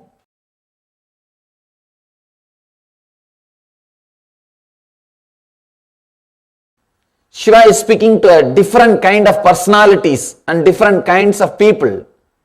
The today's technique is for a true seeker who is serious about enlightenment.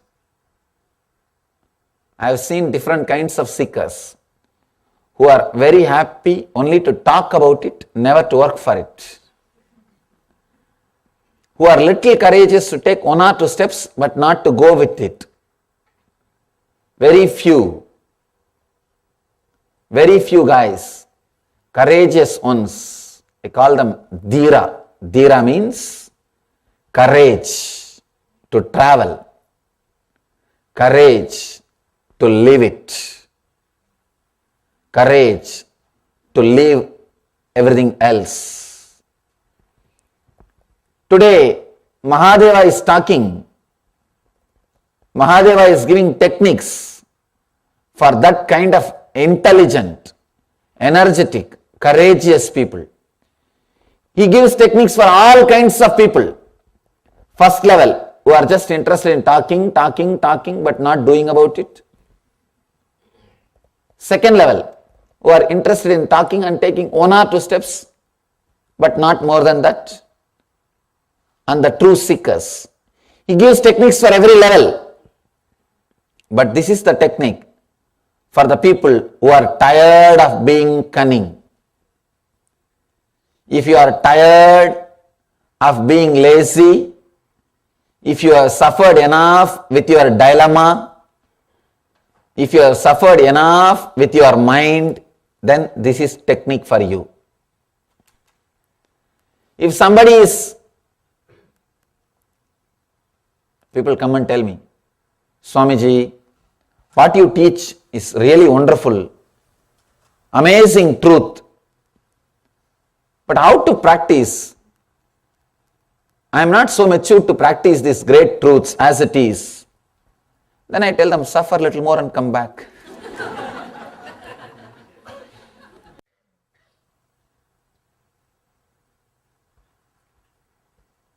The truth as it is, the truth as the truth, just transforms, just makes you completely a different being. Whenever some desire arises in you, consider it, see it, witness it, understand it. Suddenly, before your mind is ready with arguments, unclutch from it. It's a very powerful technique. Very powerful technique. When you suddenly unclutch, a quantum jump will happen in you. If you are announcing step by step, you will never achieve the reality, enlightenment. No. You will never achieve the reality, enlightenment. No. Step by step, never growth happens. Enlightenment is either now or never. Complete yes or complete no. Never happens step by step. Never point by point. Never like a degree. No. Never like a gradual process. Powerful technique which you can use it every day. Even when you sit morning, if you feel the hunger or thirst, desire to drink water, food, just sit with the desire. Consider it. Don't say right or wrong. Just unclutch before your mind brings up any argument. You may ask, then I should not eat or what?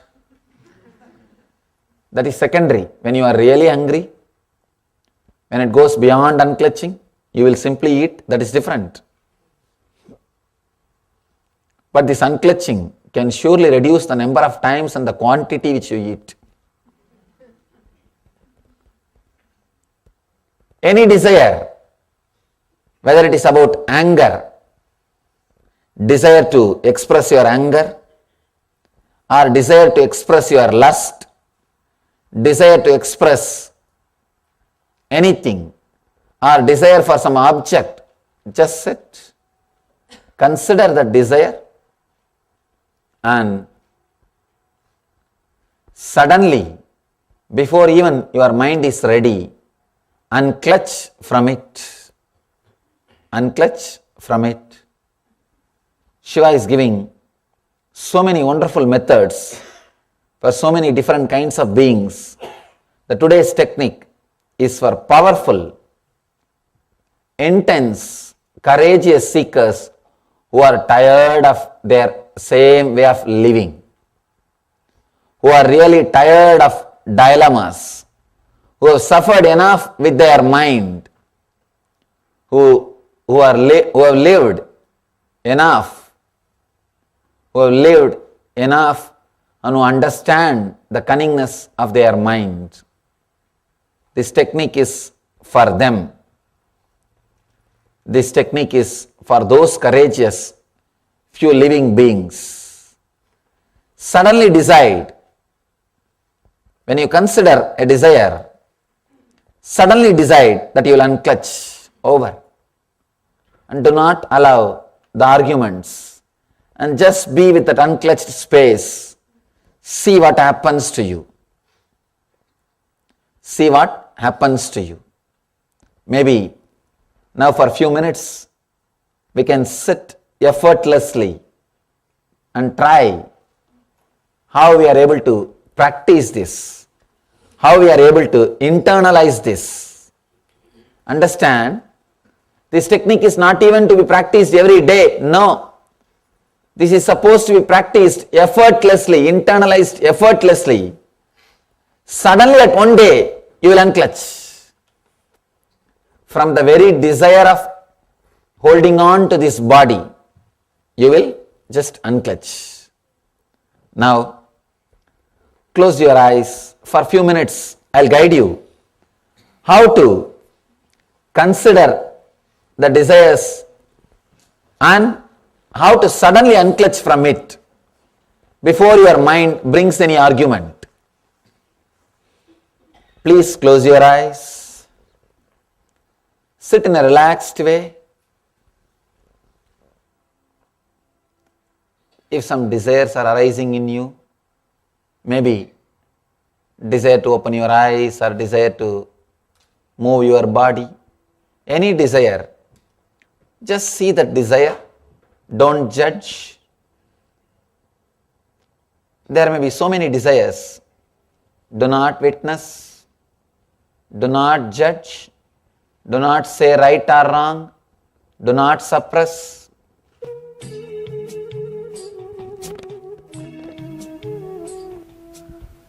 Just see.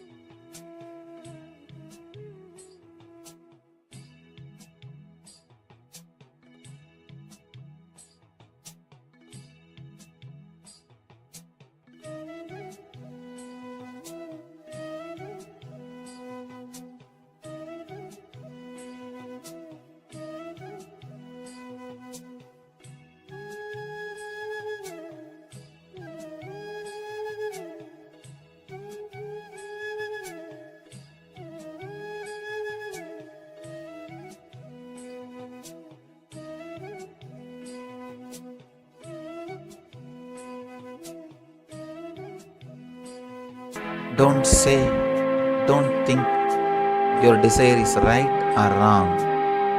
Just see it. Let your eyes be closed.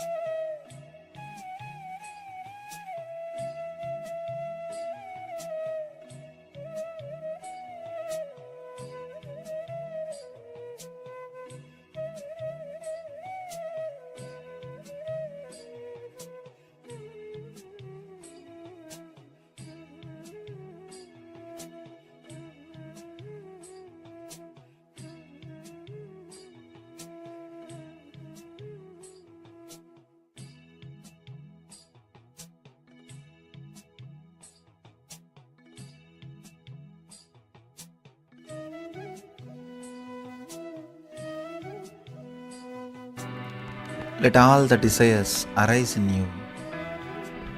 Don't suppress them. Don't judge them. Don't say they are right or wrong. Just let them happen.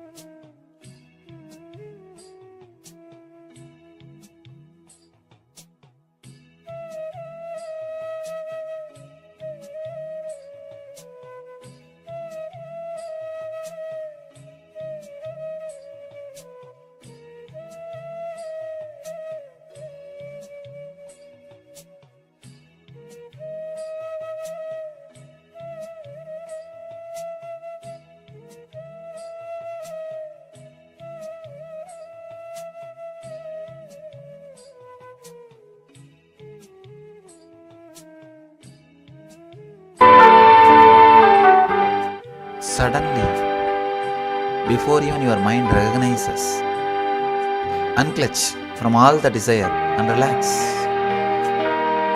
Do not argue. Do not logically decide. Do not decide based on right or wrong. Just unclutch from all the thoughts.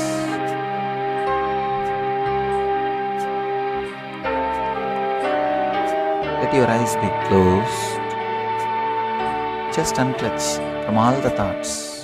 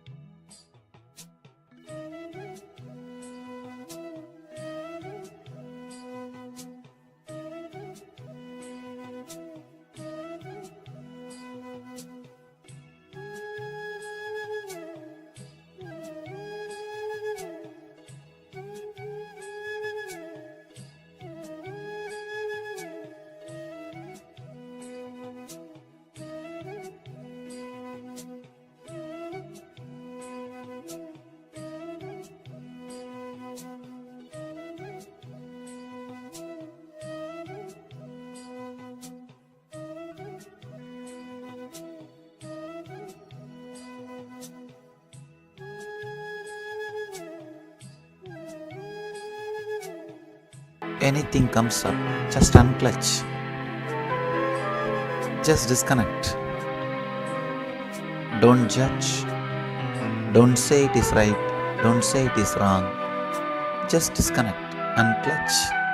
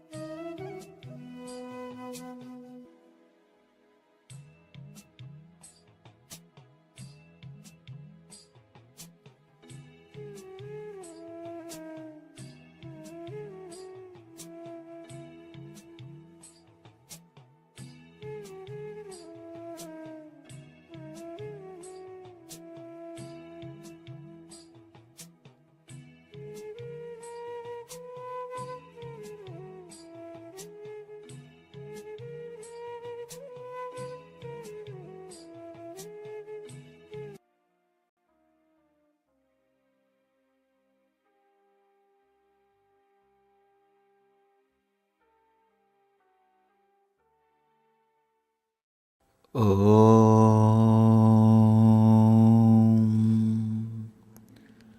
Nityanandam. Relax. Slowly, very slowly. You can open your eyes.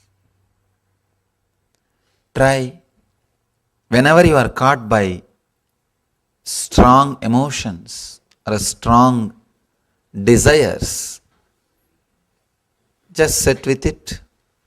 Don't judge. Don't say right or wrong. Consider it and suddenly unclutch from it without even allowing your logic to question, to come up. When you unclutch, you will see the truth in you.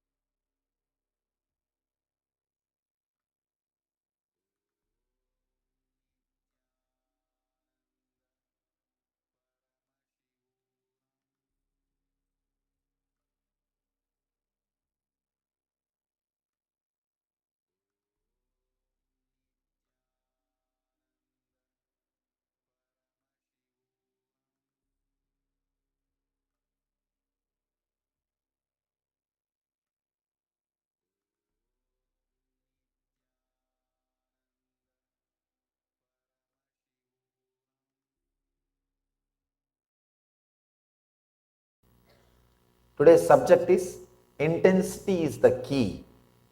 Make it your very DNA. The only difference between you and Patanjali, you and Buddha, you and Krishna, you and Shiva is whatever they do, they are intense. The difference is not in lifestyle. Please understand. The difference is not in lifestyle. Krishna ate just like you all.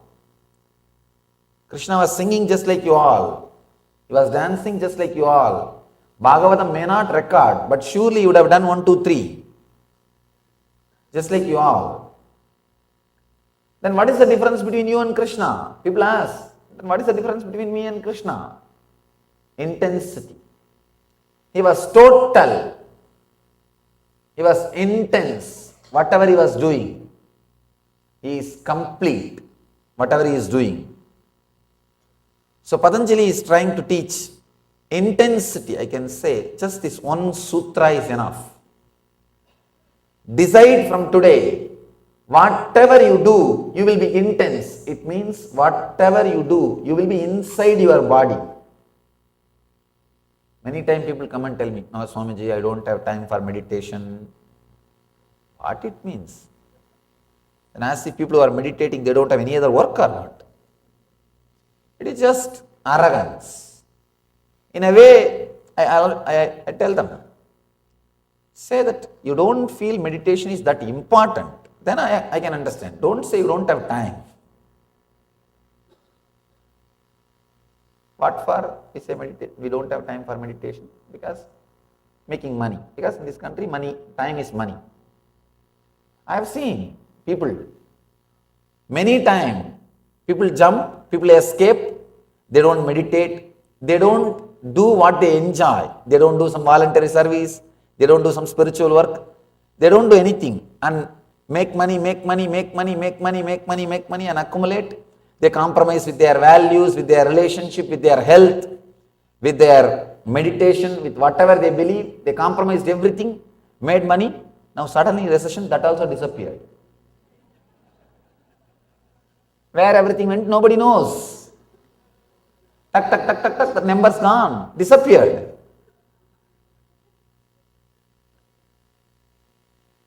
At least people who enjoyed their life, meditated, did some spiritual service and lived happily.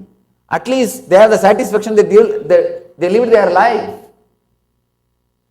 People who tried to convert everything into money, now suddenly that is also gone.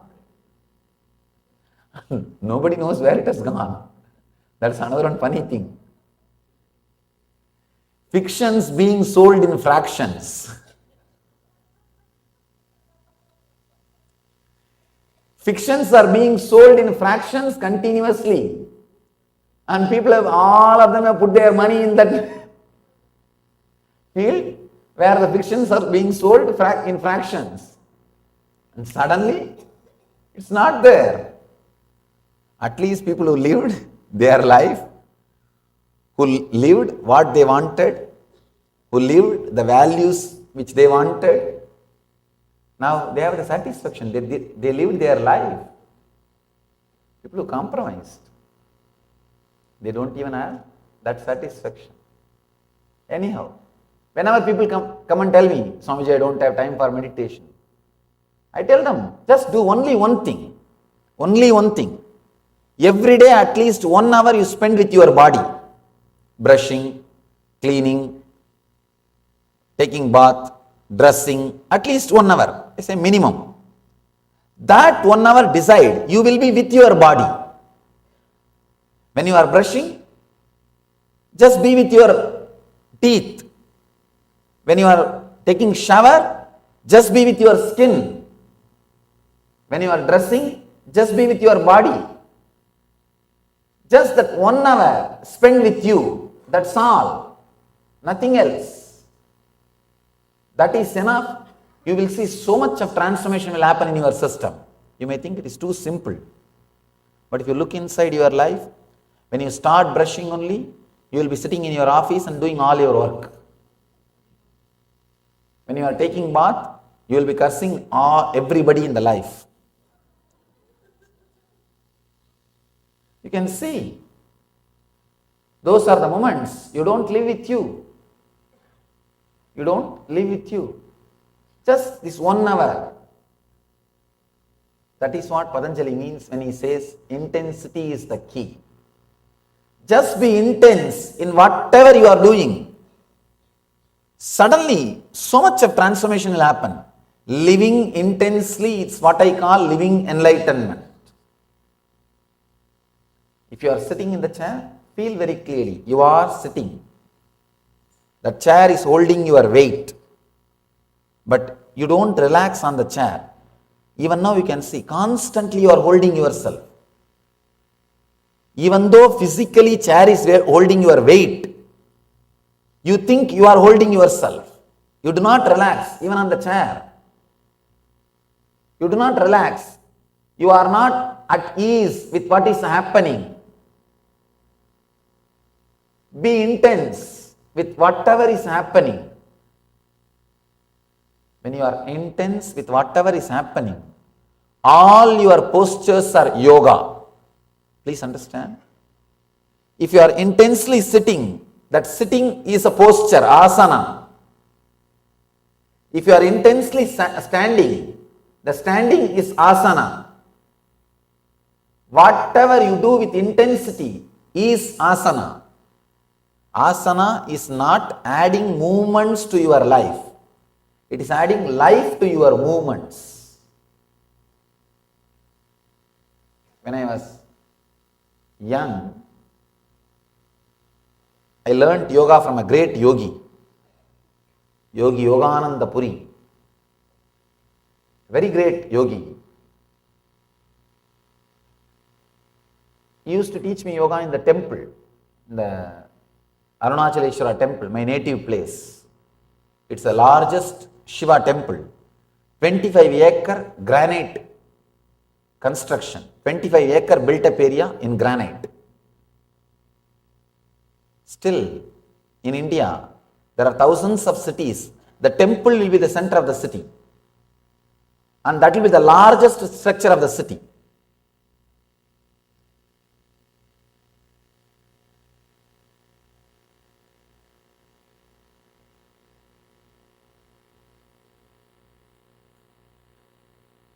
When he used to teach yoga to me, he will make me climb all the pillars. From morning till evening, all the temple stone pillars I have to climb up and down, up and down, up and down. After I grew up, when I started reading the yoga literatures, suddenly I found out this is not yoga. I asked him, why did you make me do that? Because when I was doing, I was really thinking it is yoga. And now I don't see in any book any reference that it's yoga. He just laughed and said, what needs to be achieved through yoga? Did you achieve through that practice? I said, yes, that I achieved, no doubt. Then it is yoga, relax. He gave me one important key, click. That is the key based on which I have designed the whole Nitya Yoga. The key is, with any intention you move your body, that intention will become part of your bio-memory and it will express itself in your life. With any intention you move your body, that intention will become part of your bio-memory and that will become reality in your life. He showed me just by the intensity, you can play with any energy. Any energy. I have seen. You will take a stone, keep it in the hand, create a sound intensely through his tongue, as if he is hitting the stone with a hammer. Just the sound, the stone will go to pieces. The power of intensity. Intensity.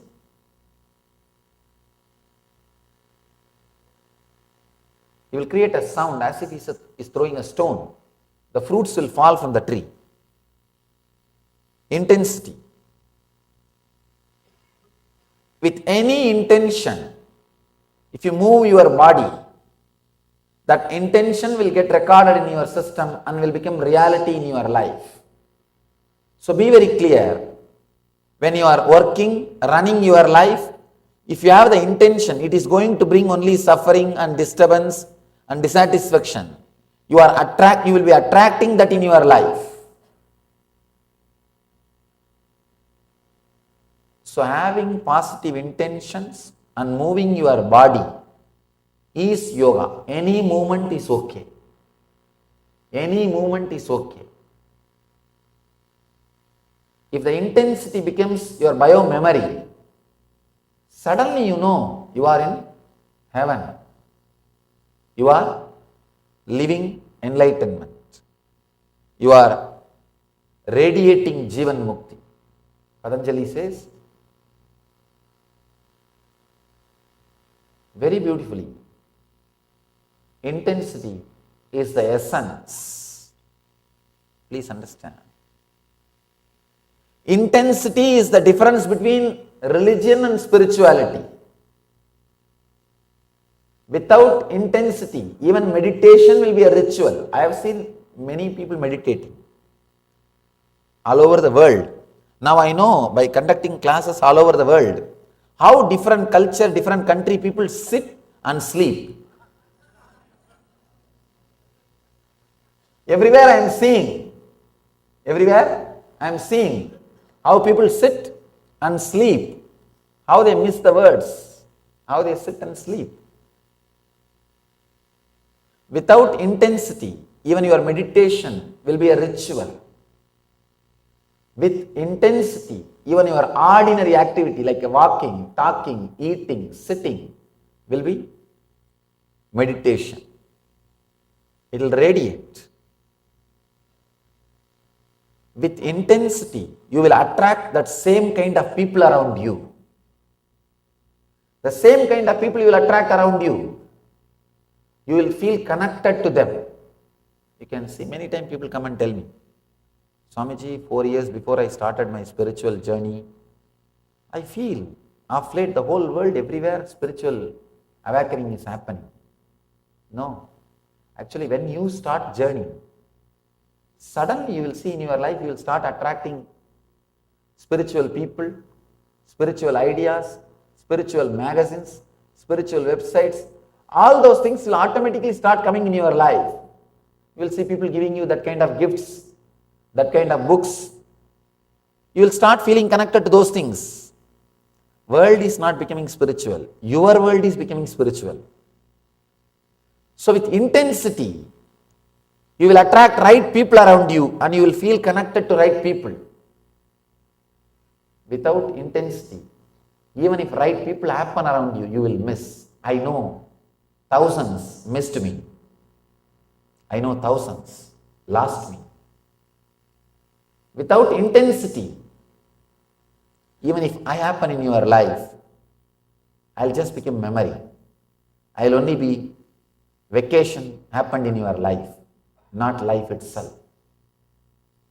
With intensity, even if you have not had me physically in your life, you will be living with me. You will be living with me.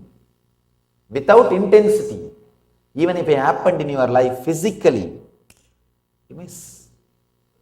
You will miss. It will be just lost. Intensity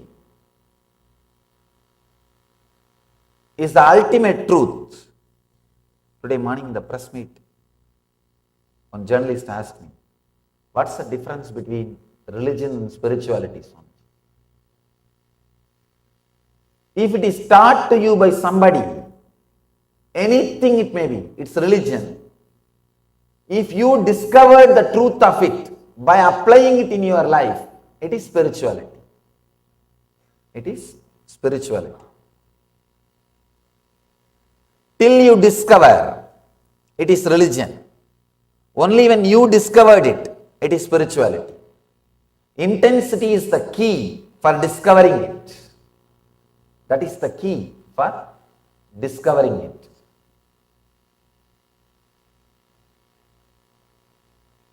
Let's enter into the sutra, Patanjali's sutra.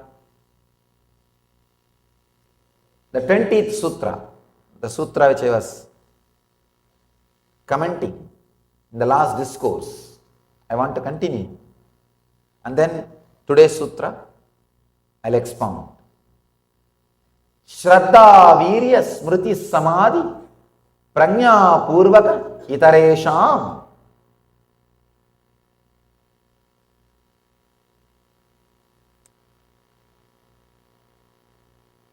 Patanjali explains the science of Samadhi, science of enlightenment. Let me give you the translation. Shraddha, Virya, Smriti, Samadhi, Prajna, Purvaka, Itaresham. The path of highest Samadhi is attained by people by faith in the path, energy directed on the path, repeatedly bringing to awareness, concentration and discrimination. In the last discourse, I have spoken on Shraddha and Virya, means the faith in the path, energy directed on the path. Now, I will speak on the other three things, 5 quality: Shraddha, Virya, Smriti, Samadhi, Prajna. Shraddha means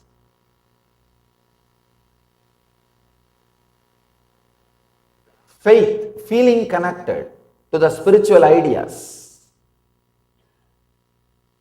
Second, Virya means intensity, energy directed on the path. Third, Smriti, bringing your awareness again and again back to the spiritual path. The third idea, Smriti. This is what I wanted you to understand first. Please understand. Bringing the truth again and again back to your life. Bringing the remembrance again and again back to your life.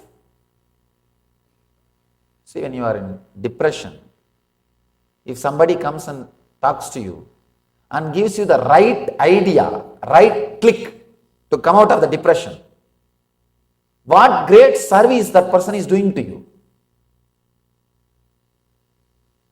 Or if you yourself are able to do that service to you, how great your life will be. The ability to do that service to yourself is what I call Smriti. Remembering the great truths, in the life again and again, and elevating yourself to live the intense spiritual life, to experience the truth, is what I call Smriti. See, in our life, at some time, all of us experience some strong truths as a click, as an experience. Suddenly, some truths will click with you. Either when you are fighting with your spouse, or fighting with your boss, or sitting depressed, or some time in your life when you lose money, or when you are some parts of your life, these great truths will click. You will have those great truths as experience. The big problem is you don't remember the same truths with that same clarity. If the same problem comes back again, that is where the problem starts. If you can bring those same truths back to your being, when those same problems come again, you will be living enlightenment. I always tell people, every day spend at least half an hour with some spiritual literature. People ask me, why? What is it going to do something? I have read all these books already. No, relax. You might have read. That does not mean you remember. Read, reread, reread, reread. Assimilate these ideas again and again. You will see whenever you go through a low mood, you remember these great ideas, you will start living them. Smriti means remembering your true self again and again. I can say, remembering to unclutch again and again is what Patanjali calls Smriti. Whatever may be the complication, remember to unclutch. Remember to unclutch. Remember to unclutch. Maybe after 2-3 days, you will forget. You will be caught and you will be suffering. Suddenly remember, no, let me unclutch. Whenever you remember, come back. Come back to the center. Come back to the peace. Unclutch. You will see.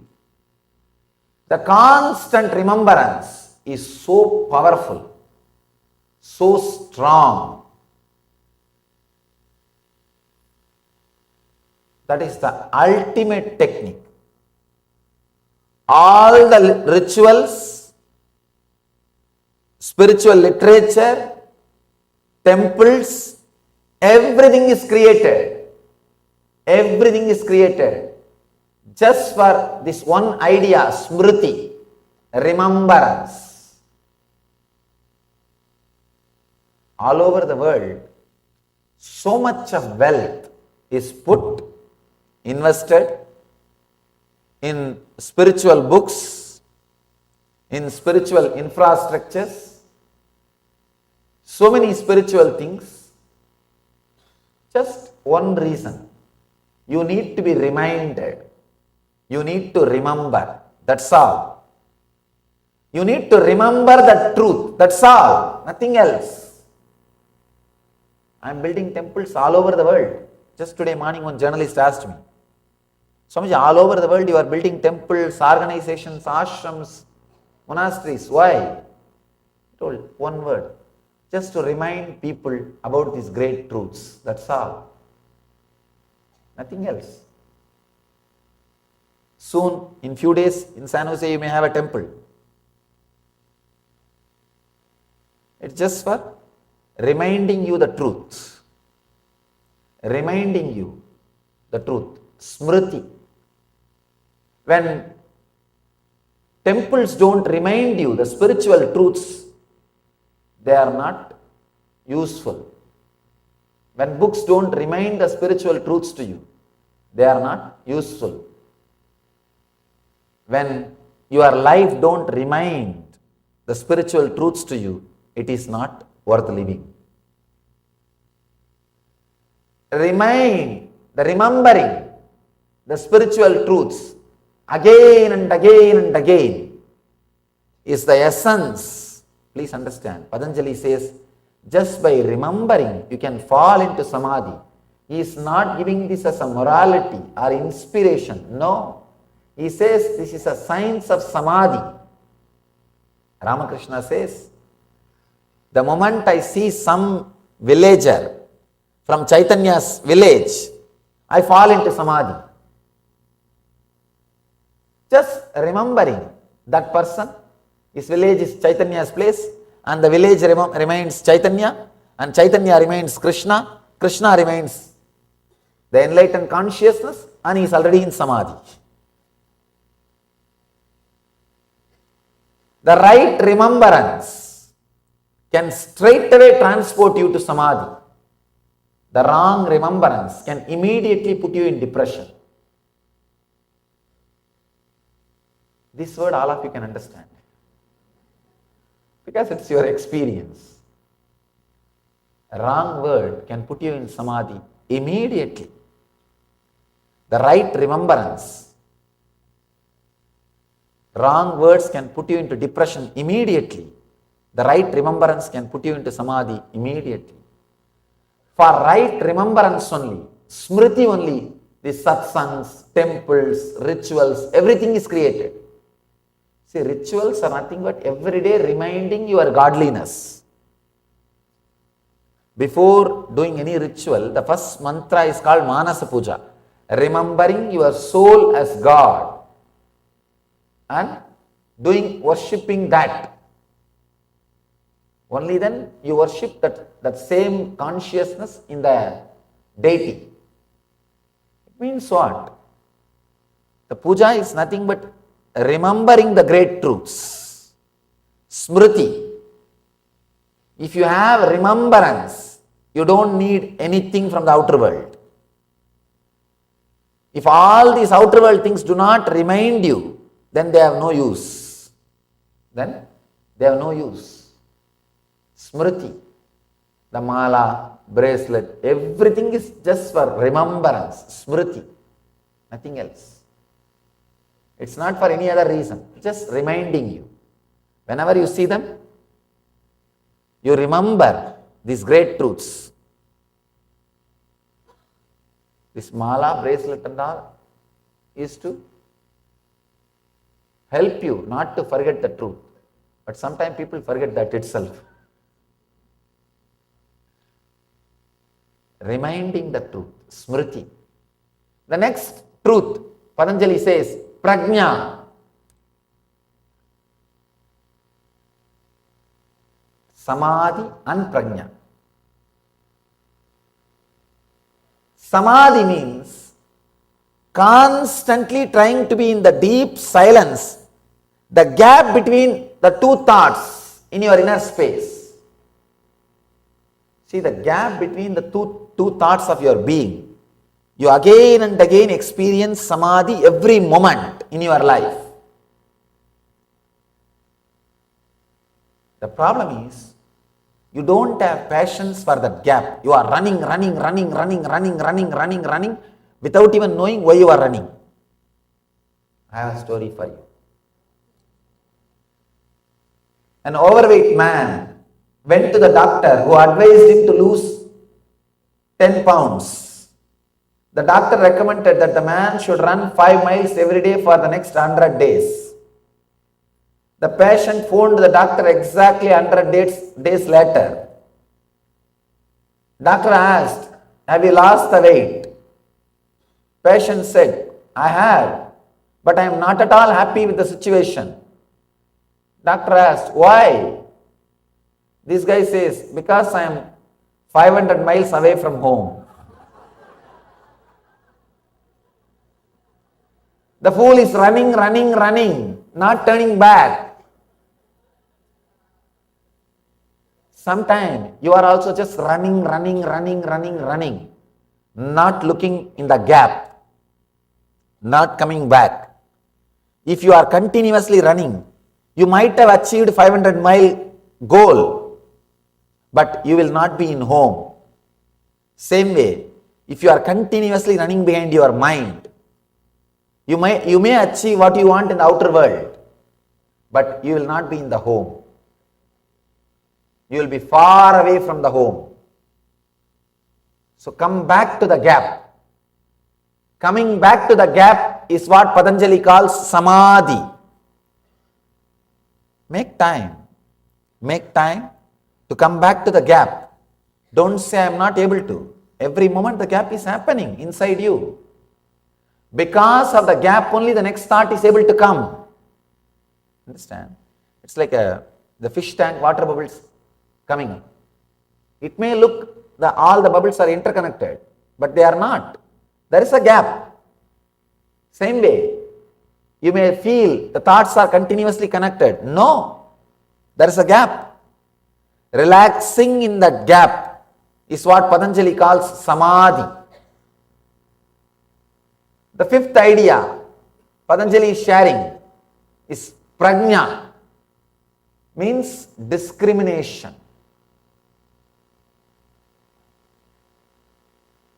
I can say the pure consciousness which awakens discrimination. That's what is prajna. Because discrimination word is too poor word for prajna. It's too poor word for prajna. The big problem is the Sanskrit can never be translated as it is. I have to use many words only to give you the concept which is expressed through that sutra.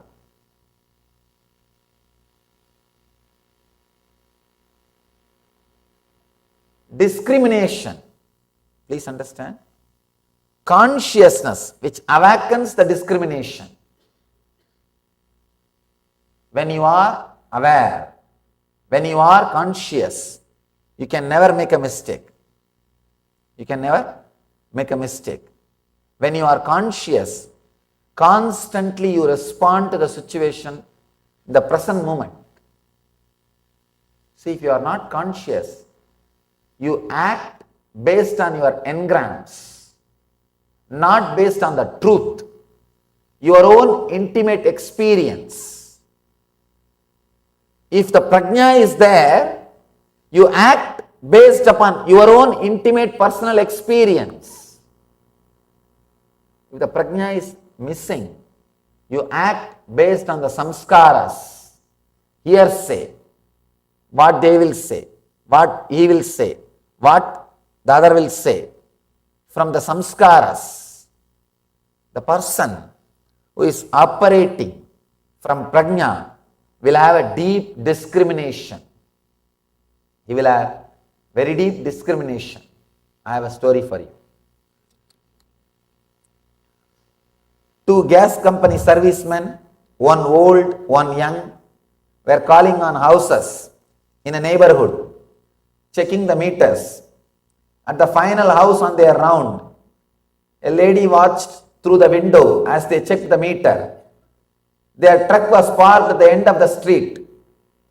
Suddenly these two guys thought of having a small game. They decided between them to prove their fitness. Who will reach the truck first? The older man challenged the youngster to a race.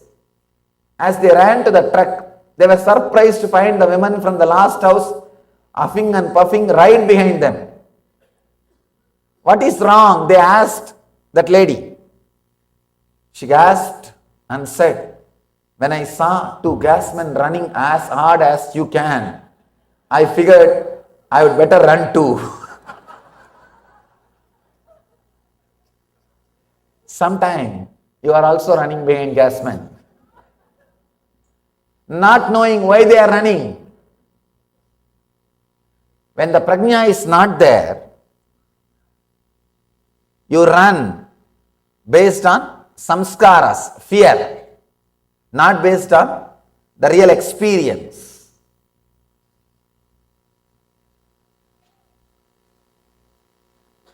With prajna, with consciousness, you will be very clear what I mean by the word consciousness. Please understand. Just when I started the discourse, what I said, just being inside your skin. Just be inside your skin.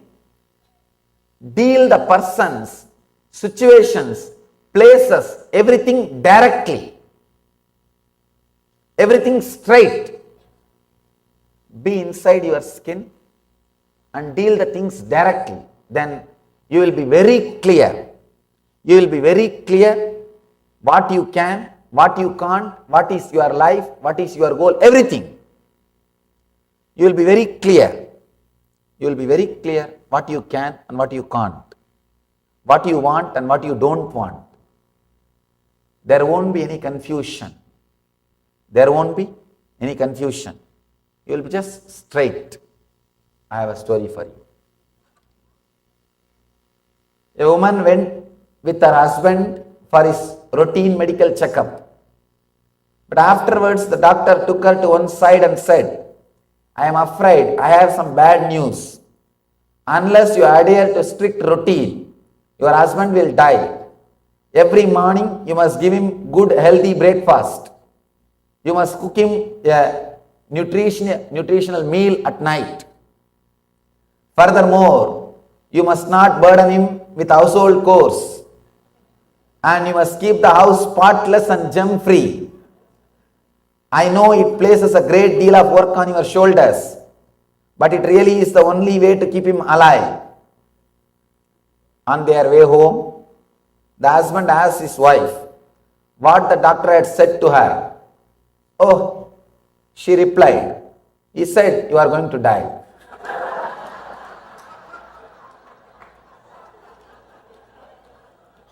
You will be very clear what you can and what you can't, what you want and what you don't. With consciousness, there is no confusion. There is no confusion whether you can do or can't do.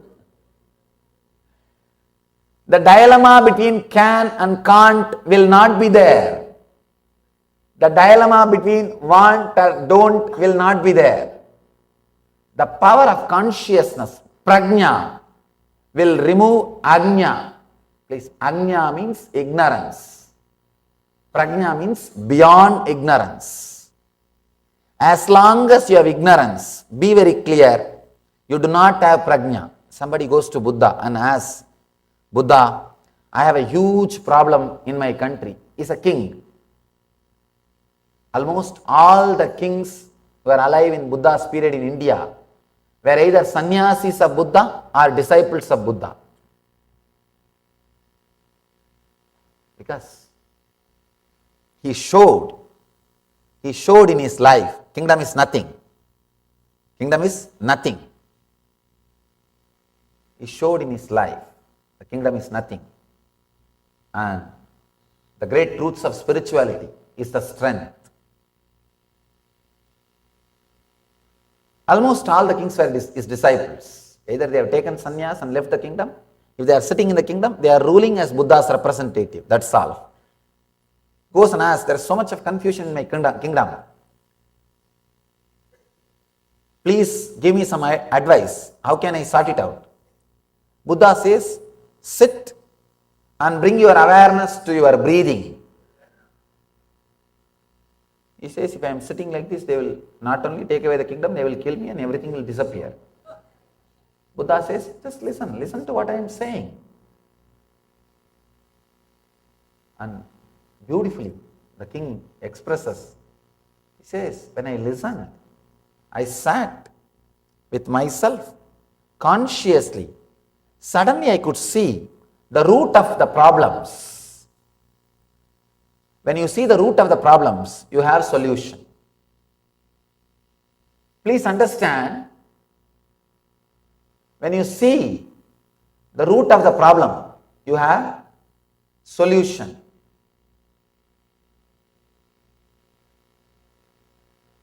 The big problem is,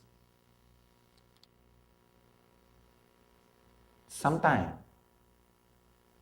we don't look into the problem and try to find out solution. We don't have patience to look into the problem, but try to find out the solution. That is where the whole problem starts. If you can just look in, you will see not only you have a solution, suddenly problem dissolves. Problem dissolves. The problem itself do not have its root. The root in which it is rooted, the very root disappears.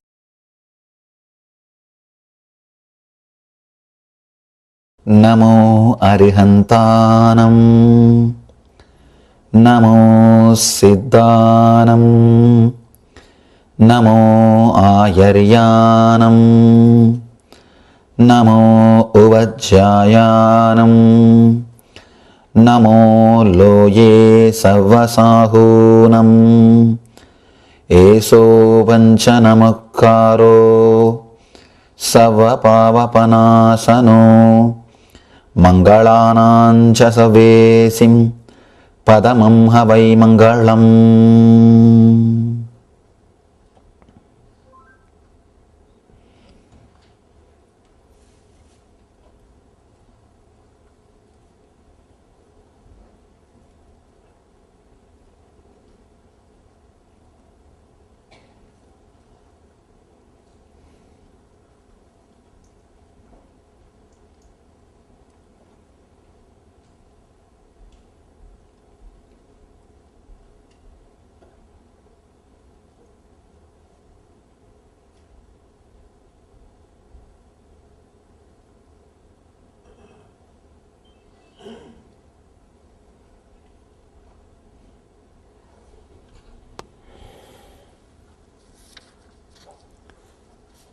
Today's topic is true knowledge.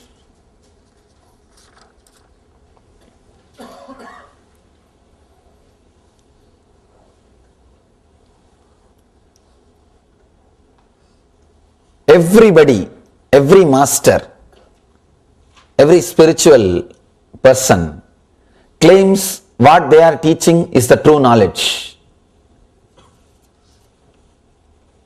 How to find out what we are hearing is the true knowledge?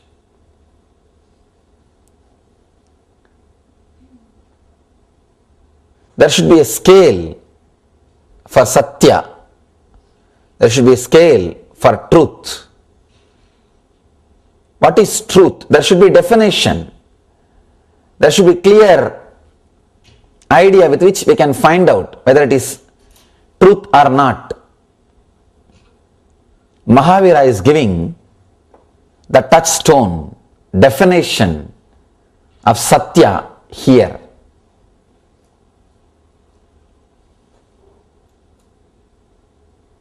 Today we are going to enter into the Satya Sutra. He is giving the techniques, methods to find out what you are listening is a true knowledge or not. Through these beautiful sutras, before entering into the Mahavira Sutras, I wanted to discuss few things about this truth so that you will understand the greatness of Mahavira's words. See, one beautiful thing is Mahavira has lived Kshatriya life, the life of a king. To tell you honestly, if somebody has renounced the life of a king, he has seen the truth in reality.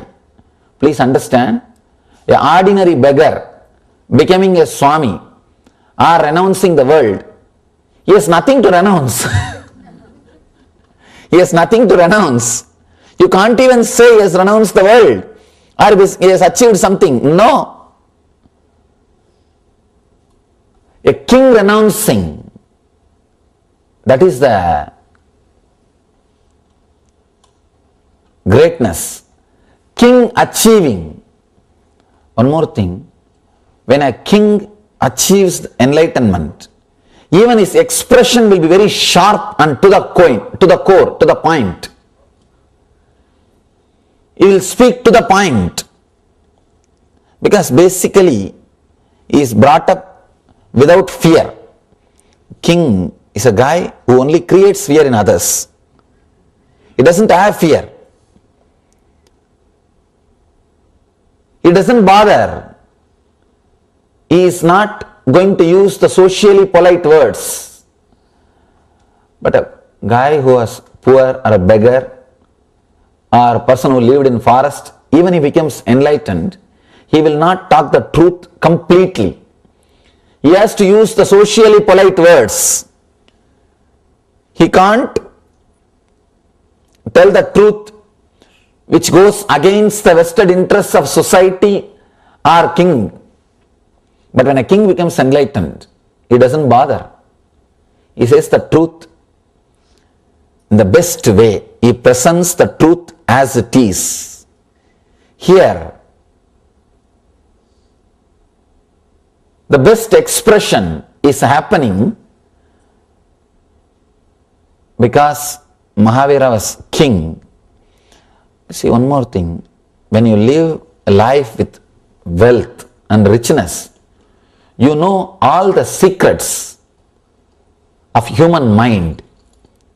Understand? Wealth gathers around you only when you know the secrets of human mind. How to handle human beings who are coming in front of you. Only a person who knows the basic secrets of human mind will acquire wealth, will become a leader. Only he can be a leader. Here Mahavira lived the life of a leader and expressing the truth of enlightenment. Very rare combination. very rare combination. There are many different expressions by different masters. One, the person who was a beggar or who has never seen the world, just lived a life in forest and did meditation, became enlightened. His enlightenment will be the same, but his expression will not be sharp because his constitution or his mind, his inner software is not created based on fearlessness. One more thing, even after enlightenment, when you settle into the body, when you want to teach, you use the same mental setup which you left. You may not have the greed and fear which that mental setup was having earlier before its enlightenment, but the setup will be the same. The software programming will be the same. Understand? This is an important revelation which you need to understand. Only then you will be able to appreciate the greatness of Mahavira's expression. If a beggar becomes enlightened, he may not have the fear or greed which he had before enlightenment, but the mental setup of living without possessing anything, or the mental setup of living by begging will be the same. So he has to use that mental setup only to teach, to relate with the world. Understand? The mental setup which you created after enlightenment also, you use the same mental setup. Only one difference, after enlightenment, if you want you can use, otherwise you can drop. You may have that freedom, but the mental setup, the software itself will be same. Here, Mahavira is having the best software to express enlightenment. The fearless leader software, through which he can see the depth and express it. That one thing what I expressed, that people who did not have anything, renounced the life, became enlightened. There are so many millions of examples I can give for this. Second, people who became enlightened but did not renounce after enlightenment. Example, Krishna, Janaka, all these great masters, they lived as kings, became enlightened, but they continued to live as kings. This is a second kind of a mental setup. One more thing, in this the difficulty is, they will express the truth with a clear software, with more clarity, better than the first group. Better than the first group, example is all rishis who lived in forest and became enlightened. They have never seen the world. So that is the first group. The second group, who lived as kings, became enlightened, but again continued to be as kings. Here the big problem is, their teachings is interpreted, experienced, understood by the people who have vested interests. Understand? When you are talking to your ministers, even if they don't understand, they have to listen. But Mahavir has no captive audience. Mahavir is not talking to captive audience. When Krishna is speaking to his ministers, when he is teaching to Arjuna, practically they are captive audience. Even if Arjuna doesn't want, he can't escape from Krishna. He has to listen because he is receiving some service from Krishna. When your boss makes some joke, you have to laugh. You can't do anything about it. You have to. Same way, when Janak is teaching, his whole court has to listen. They are captive audience. So, the person who is listening, whether he agrees or not, he has to listen. So, complete truth expression is not possible. It's not possible. I don't sit with my ashramites and take these spiritual classes, I give them only the instructions what to do. They ask me, what is this, Swamiji? You are not sitting and talking to us like this Shiva Sutras or Jain Sutras and all these sutras. I tell them, you guys are captive audiences. Whatever I talk, you have to listen, no other way. That way, truth can never be expressed. Truth cannot be expressed to a person who is bound to listen. Truth can be expressed only to a person who has got the freedom to doubt and question. Who has got the freedom to doubt. See, you have a freedom, you can doubt me. And you have a freedom, you can put a question. You have a freedom to go out. Only to you, truth can be delivered. Truth can be delivered in its purest form only to a person who is not receiving anything else from a master.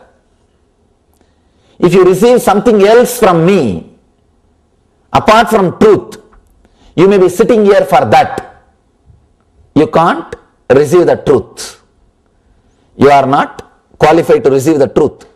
Here, the whole thing, if you see, has come in a beautiful way. Mahavira is the ultimate category. Was king who became enlightened and renounced the kingdom. He is teaching sitting on the platform as Satya. Only one thing is holding him, Satya. He doesn't have the title. He doesn't have any other title like a king. No. He is heard by the people just because he is enlightened. See, after enlightenment, if you are sitting on the throne of a king, people may hear you because you are king. You don't know what for he is sitting. You don't know why he is listening. You can't say people are sitting just because you are enlightened. They may be sitting because you are a king. There may be some other reason for you to sit. In India, during all our rituals, means the homas, yajnas, yaga, we give free food. But I never give free food during meditation programs. Because people may be sitting for food. I will not know whether they are sitting there to listen meditation or enlightenment or for food. I tell them give free food during yaga, during rituals, not during meditation. It is a disrespect to meditation. I don't want that. There should not be anything else associated with the spiritual truth. No. If you associate anything else with the spiritual truth, the possibility is there, the truth will not be heard properly. It will not be received properly. Here, Mahavir is talking to people who are not bound to him in any way. Who are not bound to him in any way. Seekers. One more thing. Seekers are the most dangerous people. Because you can't bind them. You can't bind them. And there is nothing which can bind them. You can bind them only by love and gratitude. So you can't even use the word binding. It can't be even a bondage. You can keep them together only based on love and gratitude. Here he is talking to a community of seekers who are not receiving anything else from him but truth. They are not there for anything else except truth. And he is not carrying any title. He has renounced all the titles. So nobody is sitting in front of him because he has got some title. Because he is a king of some place or he is somebody. No. People are sitting in front of him just to listen to the truth. He is a pure being without any personality, without any title. See, the word pasana comes from a Greek root. In those days, the drama actors, they will use masks. That mask only is called persona. Personality means the mask which you are using. Janak has got mask. He is a king. Ashtavakra has to listen to him. No other way. Or the Sugabrahma. Sorry, not Ashtavakra. Ashtavakra actually taught Janaka. Sugabrahma came to listen from Janaka. Sugabrahma has to listen because Janaka is a king. Sugabrahma is a captive audience. He is captured. He has to. Whenever a king speaks, you can't tell anything. But here with Mahavir, there is no other relationship except the master and seeker. The purity of relationship is important to maintain the purity of the teaching, purity of the truth. And one more thing,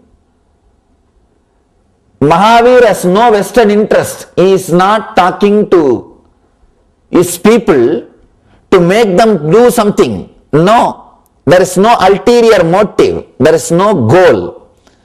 Whatever is said and done, Krishna has got a motive to deliver Gita. All he needs is Arjuna has to fight now. So he has to talk. He has to express the truth in such a way that Arjuna will start fighting. There is an ulterior motive. And not only that, Krishna is running a community. He is running a kingdom. So naturally, his words has to be heard. So the purity of relationship is not there. One more thing, Arjuna was thinking himself as a friend. That's why in Gita he says, Krishna, forgive me. I thought you are my friend. Hey Krishna, hey Yadava, hey Shaketi. I called you as Yadava by your community name. I called you as my friend because he was thinking as a friend. So the purity of relationship is not there. You can't deliver a truth to your friend. You can deliver a truth only to a seeker. Here, the best mental setup, best software, and the greatest enlightenment, greatest experience of enlightenment, and right persons with the right attitude sitting in front of Mahavir. So the best truth is being delivered. True knowledge is coming out. He is giving us the scale. He is teaching us what is Satya and how to find out whether something is truth or not. One more thing, even Patanjali, the greatest scientist of the inner world, says Apta Pramana, the words of an enlightened beings can be accepted as a truth. So that can be considered as a scale. If an enlightened being says, you can take it for granted, it is truth. But Mahavir says no. He doesn't even want to say that anything told by an enlightened being is truth. No. Because who knows whether somebody is enlightened or not? God doesn't give certificate. What to do? We don't have a certificate. So Mahavir goes a step further. He is not accepting Apta Pramana. He is not accepting Vedas are the ultimate truth. No. Apta Pramana is not accepted in Buddhism and in Jainism. Both religions, Apta Pramana is not accepted. Apta Pramana means the words of the enlightened ones. No. They say everything should be scrutinized. There is no such thing as Apta Pramana. There is no such thing as words of the enlightened beings. No. Everything has to be scanned. Everything has to be analyzed. He is giving beautiful teachings to find out what is truth and which is true knowledge. One more thing, please understand, this true knowledge, this is like a touchstone. If you use the sutras and analyze all your decisions which runs your life, all your ideas which is base for your life, you will achieve Satya. Lord so says, if you are established in truth, you don't have to do any spiritual practice. If you understand this one sutra and redefine all your decisions, ideas, concepts about your life, you don't need to practice any spiritual discipline. You are enlightened this moment. All you need to do is redefine all your ideas. See, there are only few pillars on which your life is standing. Your life is established. Your desires, your idea about yourself, means positioning yourself. How you position yourself in the inner world. Understand, I am not talking about how you position yourself in the outer world. That all of you know it's not worthy. Not only that, it's a pure lies. All of you know whatever you may talk about yourself to others, but you don't believe that. You may make others to believe. You really don't believe. Just look inside. You can laugh at yourself. I always tell people, really, when you sit alone and start thinking what all you project as you, actually if you really believe what all you project as you, by now you would have become enlightened. Because Ramakrishna says, Man Muk Ek Karo, means the mind and the words, if you make it as one, you are enlightened. If you believe what you speak about you, you are enlightened. Actually, whatever you speak about you, start believing that in a strong way is also a spiritual practice. Whatever you are talking about you, I am this, I am that, you don't know me, all those things you start believing. But the difficulty is you won't believe, that's the problem. When you try to believe also, your mind will tell, you can talk all these things to others, not to me. If at all people come to me, many times I have seen, they come to me and they just wanted to throw their weight to impress me. And they come and tell me, you know, I am this, I am doing that, I do so many philanthropical activities, I do this, I do that, I have so much wealth and I give so much and all those things. At the end of the conversation, I ask them only one thing. Sir, do you really believe now whatever you said? They say, what? Yes, we do believe, that's why we are talking to you. I tell them, do this only one thing as a spiritual practice. Go back. Now whatever you told me, write it down. Again and again, help yourself to believe that. That's enough. Either you should tune your mind to your walk, or you should tune your walk to your mind. Either you should tune your words to your mind, or tune your mind to your words. Some one thing, all Ramakrishna says is, let your word and mind be tuned. You can do anything. Either talk only what you believe as you, or believe what you talk as you, what you talk about you. Then you won't have pus, you won't have cancer. The gap between the words and what you believe, that space is what I call cancer or depression. If you are carrying a depression in you, be very clear, you have that gap between your words and your being, between your words and what you believe. If you can remove that gap, you will not have the tumor which I call depression. See, any person who does not have depression is enlightened. If you are not enlightened, be very clear, you carry depression. The gap between your word and what you believe as you. The other day, one of our devotees was telling me, another one devotee who saw this latest movie, secret movie, he came and told him, I became enlightened from today.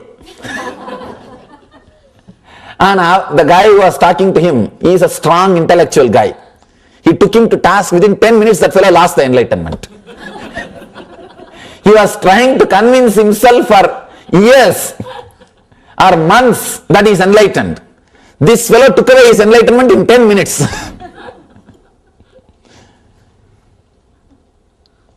He is only telling others he is enlightened. He himself is not able to believe. Because anybody can come and talk to you and in 10 minutes you lose your enlightenment. Then what kind of enlightenment? Either you should have courage to really believe what you are talking, or talk only what you believe. See, one thing, important thing, this is an important truth which you should know. Sometime you may radiate enlightenment without even knowing the word enlightenment. I have seen in Himalayas, there was a great Mahatma, one Naga Baba. Naga Baba means doesn't wear clothes. I had the fortune to be at his feet for 6 months. I was blessed, fortunate enough to be at his feet. He will always be smoking ganja. What do you call? Marijuana. Huh? You may think that how can a person who is smoking ganja be enlightened? That's what I also thought. When I went to serve him, you see, traditionally you are supposed to serve elderly sadhus to achieve enlightenment. So before my enlightenment, I was serving. Wherever I see some elderly sadhu, I will go and sit at his feet. I will give them whatever food I can collect and give, beg and give, and wash their vessels, and whatever little help, small help I can do, I used to do. One thing I was surprised, I have never seen him eating, no food and no water, except ganja, nothing else. I was shocked. But such a pleasing person, I don't have any word. When you go and sit around him, you will feel so beautiful. And you will feel like sitting around him because he was so innocent. He is not even aware he is innocent. He is not even aware he is innocent. I have never seen him wearing any clothes. He is a Avaduta, Naga, no clothes. And he is not even bothered. He is not bothered about anything around the world, anything which is happening around him in the world. He is just in a high state of samadhi. One day I asked him, Baba, you are such a great person, why are you smoking ganja? And don't you think it is an immoral thing? And people will start smoking, seeing you. And already they are doing. They want only some reference. They want only some reference. And especially a person with a reverence, if he becomes a reference, then you can do anything. I asked him. He said that beautiful word. Fool, you think that a big elephant can be tied inside a small hut? I can't live inside the body without any desire. So I have to just dull myself. Understand? When he said, I saw the authenticity. The other guy also, one more guy came and spoke to me. He said, Swamiji, I am also smoking to put me inside the body. I told him, do whatever that Naga Baba is doing, then do this also. He doesn't wear clothes, he doesn't eat, he doesn't drink. You also do all those things. Then do these things. Then you can justify. You can't just do whatever you want unless it becomes your experience. One important thing I saw in him, when he was telling that I had to dull myself, it was an authentic truth. His mind and his words were in one line. Not only that, when you live around him, you realize he is established in Satya. He is established in truth, not for any vested interests. See, if somebody doesn't eat or smoke, if somebody doesn't eat or drink, they would have made a big business out of that power. But I have never seen him making big fuss about it. If people ask him, why you don't eat, Baba? He says, who will get up and go and cook and eat? Forget about it. He will not even show that it is a big power. You won't even see that ego, that he lives without food and water. No. When you are really established in truth, you will not be aware of your own powers. You will only radiate, but you will not know those words. I asked him, what is Atmajnana? He does not even know that word, but he is an Atmajnani. What to do? He is radiating Atmajnana. He is radiating enlightenment, but he doesn't know the word. And he said, I am fortunate I did not learn about Brahman. I achieved Brahmajnana because I did not learn those words. Same way Ramana Maharshi. When people ask him, what is the Brahmajnana, what is the Atmajnana? He said, I am fortunate I did not learn those words before my enlightenment. Because learning some words may postpone your enlightenment. Sometimes learning too many words will postpone your enlightenment. I always tell people, never read any book which is written by an unenlightened person. Don't read anything which is written by an unenlightened person. No. Because you may create words which will stop your enlightenment. You will create a negative software which is not supporting the enlightenment process.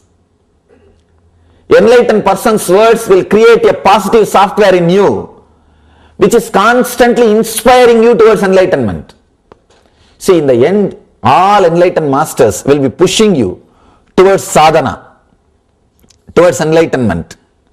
One of the Ramakrishna's disciples, his name is Brahmananda. He says, if you read Ramakrishna's words, there is a beautiful book called Katamrita, Sri Ramakrishna Katamrita, we call in English Gospel of Sri Ramakrishna.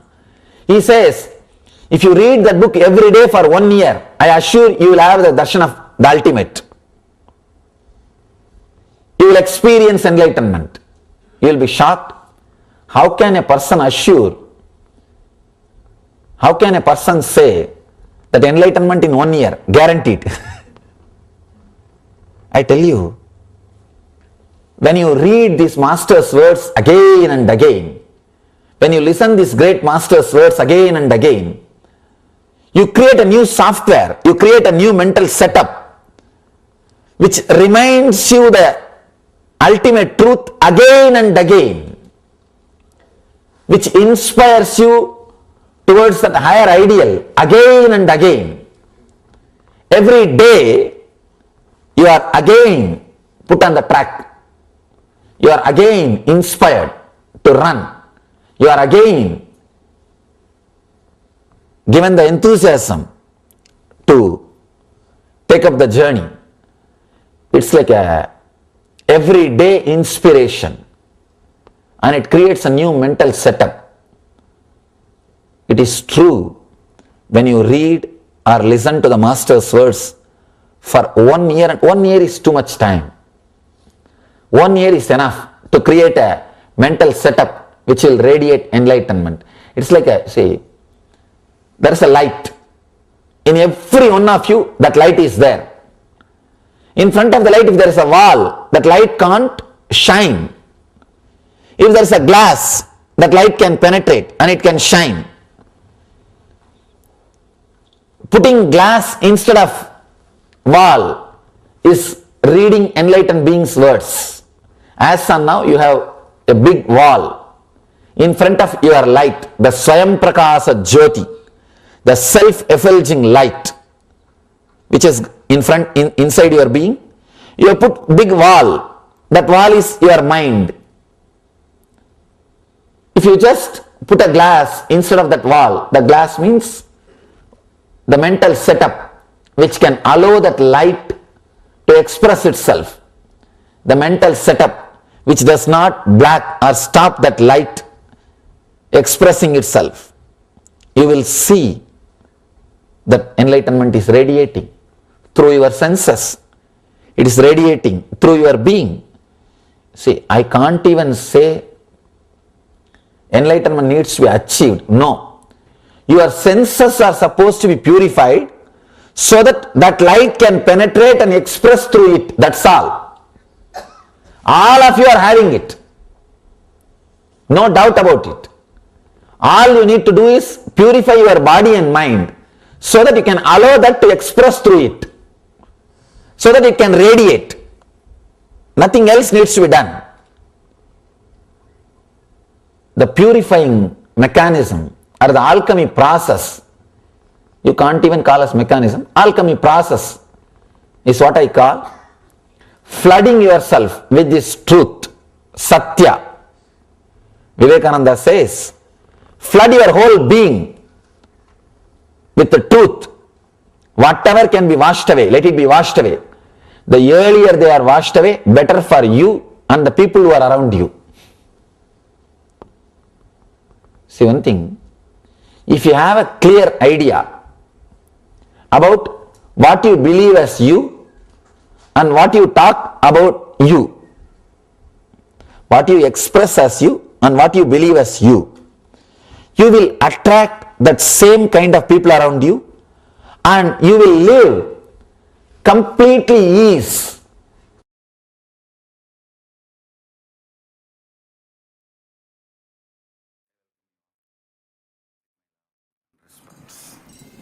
Let you all open all your three eyes. Om Nityananda Paramashivoham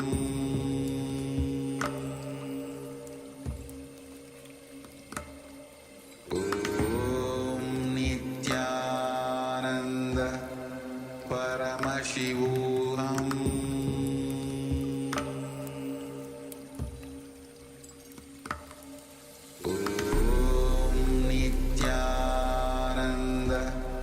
Paramashivoham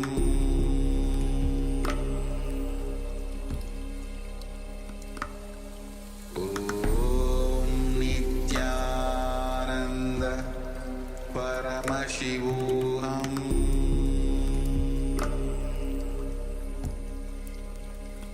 Om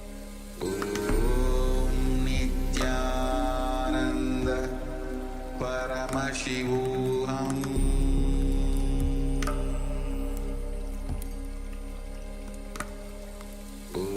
Om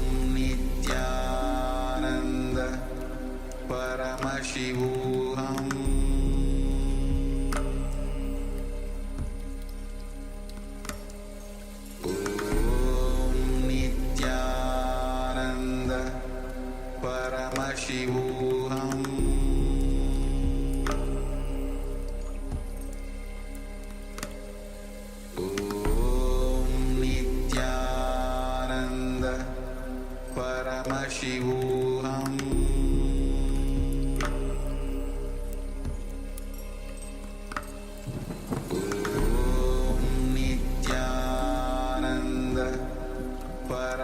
Paramashivoham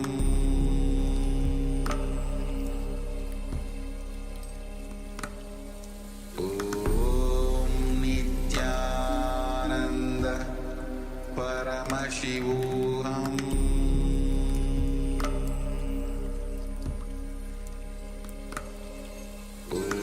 Om Nityananda Paramashivoham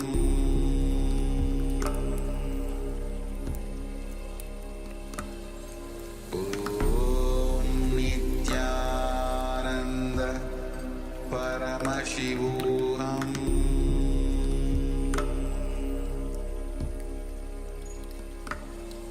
Om Nityananda Paramashivoham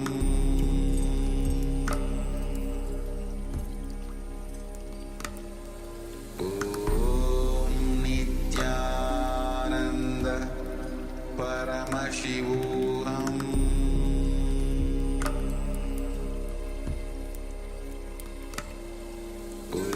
Om Nityananda Paramashivoham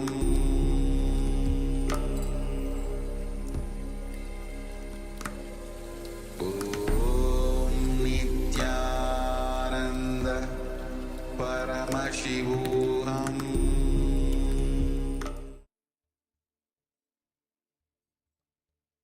Yes, Nitan, all of you. So intensity, some say that difference between for you to get enlightened, what you don't need to achieve it because enlightenment is already there. What we need to do is cleanse our body and mind. That's all. When we are able to cleanse our body and mind, simply enlightenment will radiate through us. And Swamiji gives us so much importance to intensity.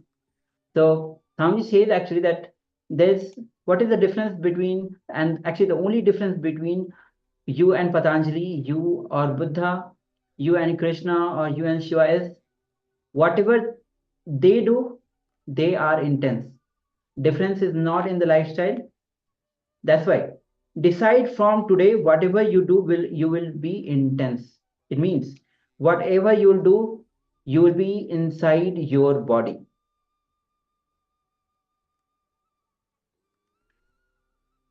Yes. So how a child feels connected to their mother, yearns for the mother, the strong yearning for the mother, and the third, how you feel connected to your beloved when you are in love. When you are in love, whatever you may be doing, the undercurrent, you will just feel that constant feeling, memory of him or her feeling you. When you are in love, the constant undercurrent will be there feeling you, overflowing in you. That intensity that is overflowing. If you can be directed towards the fulfillment of enlightenment, suddenly you will see you are awakened. So intensity is the ultimate truth. All right. So to bring intensity, we'll be entering into the meditation. So prepare yourself. If you are wearing spectacles, please remove it. We'll be entering into the Shanmukhi Mudra. So Shanmukhi Mudra, as you might be knowing, placing, covering, or basically covering all your 5 senses with the fingers. So if you are wearing spectacles, please remove it. Yes, so we did the same exercise yesterday for intensity. So today also, it's important to understand the importance of intensity. And Swamiji says intensity is the key. Intensity is all you need. It's more important than enlightenment itself, because with intensity, you can reach enlightenment. With intensity in everything you do, you can reach enlightenment. All right. So once you have removed your spectacles, you can find a comfortable seated posture. Either you can sit, it's best to sit on the ground with cross-legged. And if you're not able to sit on the ground, take the chair. But make sure that your head, neck, spine is in the straight line. Now, next thing you'll be bring your hands or 10 fingers just in front of your face and place the just listen first. If you are no, that's great. If you are new to this Shanmukhi Mudra, then just have a listening. Close your short earlobes, the short earlobes as you can see here. Close the short earlobes with the thumb. So once you have done this, this is basically closing your ears. Then your index finger will be on both the eyes. You don't have to put pressure on that, little gentle pressure. That's it, very light pressure on the ear, on the eyes. Then your middle finger will be on the bridge of the nose.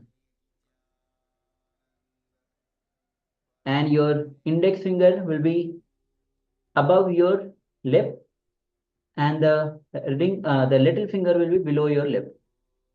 So this is the position of the fingers in Shamik Mudra. So with this position, we'll be entering into the meditation itself.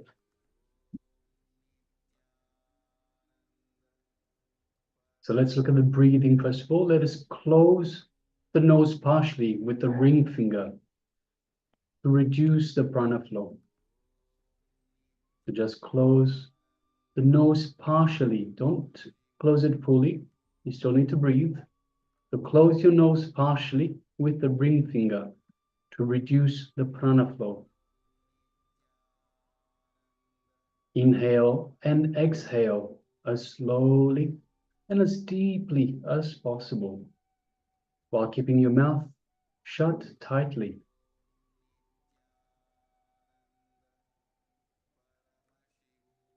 For visualization, visualize that both your eyeballs have become stones.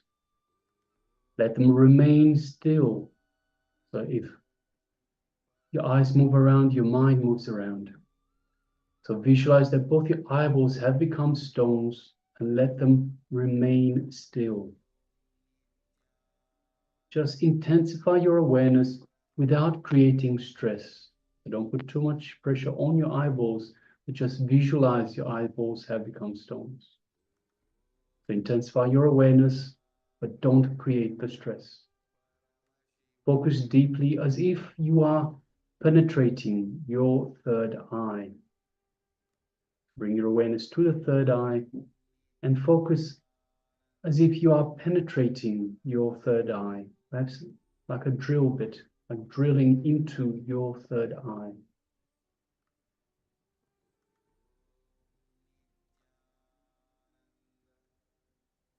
And let's maintain this position, allowing ourselves to relax into this meditation. Let us begin. So place your hands in the Shamik Mudra. Inhale, then close your nostril. Hold as comfortable as possible, then exhale. We'll be continuing this for 21 minutes. It's a very powerful, intense meditation. So let's begin this meditation.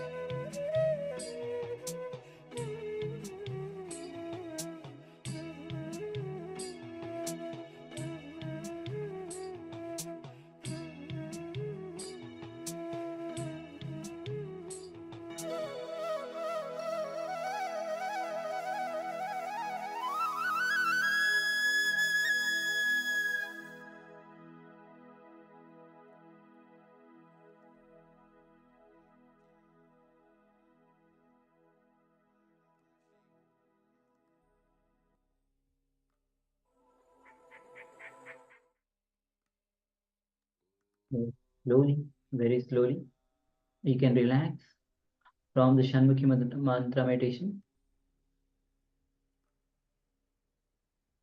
Yes, you can relax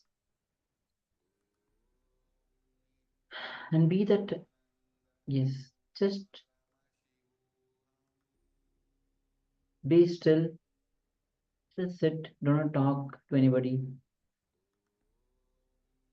just be in the space and let the energy that is created settle down for a moment.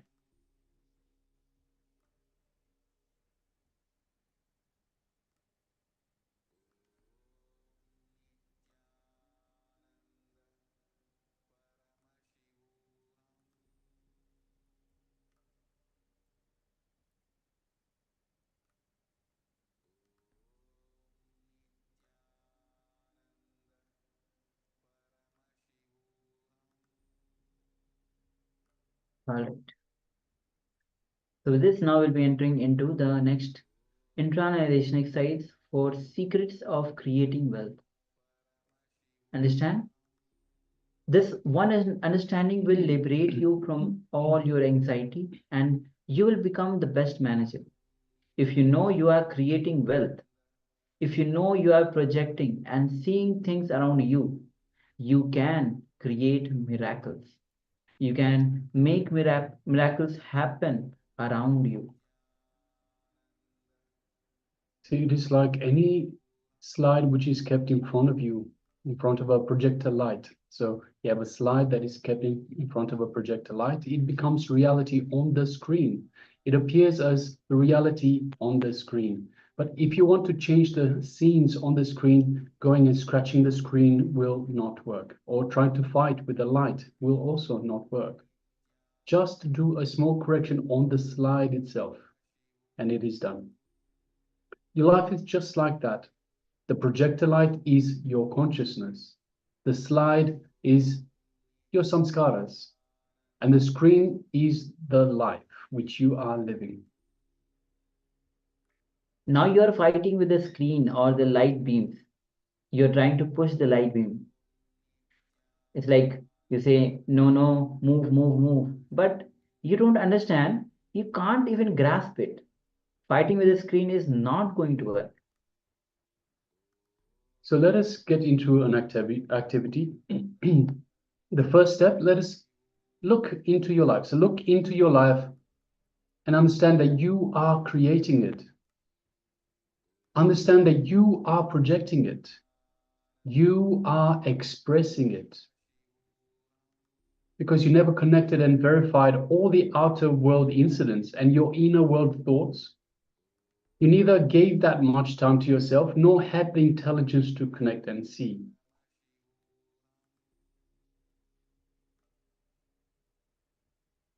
So once again, look into your life. You are creating it. You are projecting it. You are expressing it.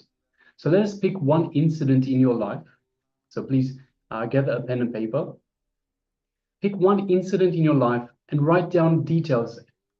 The smallest amount of the most detailed you can go. Go into as much detail as possible. Write down what happened and how you reacted.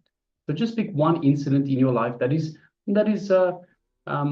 sticking out. That is first thing that you think about.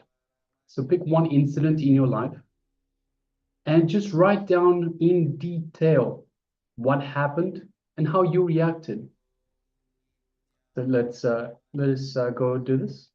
So requesting everyone, please make sure you have a pen and paper. So has everyone got a pen and paper?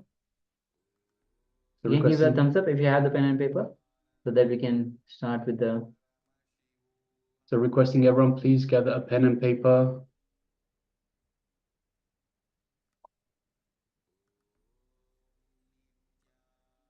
Ma letang, ma ko xiao lan, ma li yun. If you have the pen and paper, please let us know if you are ready to start this activity. Yes, Ma Li Yun, thank you, Ma.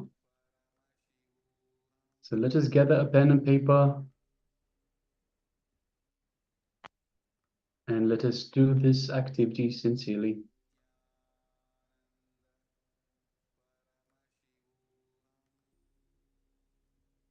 So let us start. Once you have the pen and paper, and once again, pick one incident in your life and write down in detail what happened in that incident and how you reacted. Write as much detail as possible. Go into as much detail as possible about the incident, what happened, and how you reacted. So everyone understands what needs to be done? Can you give me a thumbs up if you understand what needs to be done?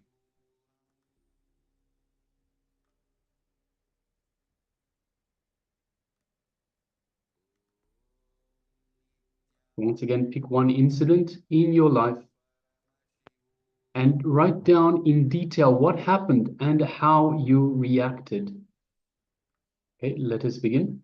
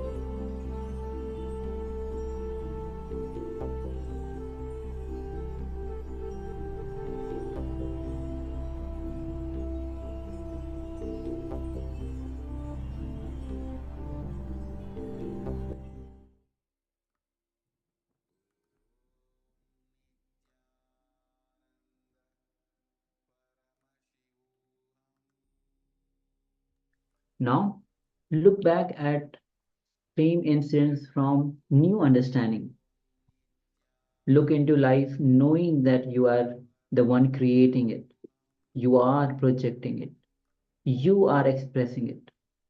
For example, your manager is waiting on taking your promotion forward, and in frustration, you reacted and started to gossip about the manager to your colleagues, which made the situation worse.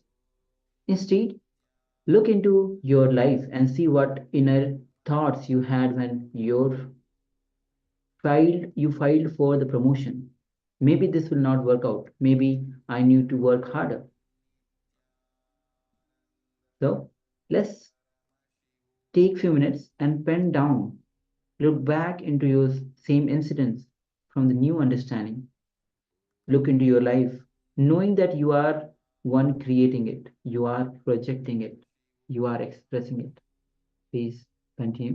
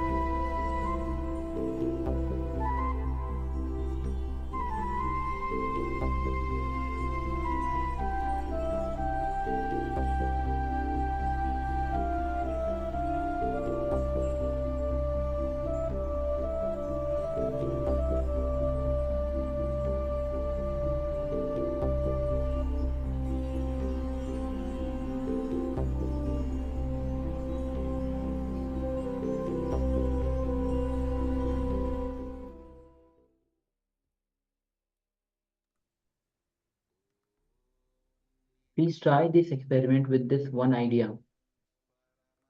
Till tomorrow evening, be continuously aware and see how many times you are failing. That's enough. You will learn what you need to learn.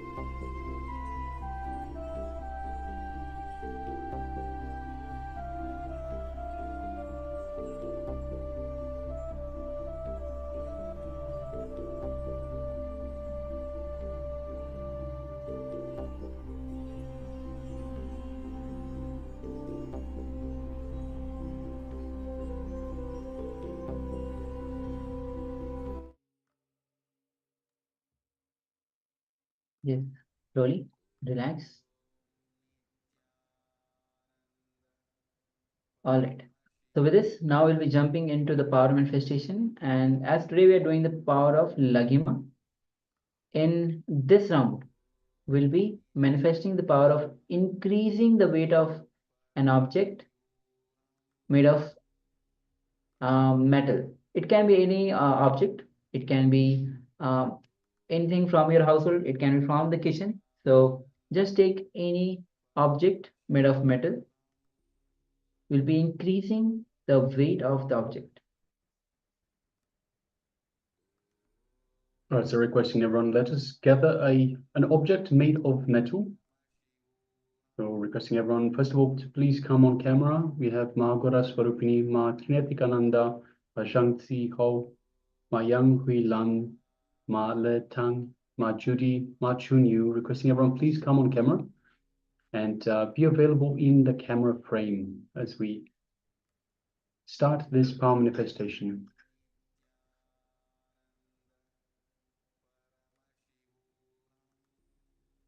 Once again, Ma Judy, Ma Chun Yu, Ma Le Tang, Ma Trinetikananda, Ma Yang Hui Lan, Ma Zhang Si Ho, Ma Gora Swarupini. If you could please all come on camera and be available in the camera frame.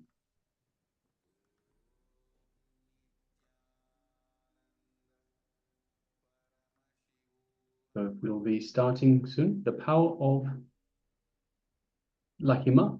This time we'll be increasing. In the previous round, we decreased the weight of an object. This time we will be increasing the weight of an object. So requesting everyone to please select a metal object. So, let's gather a metal object and we will be increasing the weight of the object. So after we select the metal object, request everyone to please take a base measurement of the weight of that object. So make sure you have means of measuring the weight. So if you have a scale, a kitchen scale, depending on the size of the object.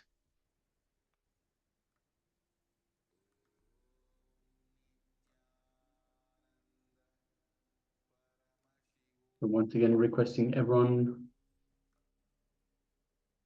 please gather a metal object that we will be increasing the weight of.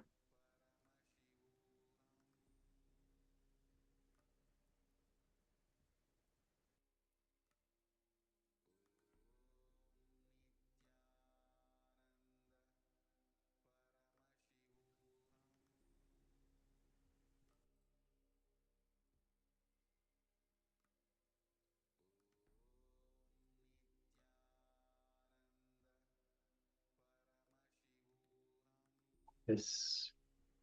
Nityananda Ma, Chao Yu Huang. Yes, Nityananda Ma, Nityananda. good to have you with us. So we're just about to start the power manifestation, power of reducing and increasing the weight of an object. In the previous round, we decreased the weight of the object. In this round, we will be increasing, so we're going the other way. So requesting everyone, please gather a metal object. So anything found in your kitchen, perhaps you could have a spoon, a fork, anything that is made of metal, perhaps a can opener, and we will be increasing the weight of the object, of the metal object. So requesting everyone, please gather the object and let us get ready for this power manifestation.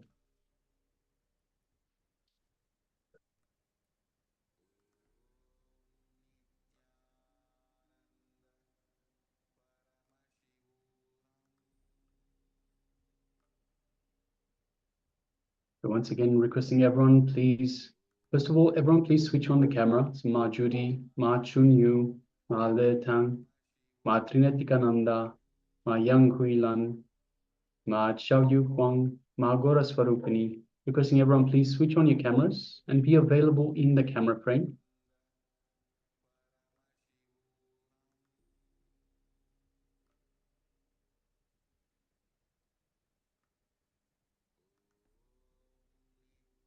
So is everyone ready for the power manifestation? Can I get a yes in the chat box?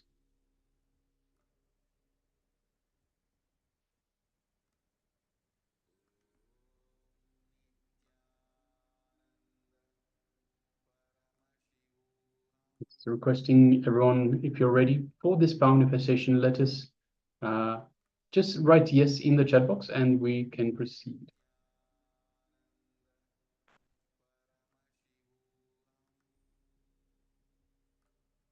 Do we have a translator in the room for the Chinese world?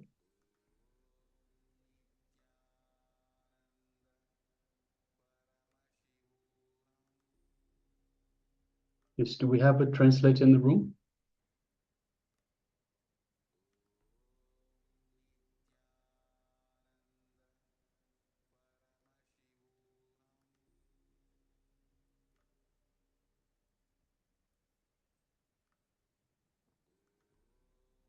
All right.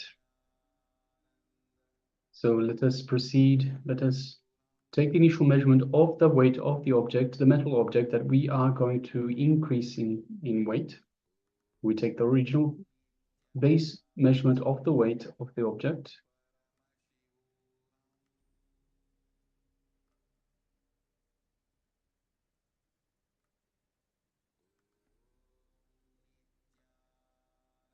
And now let us sit comfortably with the head, neck, and spine in a straight line. You can close your eyes.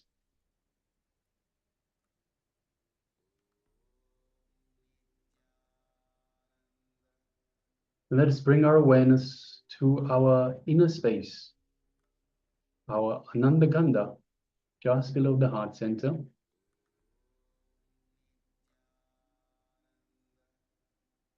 And let us remember Swamiji, the Supreme Pontiff of Hinduism, in our inner space. Remember the essence. Remember everything Swamiji is, represents, and means to you. Remember all of that in your inner space, your Anandagandha.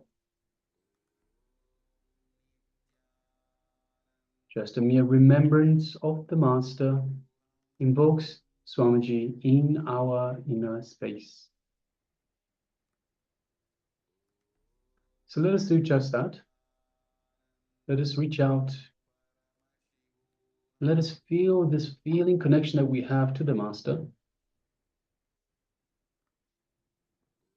This inner space is the space Swamiji has initiated us in to connect to Him, to connect to the Divine, and to be in oneness with Swamiji, with the Master and the Divine in our inner space.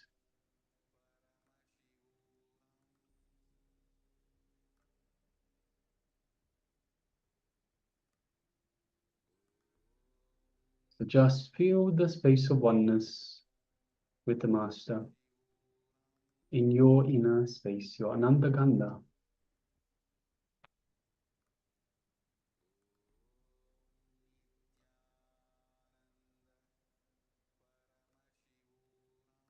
Now let us move our awareness just gently to the third eye, just between the eyebrows.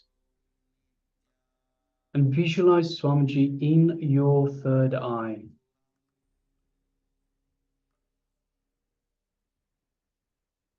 And gently gaze through the third eye, keeping the two physical eyes closed. We gaze through the third eye into Swamiji's third eye.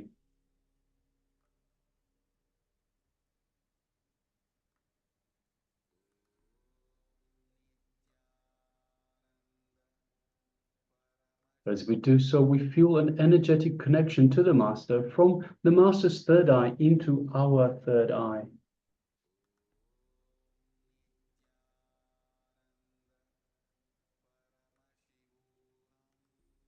We feel cord of energy. We feel a light build-up of energy in our third eye.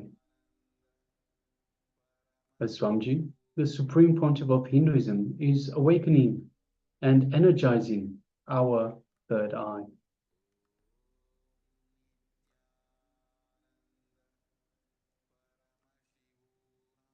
Now let us make a strong declaration, a strong conscious decision to increase the weight of the object, of the metal object in front of us. Strong decision, strong declaration. It's the only reality that is possible. The only reality that we are going to entertain. Nothing else is truth. Only our intention for the weight of the objects to increase in weight.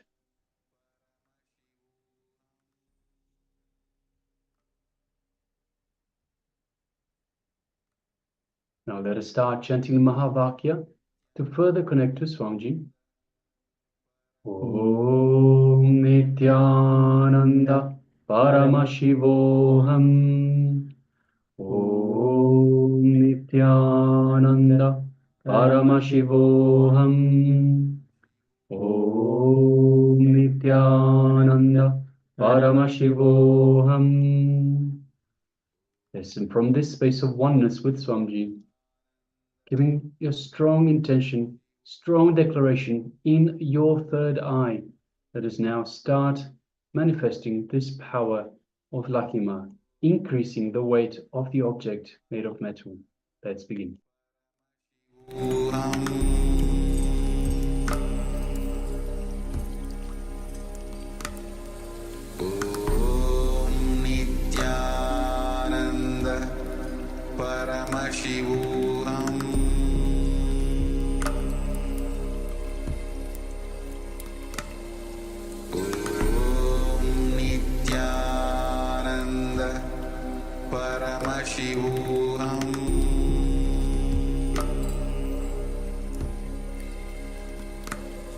Paramashivoham Om Nityananda Paramashivoham Om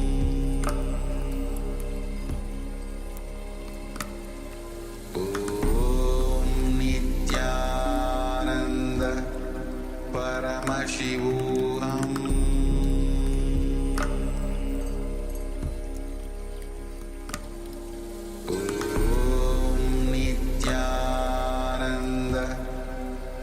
Paramashivoham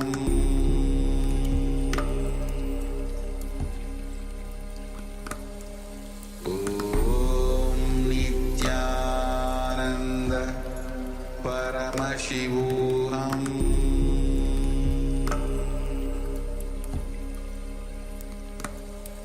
Om Nityananda Paramashivoham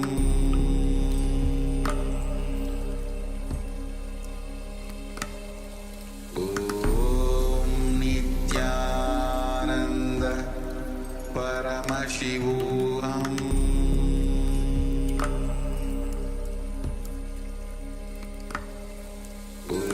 Om Nityananda Paramashivoham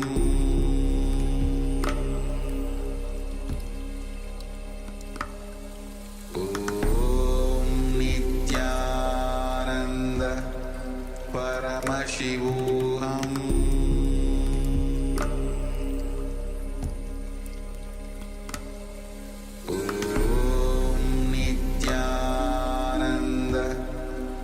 Paramashivoham Om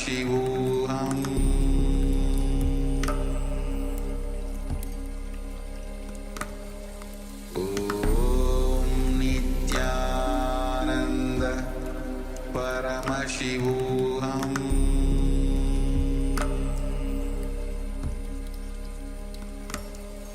Om Nityananda Paramashivoham Paramashivoham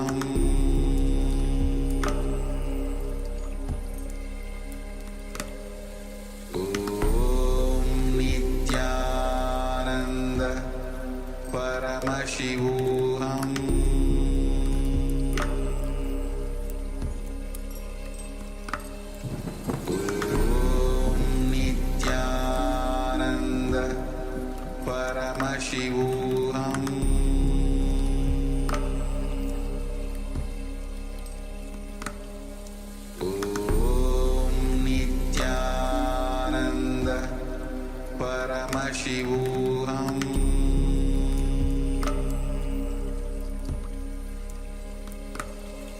Om Nityananda Paramashivoham